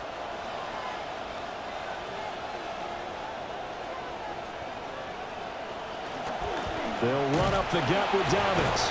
And the reinforcements come in as they're going to stop him behind the line. It'll be a loss of a couple on the play, so now 3rd down coming up. I know that speed is the hallmark of today's NFL game, but the key to good rushing defense is still having your linebackers set the edge. They'll be in search of 8 yards here as they hope to convert the 1st down. Nix from the shotgun. And that is incomplete. 1 first down here, and that's all, folks. Good work by this defense to hold things in check and force a punting situation.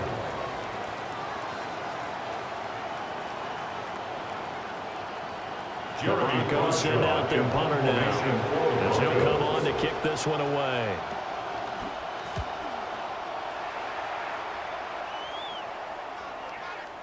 And that is much too long. That's into the end zone for a touchback. Atlanta now coming out on the field.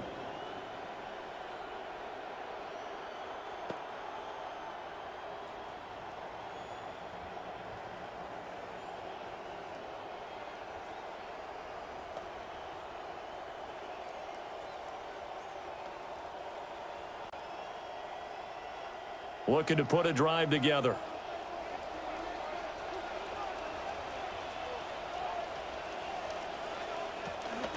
He'll get it to Robinson to begin the drive. And he's going to get this one across the 30-yard line. A gain of 11 to kick off the drive. It's a quick 1st down. He continues to be effective running the football, a big reason that they have the lead. And I love one of the quotes that I read about him where he said of himself, I love it when a team just hops on my back and I just carry them along. Robinson with another carry. And he'll be pulled down as a penalty flag will rein in as well, and that would appear to be a face mask. Face mask. Defense. So a tug on the face mask, and that's going to cost him 15 yards. And sometimes it'll go unnoticed, but that one, pretty obvious for everyone to see. After the penalty, a fresh set of downs. It's 1st and 10. Robinson, he'll try the left side. And forget about finding a lane. He barely had time to look up before he was planted in the backfield. They have 3 tight ends in that formation. That's almost a universal sign that they're planning to run the football. But how about the defense there? They met force with force and caused a stack up behind the line of scrimmage and threw him for a loss.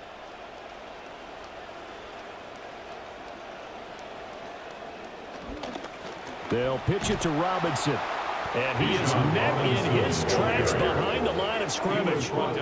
They lost 4 there, and it's 3rd down. An interesting and intriguing decision there defensively because they kept extra DBs on the field despite seeing the multiple tight end look that came out for the offense. I thought they were going to switch out of it. I didn't know if they felt they didn't have time or what the case was. Well, in any event, the extra speed allowed for great penetration as they stuffed that one behind the line of scrimmage.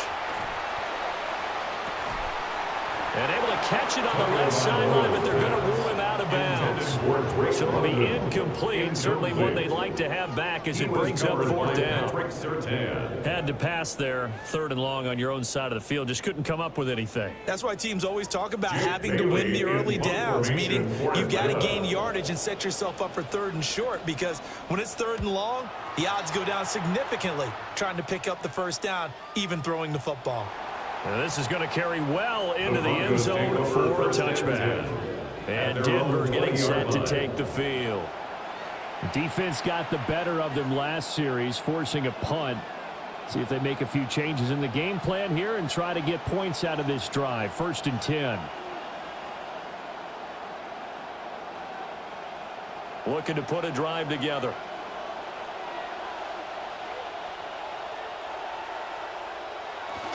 They'll start on the ground with Dobbins. And he's going to be hit and brought down right at the line of scrimmage. No gain on the play. It'll be 2nd down. And his carries tonight, they're getting up there, so maybe one of those every now and then is understandable. I would agree with that. Understandable every now and then. Sometimes you come back and you fake it to him and go play action. But other times you say, okay, they got him on that one. We'll come back to him in another carry. And he's going to get 7 out of this before being taken down at the 27. And while the guys with the ball are having a whole lot of fun, keeping it on the ground, the guys on the opposite side, they're having 0 fun. They've been getting pushed around the entire game and haven't found an answer yet to slow down the running game. 3rd and 3.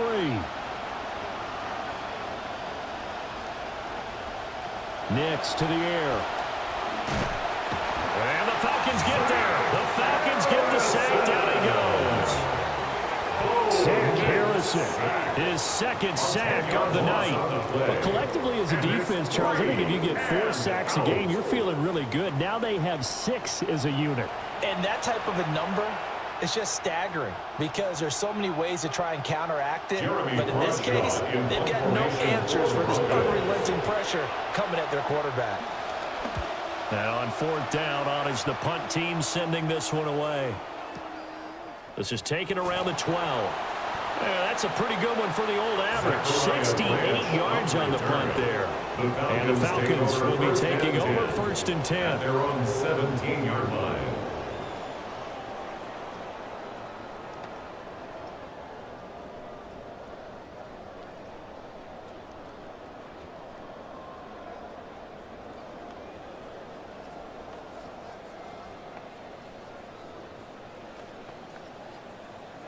Looking to put a drive together.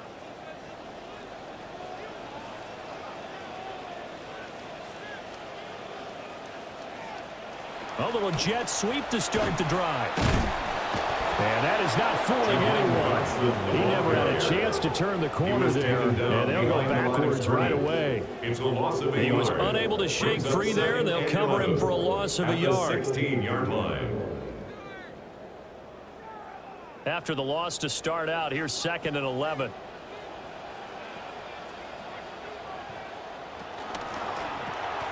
Going right back to Dodson. They'll wind up getting just a yard. And that brings up 3rd and a full 10 yards. A gain of a yard brings up 3rd and 10.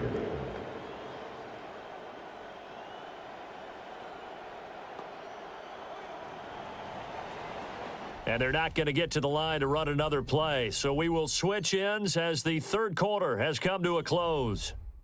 This is the National Football League on EA Sports. Back now in Atlanta. All even as we get ready to start the fourth. Tua going to throw. Now the pressure comes and he goes down. Just inside the 10, back at the 9. An 8-yard A well-designed corner blitz that gets him for a loss of 8 yards. The Falcons send out their punter as he's on here to punt it away.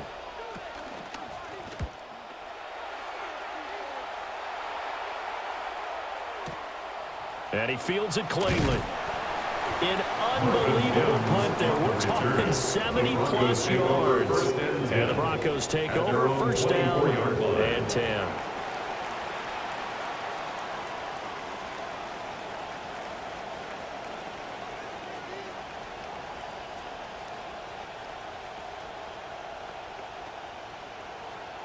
Looking to put a drive together.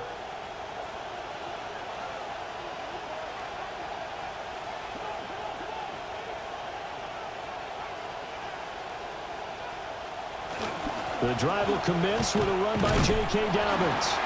Takes it to the 26, just a 1-yard gain. Yeah, things were pretty stacked up there in the middle of the line. A lot of bodies, not much space. I think ultimately he was fortunate to get anything out of that run. 2nd and 9.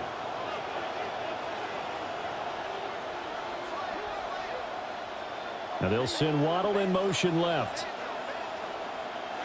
Now it's Nix. Hit as he throws there, incomplete. He was out there waving his arm saying throw it here, dropped it, not a good look. But all I can do is just look at him with contempt on that one. As a defensive back, I'm saying, not as an announcer. Just like, really? A little bit of a diva look, isn't it? Yeah, very much so, because I think what happens is he just had too much time to think. He's wide open now. Here comes the ball, and he doesn't concentrate and drops it. And they'll send the tight end in motion here. And able to catch it on the left sideline, but they're going to rule him out of bounds. So it'll be incomplete. Certainly one they'd like to have back as it brings up 4th down. It's 4th down. The Broncos send out their punter now as he's on to kick it away. And he gets this away, and look at this. This is a good one. They'll call that a 61-yard punt. He got all of that one. And the Falcons will get it 1st and 10 from deep in their own territory.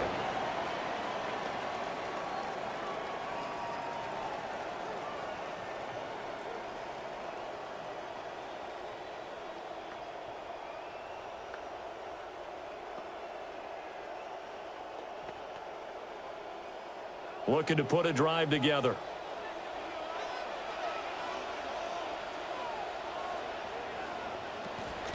On play action, here's Tua. And this is going to be intercepted. Picked off by Pat Surtain. And the return will stop right around the 25. Well, we say it often, Charles, but not all interceptions are created equally, and that is a big one here in a tie ball game in the 4th quarter. And, Brandon, when games are this close, it usually comes down to the team making the fewest mistakes, and that was one of our mantras back at Tennessee. Coach Majors used to say all the time, the team making the fewest mistakes will win. You've got to cut those down to give yourself an opportunity.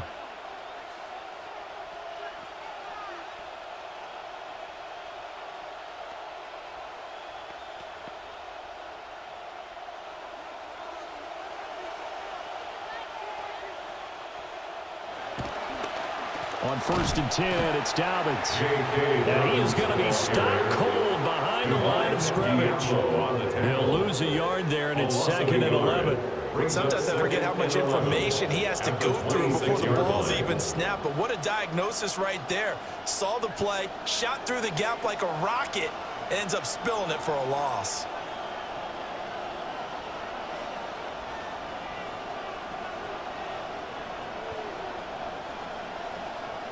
Throwing Nix. Open net is Waddle, complete. And down inside the 15, shy of the 10. Give him 14 yards there and a Denver first down. And partner, in a tie game in the fourth quarter, you and I both know in the NFL, that's when you lean on your stars, and he came through with a nice catch right there. From down at the 12, it's 1st and 10. A give up the middle to Dobbins. And the Broncos are going to have a 1st and goal with some good running there. Gets them down to about the 2-yard line. Knocking on the door. Another carry for their leader and a good one. It's crunch time. They'll need him to continue to be productive in both the run and passing game in order for them to try and snatch a victory. A field goal could get them the lead, but it might not be enough here as they come up on 1st and goal. Oh, no, he lost the football. And the Falcons grab it. Well, so much for the 4-minute offense. They were trying to reduce the clock, get in position to win the game, and leave no time for them to come back and catch them. And guess what? They turned the ball over. Yeah, I mean, they had it all set up for themselves, and they let it get away. Now the Falcons offense, they get ready to head back out here. The fumble recovery certainly has put them in the driver's seat. 1st and 10, all tied here in the 4th.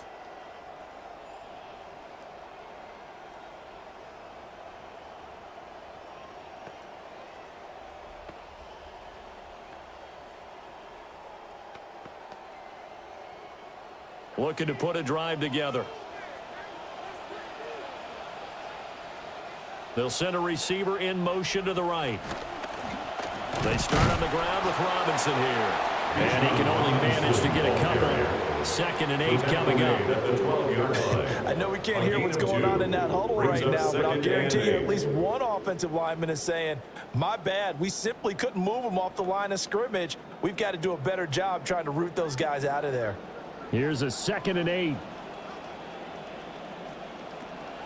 Play action. Now it's Tua. Short throw caught by Pitts. So the completion good for 6 yards. And that's going to bring up 3rd and 2. Well, that's always a good place to throw it just because he's one of the biggest targets not only on this team but in the National Football League. And you and I both know the quarterbacks love these large-bodied tight ends, and why not? Nowadays, they're really wide receivers who are just taller and have a little bit more weight. These guys catch the football, make big plays downfield. In the old days, we wanted them to block. Now coaches want them to catch the football first. And he won't be close to a first down as he runs into a wall right around the line of scrimmage. Calling no gain there, and it leads to a 4th down.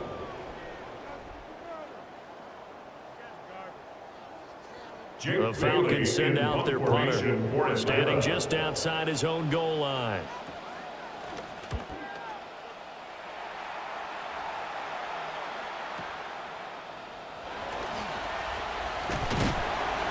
A nice return that time of about 14 yards. And it will be 1st and 10 as they take over. Set to take over, the Broncos offense trots back out. Excellent job by their defense to force the punt and provide them with this opportunity, all tied in the 4th quarter.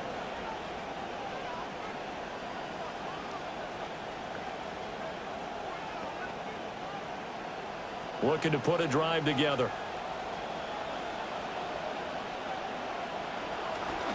On the counter now, it's Dobbins. And good running there as he'll take this all the way up to midfield. Solid way to start the drive. 13 yards, picking up the first. They went counter there offensively, and a couple of defenders were on skates for a second. They certainly were, and you know what offensive linemen love about the counters and the misdirections? Sometimes you don't even have to block the defender. He can run himself out of the play if he doesn't read his keys properly. Throwing quickly there, but it's incomplete. He shook his head right when he released that throw. He knew it was going to be a little off target. Yeah, the excitement got him on that one. Wasn't able to control the fact the receiver was open, and it would have been an easy throw. After the incomplete pass, here now is 2nd and 10. From the midfield stripe, they'll look to throw.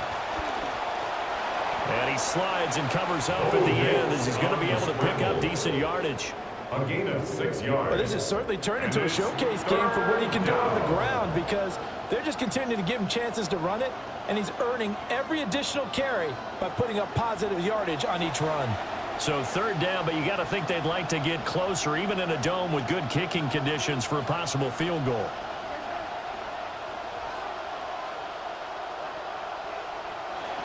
Back to throw. Nix. And he can't find anywhere to go with it, and he goes down. Jalen Walker able to drop him that time for his second sack of the evening. Well, how about that? A dime set on defense, 6 defensive backs. None of them blitz. They're just back there in coverage. Defensive lineman gets the sack. That's where the O-line, they go to the sideline, they keep their helmets on so the cameras can't find them. Yeah, the cameras can't find them, but I know one thing. The O-line coach will. And this is away. It's a high kick, and he got all of it. That is how you flip field position. That's an absolute bomb of a punt. Downs it inside the 5-yard line. Absolutely ideal. And from that position, you're hoping to get it down inside the 15, inside the 5. Superb.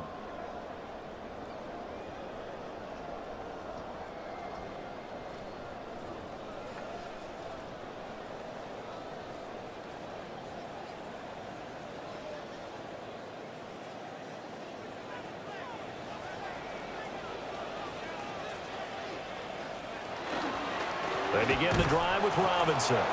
And he is met in his tracks behind the line of scrimmage. Officially, it's a 1-yard loss. That's going to bring up second and 11. They were just trying to give their offense a little more room down near their own goal line, but this is just going to make things worse. A loss of a yard there to start out. That leads to a second and 11. They'll run again here with Robinson. And he'll get this only up to about the 3-yard line. The second down play, not much better than the first, just a gain of 1 there. Defensively, we always know that he is tough in run support, and I think the way that he gets there is he understands what an offense is going to do before the ball's even snapped. A great job of scouting prior to the game, then reading, reacting, and taking the right path to the ball carrier. On third down, Robinson. And he's going to be taken down shy of the 5-yard line. Just a 1-yard pickup there, and it'll be fourth down. So where'd all that running room that he had in the first half go? Because it looks like it's drying up a little bit here. Someone made some adjustments, it appears, at least on this drive. The Falcons send out their punter as he'll come on to kick this one away. He steps into this one, and this is a rocket. Taken in at the 22. It's a 69-yard punt. 69 yards. Wow. And they will take over first and 10. Here's the Denver offense now as they get set to take over here. Over on the sideline, hoping to hit that reset button between possessions. Last time out, they had to punt it away. This time hoping to finish this thing off in the end zone. Looking to put a drive together.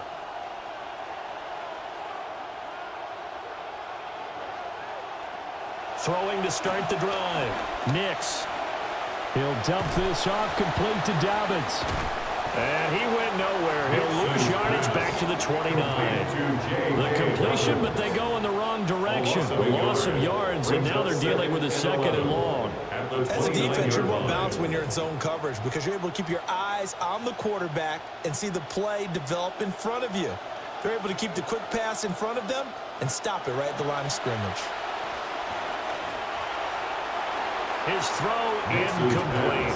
They certainly thought he had an open look beyond the first down marker to his receiver, but they just couldn't connect, and that will send them back to the drawing board.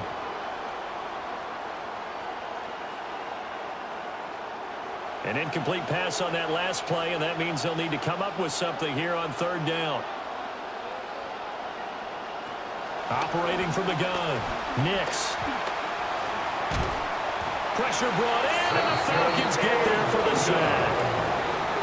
Samson Abuka coming in to drop it for a loss of 8, and it also brings up fourth.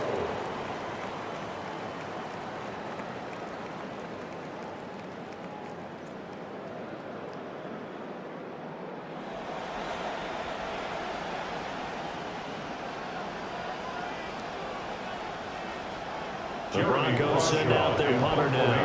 As the drive goes backwards, so he's on to punt it away.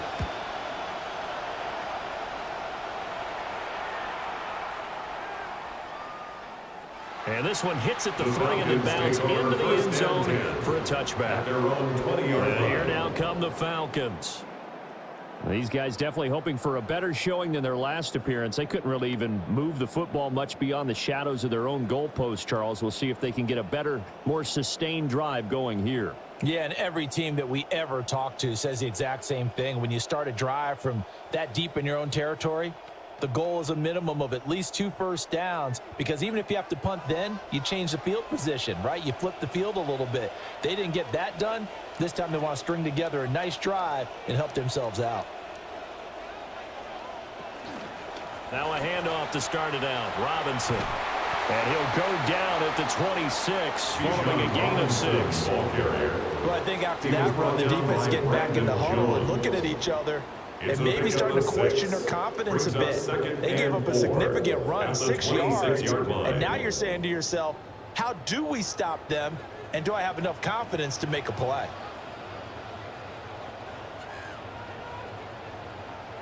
Now Tua just going to bat this forward on the end around. And he's just going to run right into that big old defensive end, and that play going nowhere. Call that a loss of a yard, and things get a little more difficult here, 3rd and 5.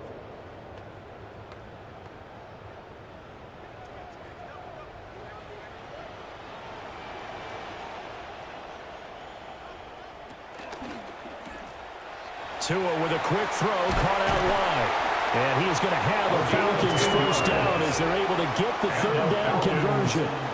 That time the conversion comes courtesy of the RPO. And know what it did? It moved the sticks. Nice pickup on 3rd down. Even better decision. Ball up to the 35 now as they come up on 1st and 10.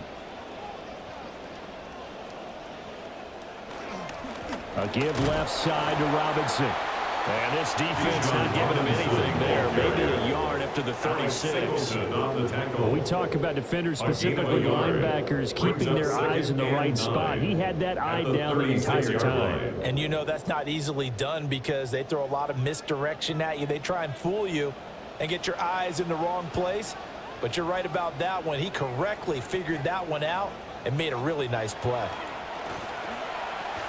Sets up the screen to Robinson. And he will lose yardage here to the 31-yard line. So they'll wind up losing 5 yards on the play. And that'll force upon him a 3rd and 14. Going to need a crafty play call here. 14 yards is what they need to try to convert this thing. Now on 3rd and long, they'll look to throw. And the pressure gets there, and Tua is going to be taken down. It'll be a loss of 8 on the sack, and it's going to lead him to 4th down. A 3rd and long, you knew that he was going to throw it. He just couldn't find anybody to throw it to. Yeah, it shouldn't have been a surprise, but that was perfect execution of their nickel defense. That 5th defensive back, the extra defender, he really tightened up things downfield in coverage, and they were able to get to him in the pocket. And he couldn't get it to check up. That kicks all the way into the end zone for a touchback. Denver's offense now set to go.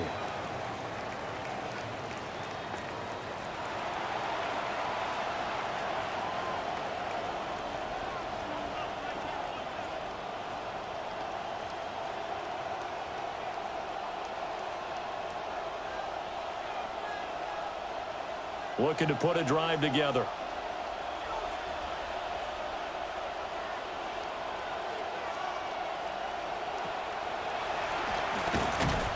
And the Falcons get there. The Falcons get the sack. Down he goes. It'll only be a loss of a couple, but the pressure gets home on 1st down.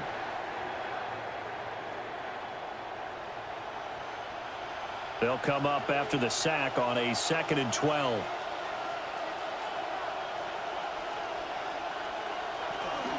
A shotgun snap and a give to Dobbins. 1 yard officially on the pickup, and it'll leave him with a 3rd and 11. And that last carry puts him right at 100 yards for the game. So how has he done it? Because he's been patient, followed his blocks, let everything develop, and then burst through for big gains. Possibly a turning point. Big play coming. This is 3rd and long. Here's Nix. And that is incomplete. Defensively, mission accomplished. And now with under 3 to go, they may be the last team holding the football. They may very well be the last team holding the football, unless, of course, you're facing a group that is really aggressive offensively and may want to take a gamble. But theoretically, you've done your job now. You should get the ball back on a punt, but I'd be alert for a fake. Yeah, he was looking for the check-up bounce, didn't get it. That scoots all the way into the end zone now for a touchback. Here comes the Atlanta offense now ready to take over here. And right now these guys, they're shuffling a little bit, maybe doubting, because 3 straight drives have ended with them punting the football away. Yeah, so you start pointing fingers at each other a little bit, asking a lot of questions. What are you seeing? What are you getting? Maybe trying to narrow down your playbook a little bit and maybe get simpler rather than more complex in order to try and fashion together a drive. The drive will start with an option going left.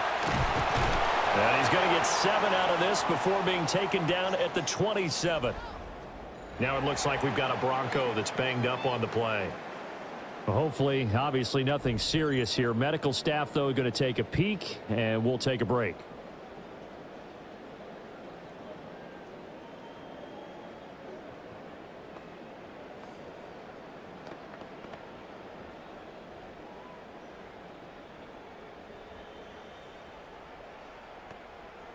Operating from the 27 now. Here's 2nd and 3. Here's Tua.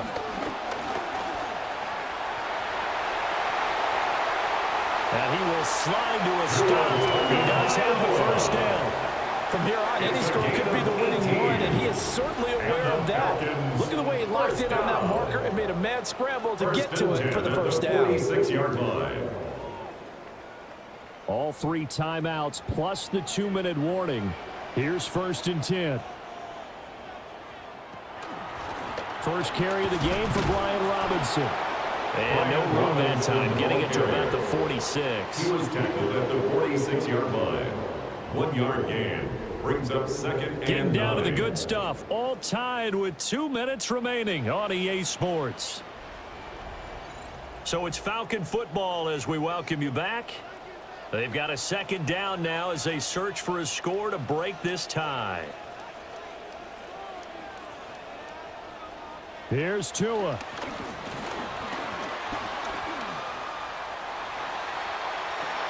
And a penalty flag comes in as that one winds up incomplete, but the contact is going to move the ball well downfield.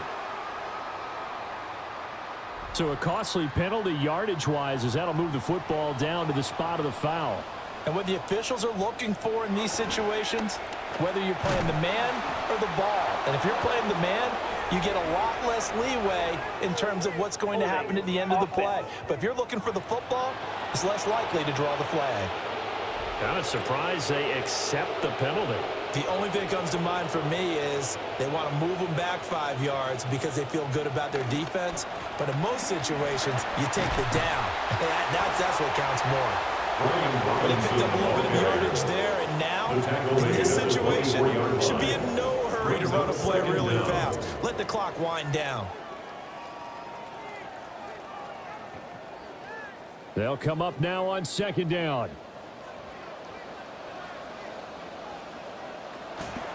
On the counter, this is Robinson.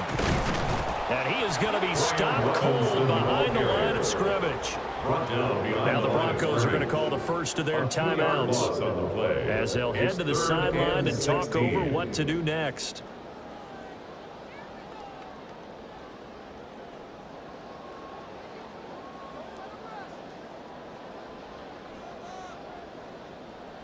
A lot on the line here, even for just a preseason game. Jobs to be won and lost. It's 3rd down. Again, it's Robinson. And they're taken down, losing yardage back at the 27. Now the Broncos going to use the second of their timeouts as they'll head to the sideline and talk over what to do next.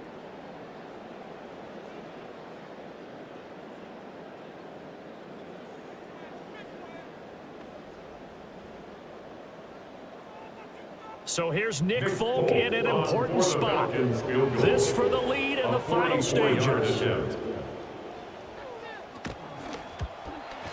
Folk's kick is good. And with a little over a minute to play, they have taken the lead.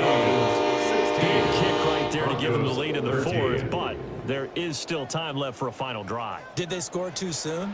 Post-game will tell us, right? Depending on what happens on this drive, that's how we'll analyze it. If the other team scores, they scored too soon. If they somehow hold on, they managed to clock exactly right. After the made field goal, back out is Nick Folk to kick this one off.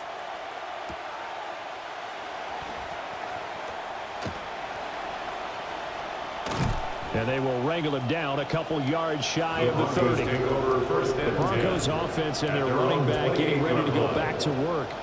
And it's hard to believe you could run the ball a whole lot better than he has. The vision, the cutback ability, the acceleration, it's all been on display throughout.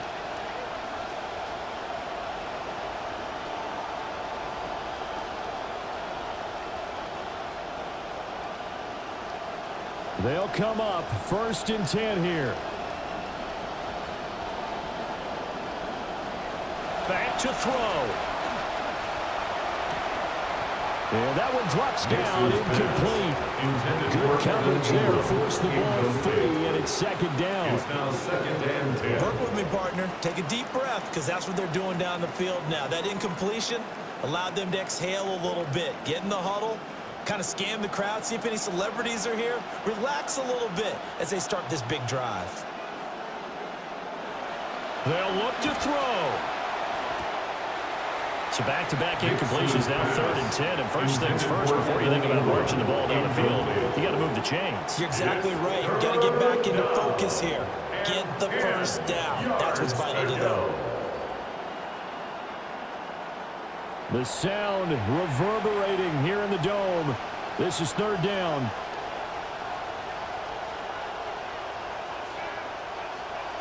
Back to throw. Setting up a screen for Harvey. And a pretty little juke move there on a nice game. They got the completion. Now, they probably had 2 plays called in the huddle, so they've got to get to the line of scrimmage, get set, and run their 4th down play. This one, an absolute must. It's 4th and 4. They'll go for it. Here's Nix. And it's incomplete. They cannot convert, and they turn it over. They had to go for it with such little time remaining, and the Falcons will take control of the football in great field position. Atlanta now coming out on the field. And this one all over but the shouting, you might say. Now, there's one timeout remaining defensively, but probably no real need to use it here. Yeah, the only time they would use it, strictly for pride.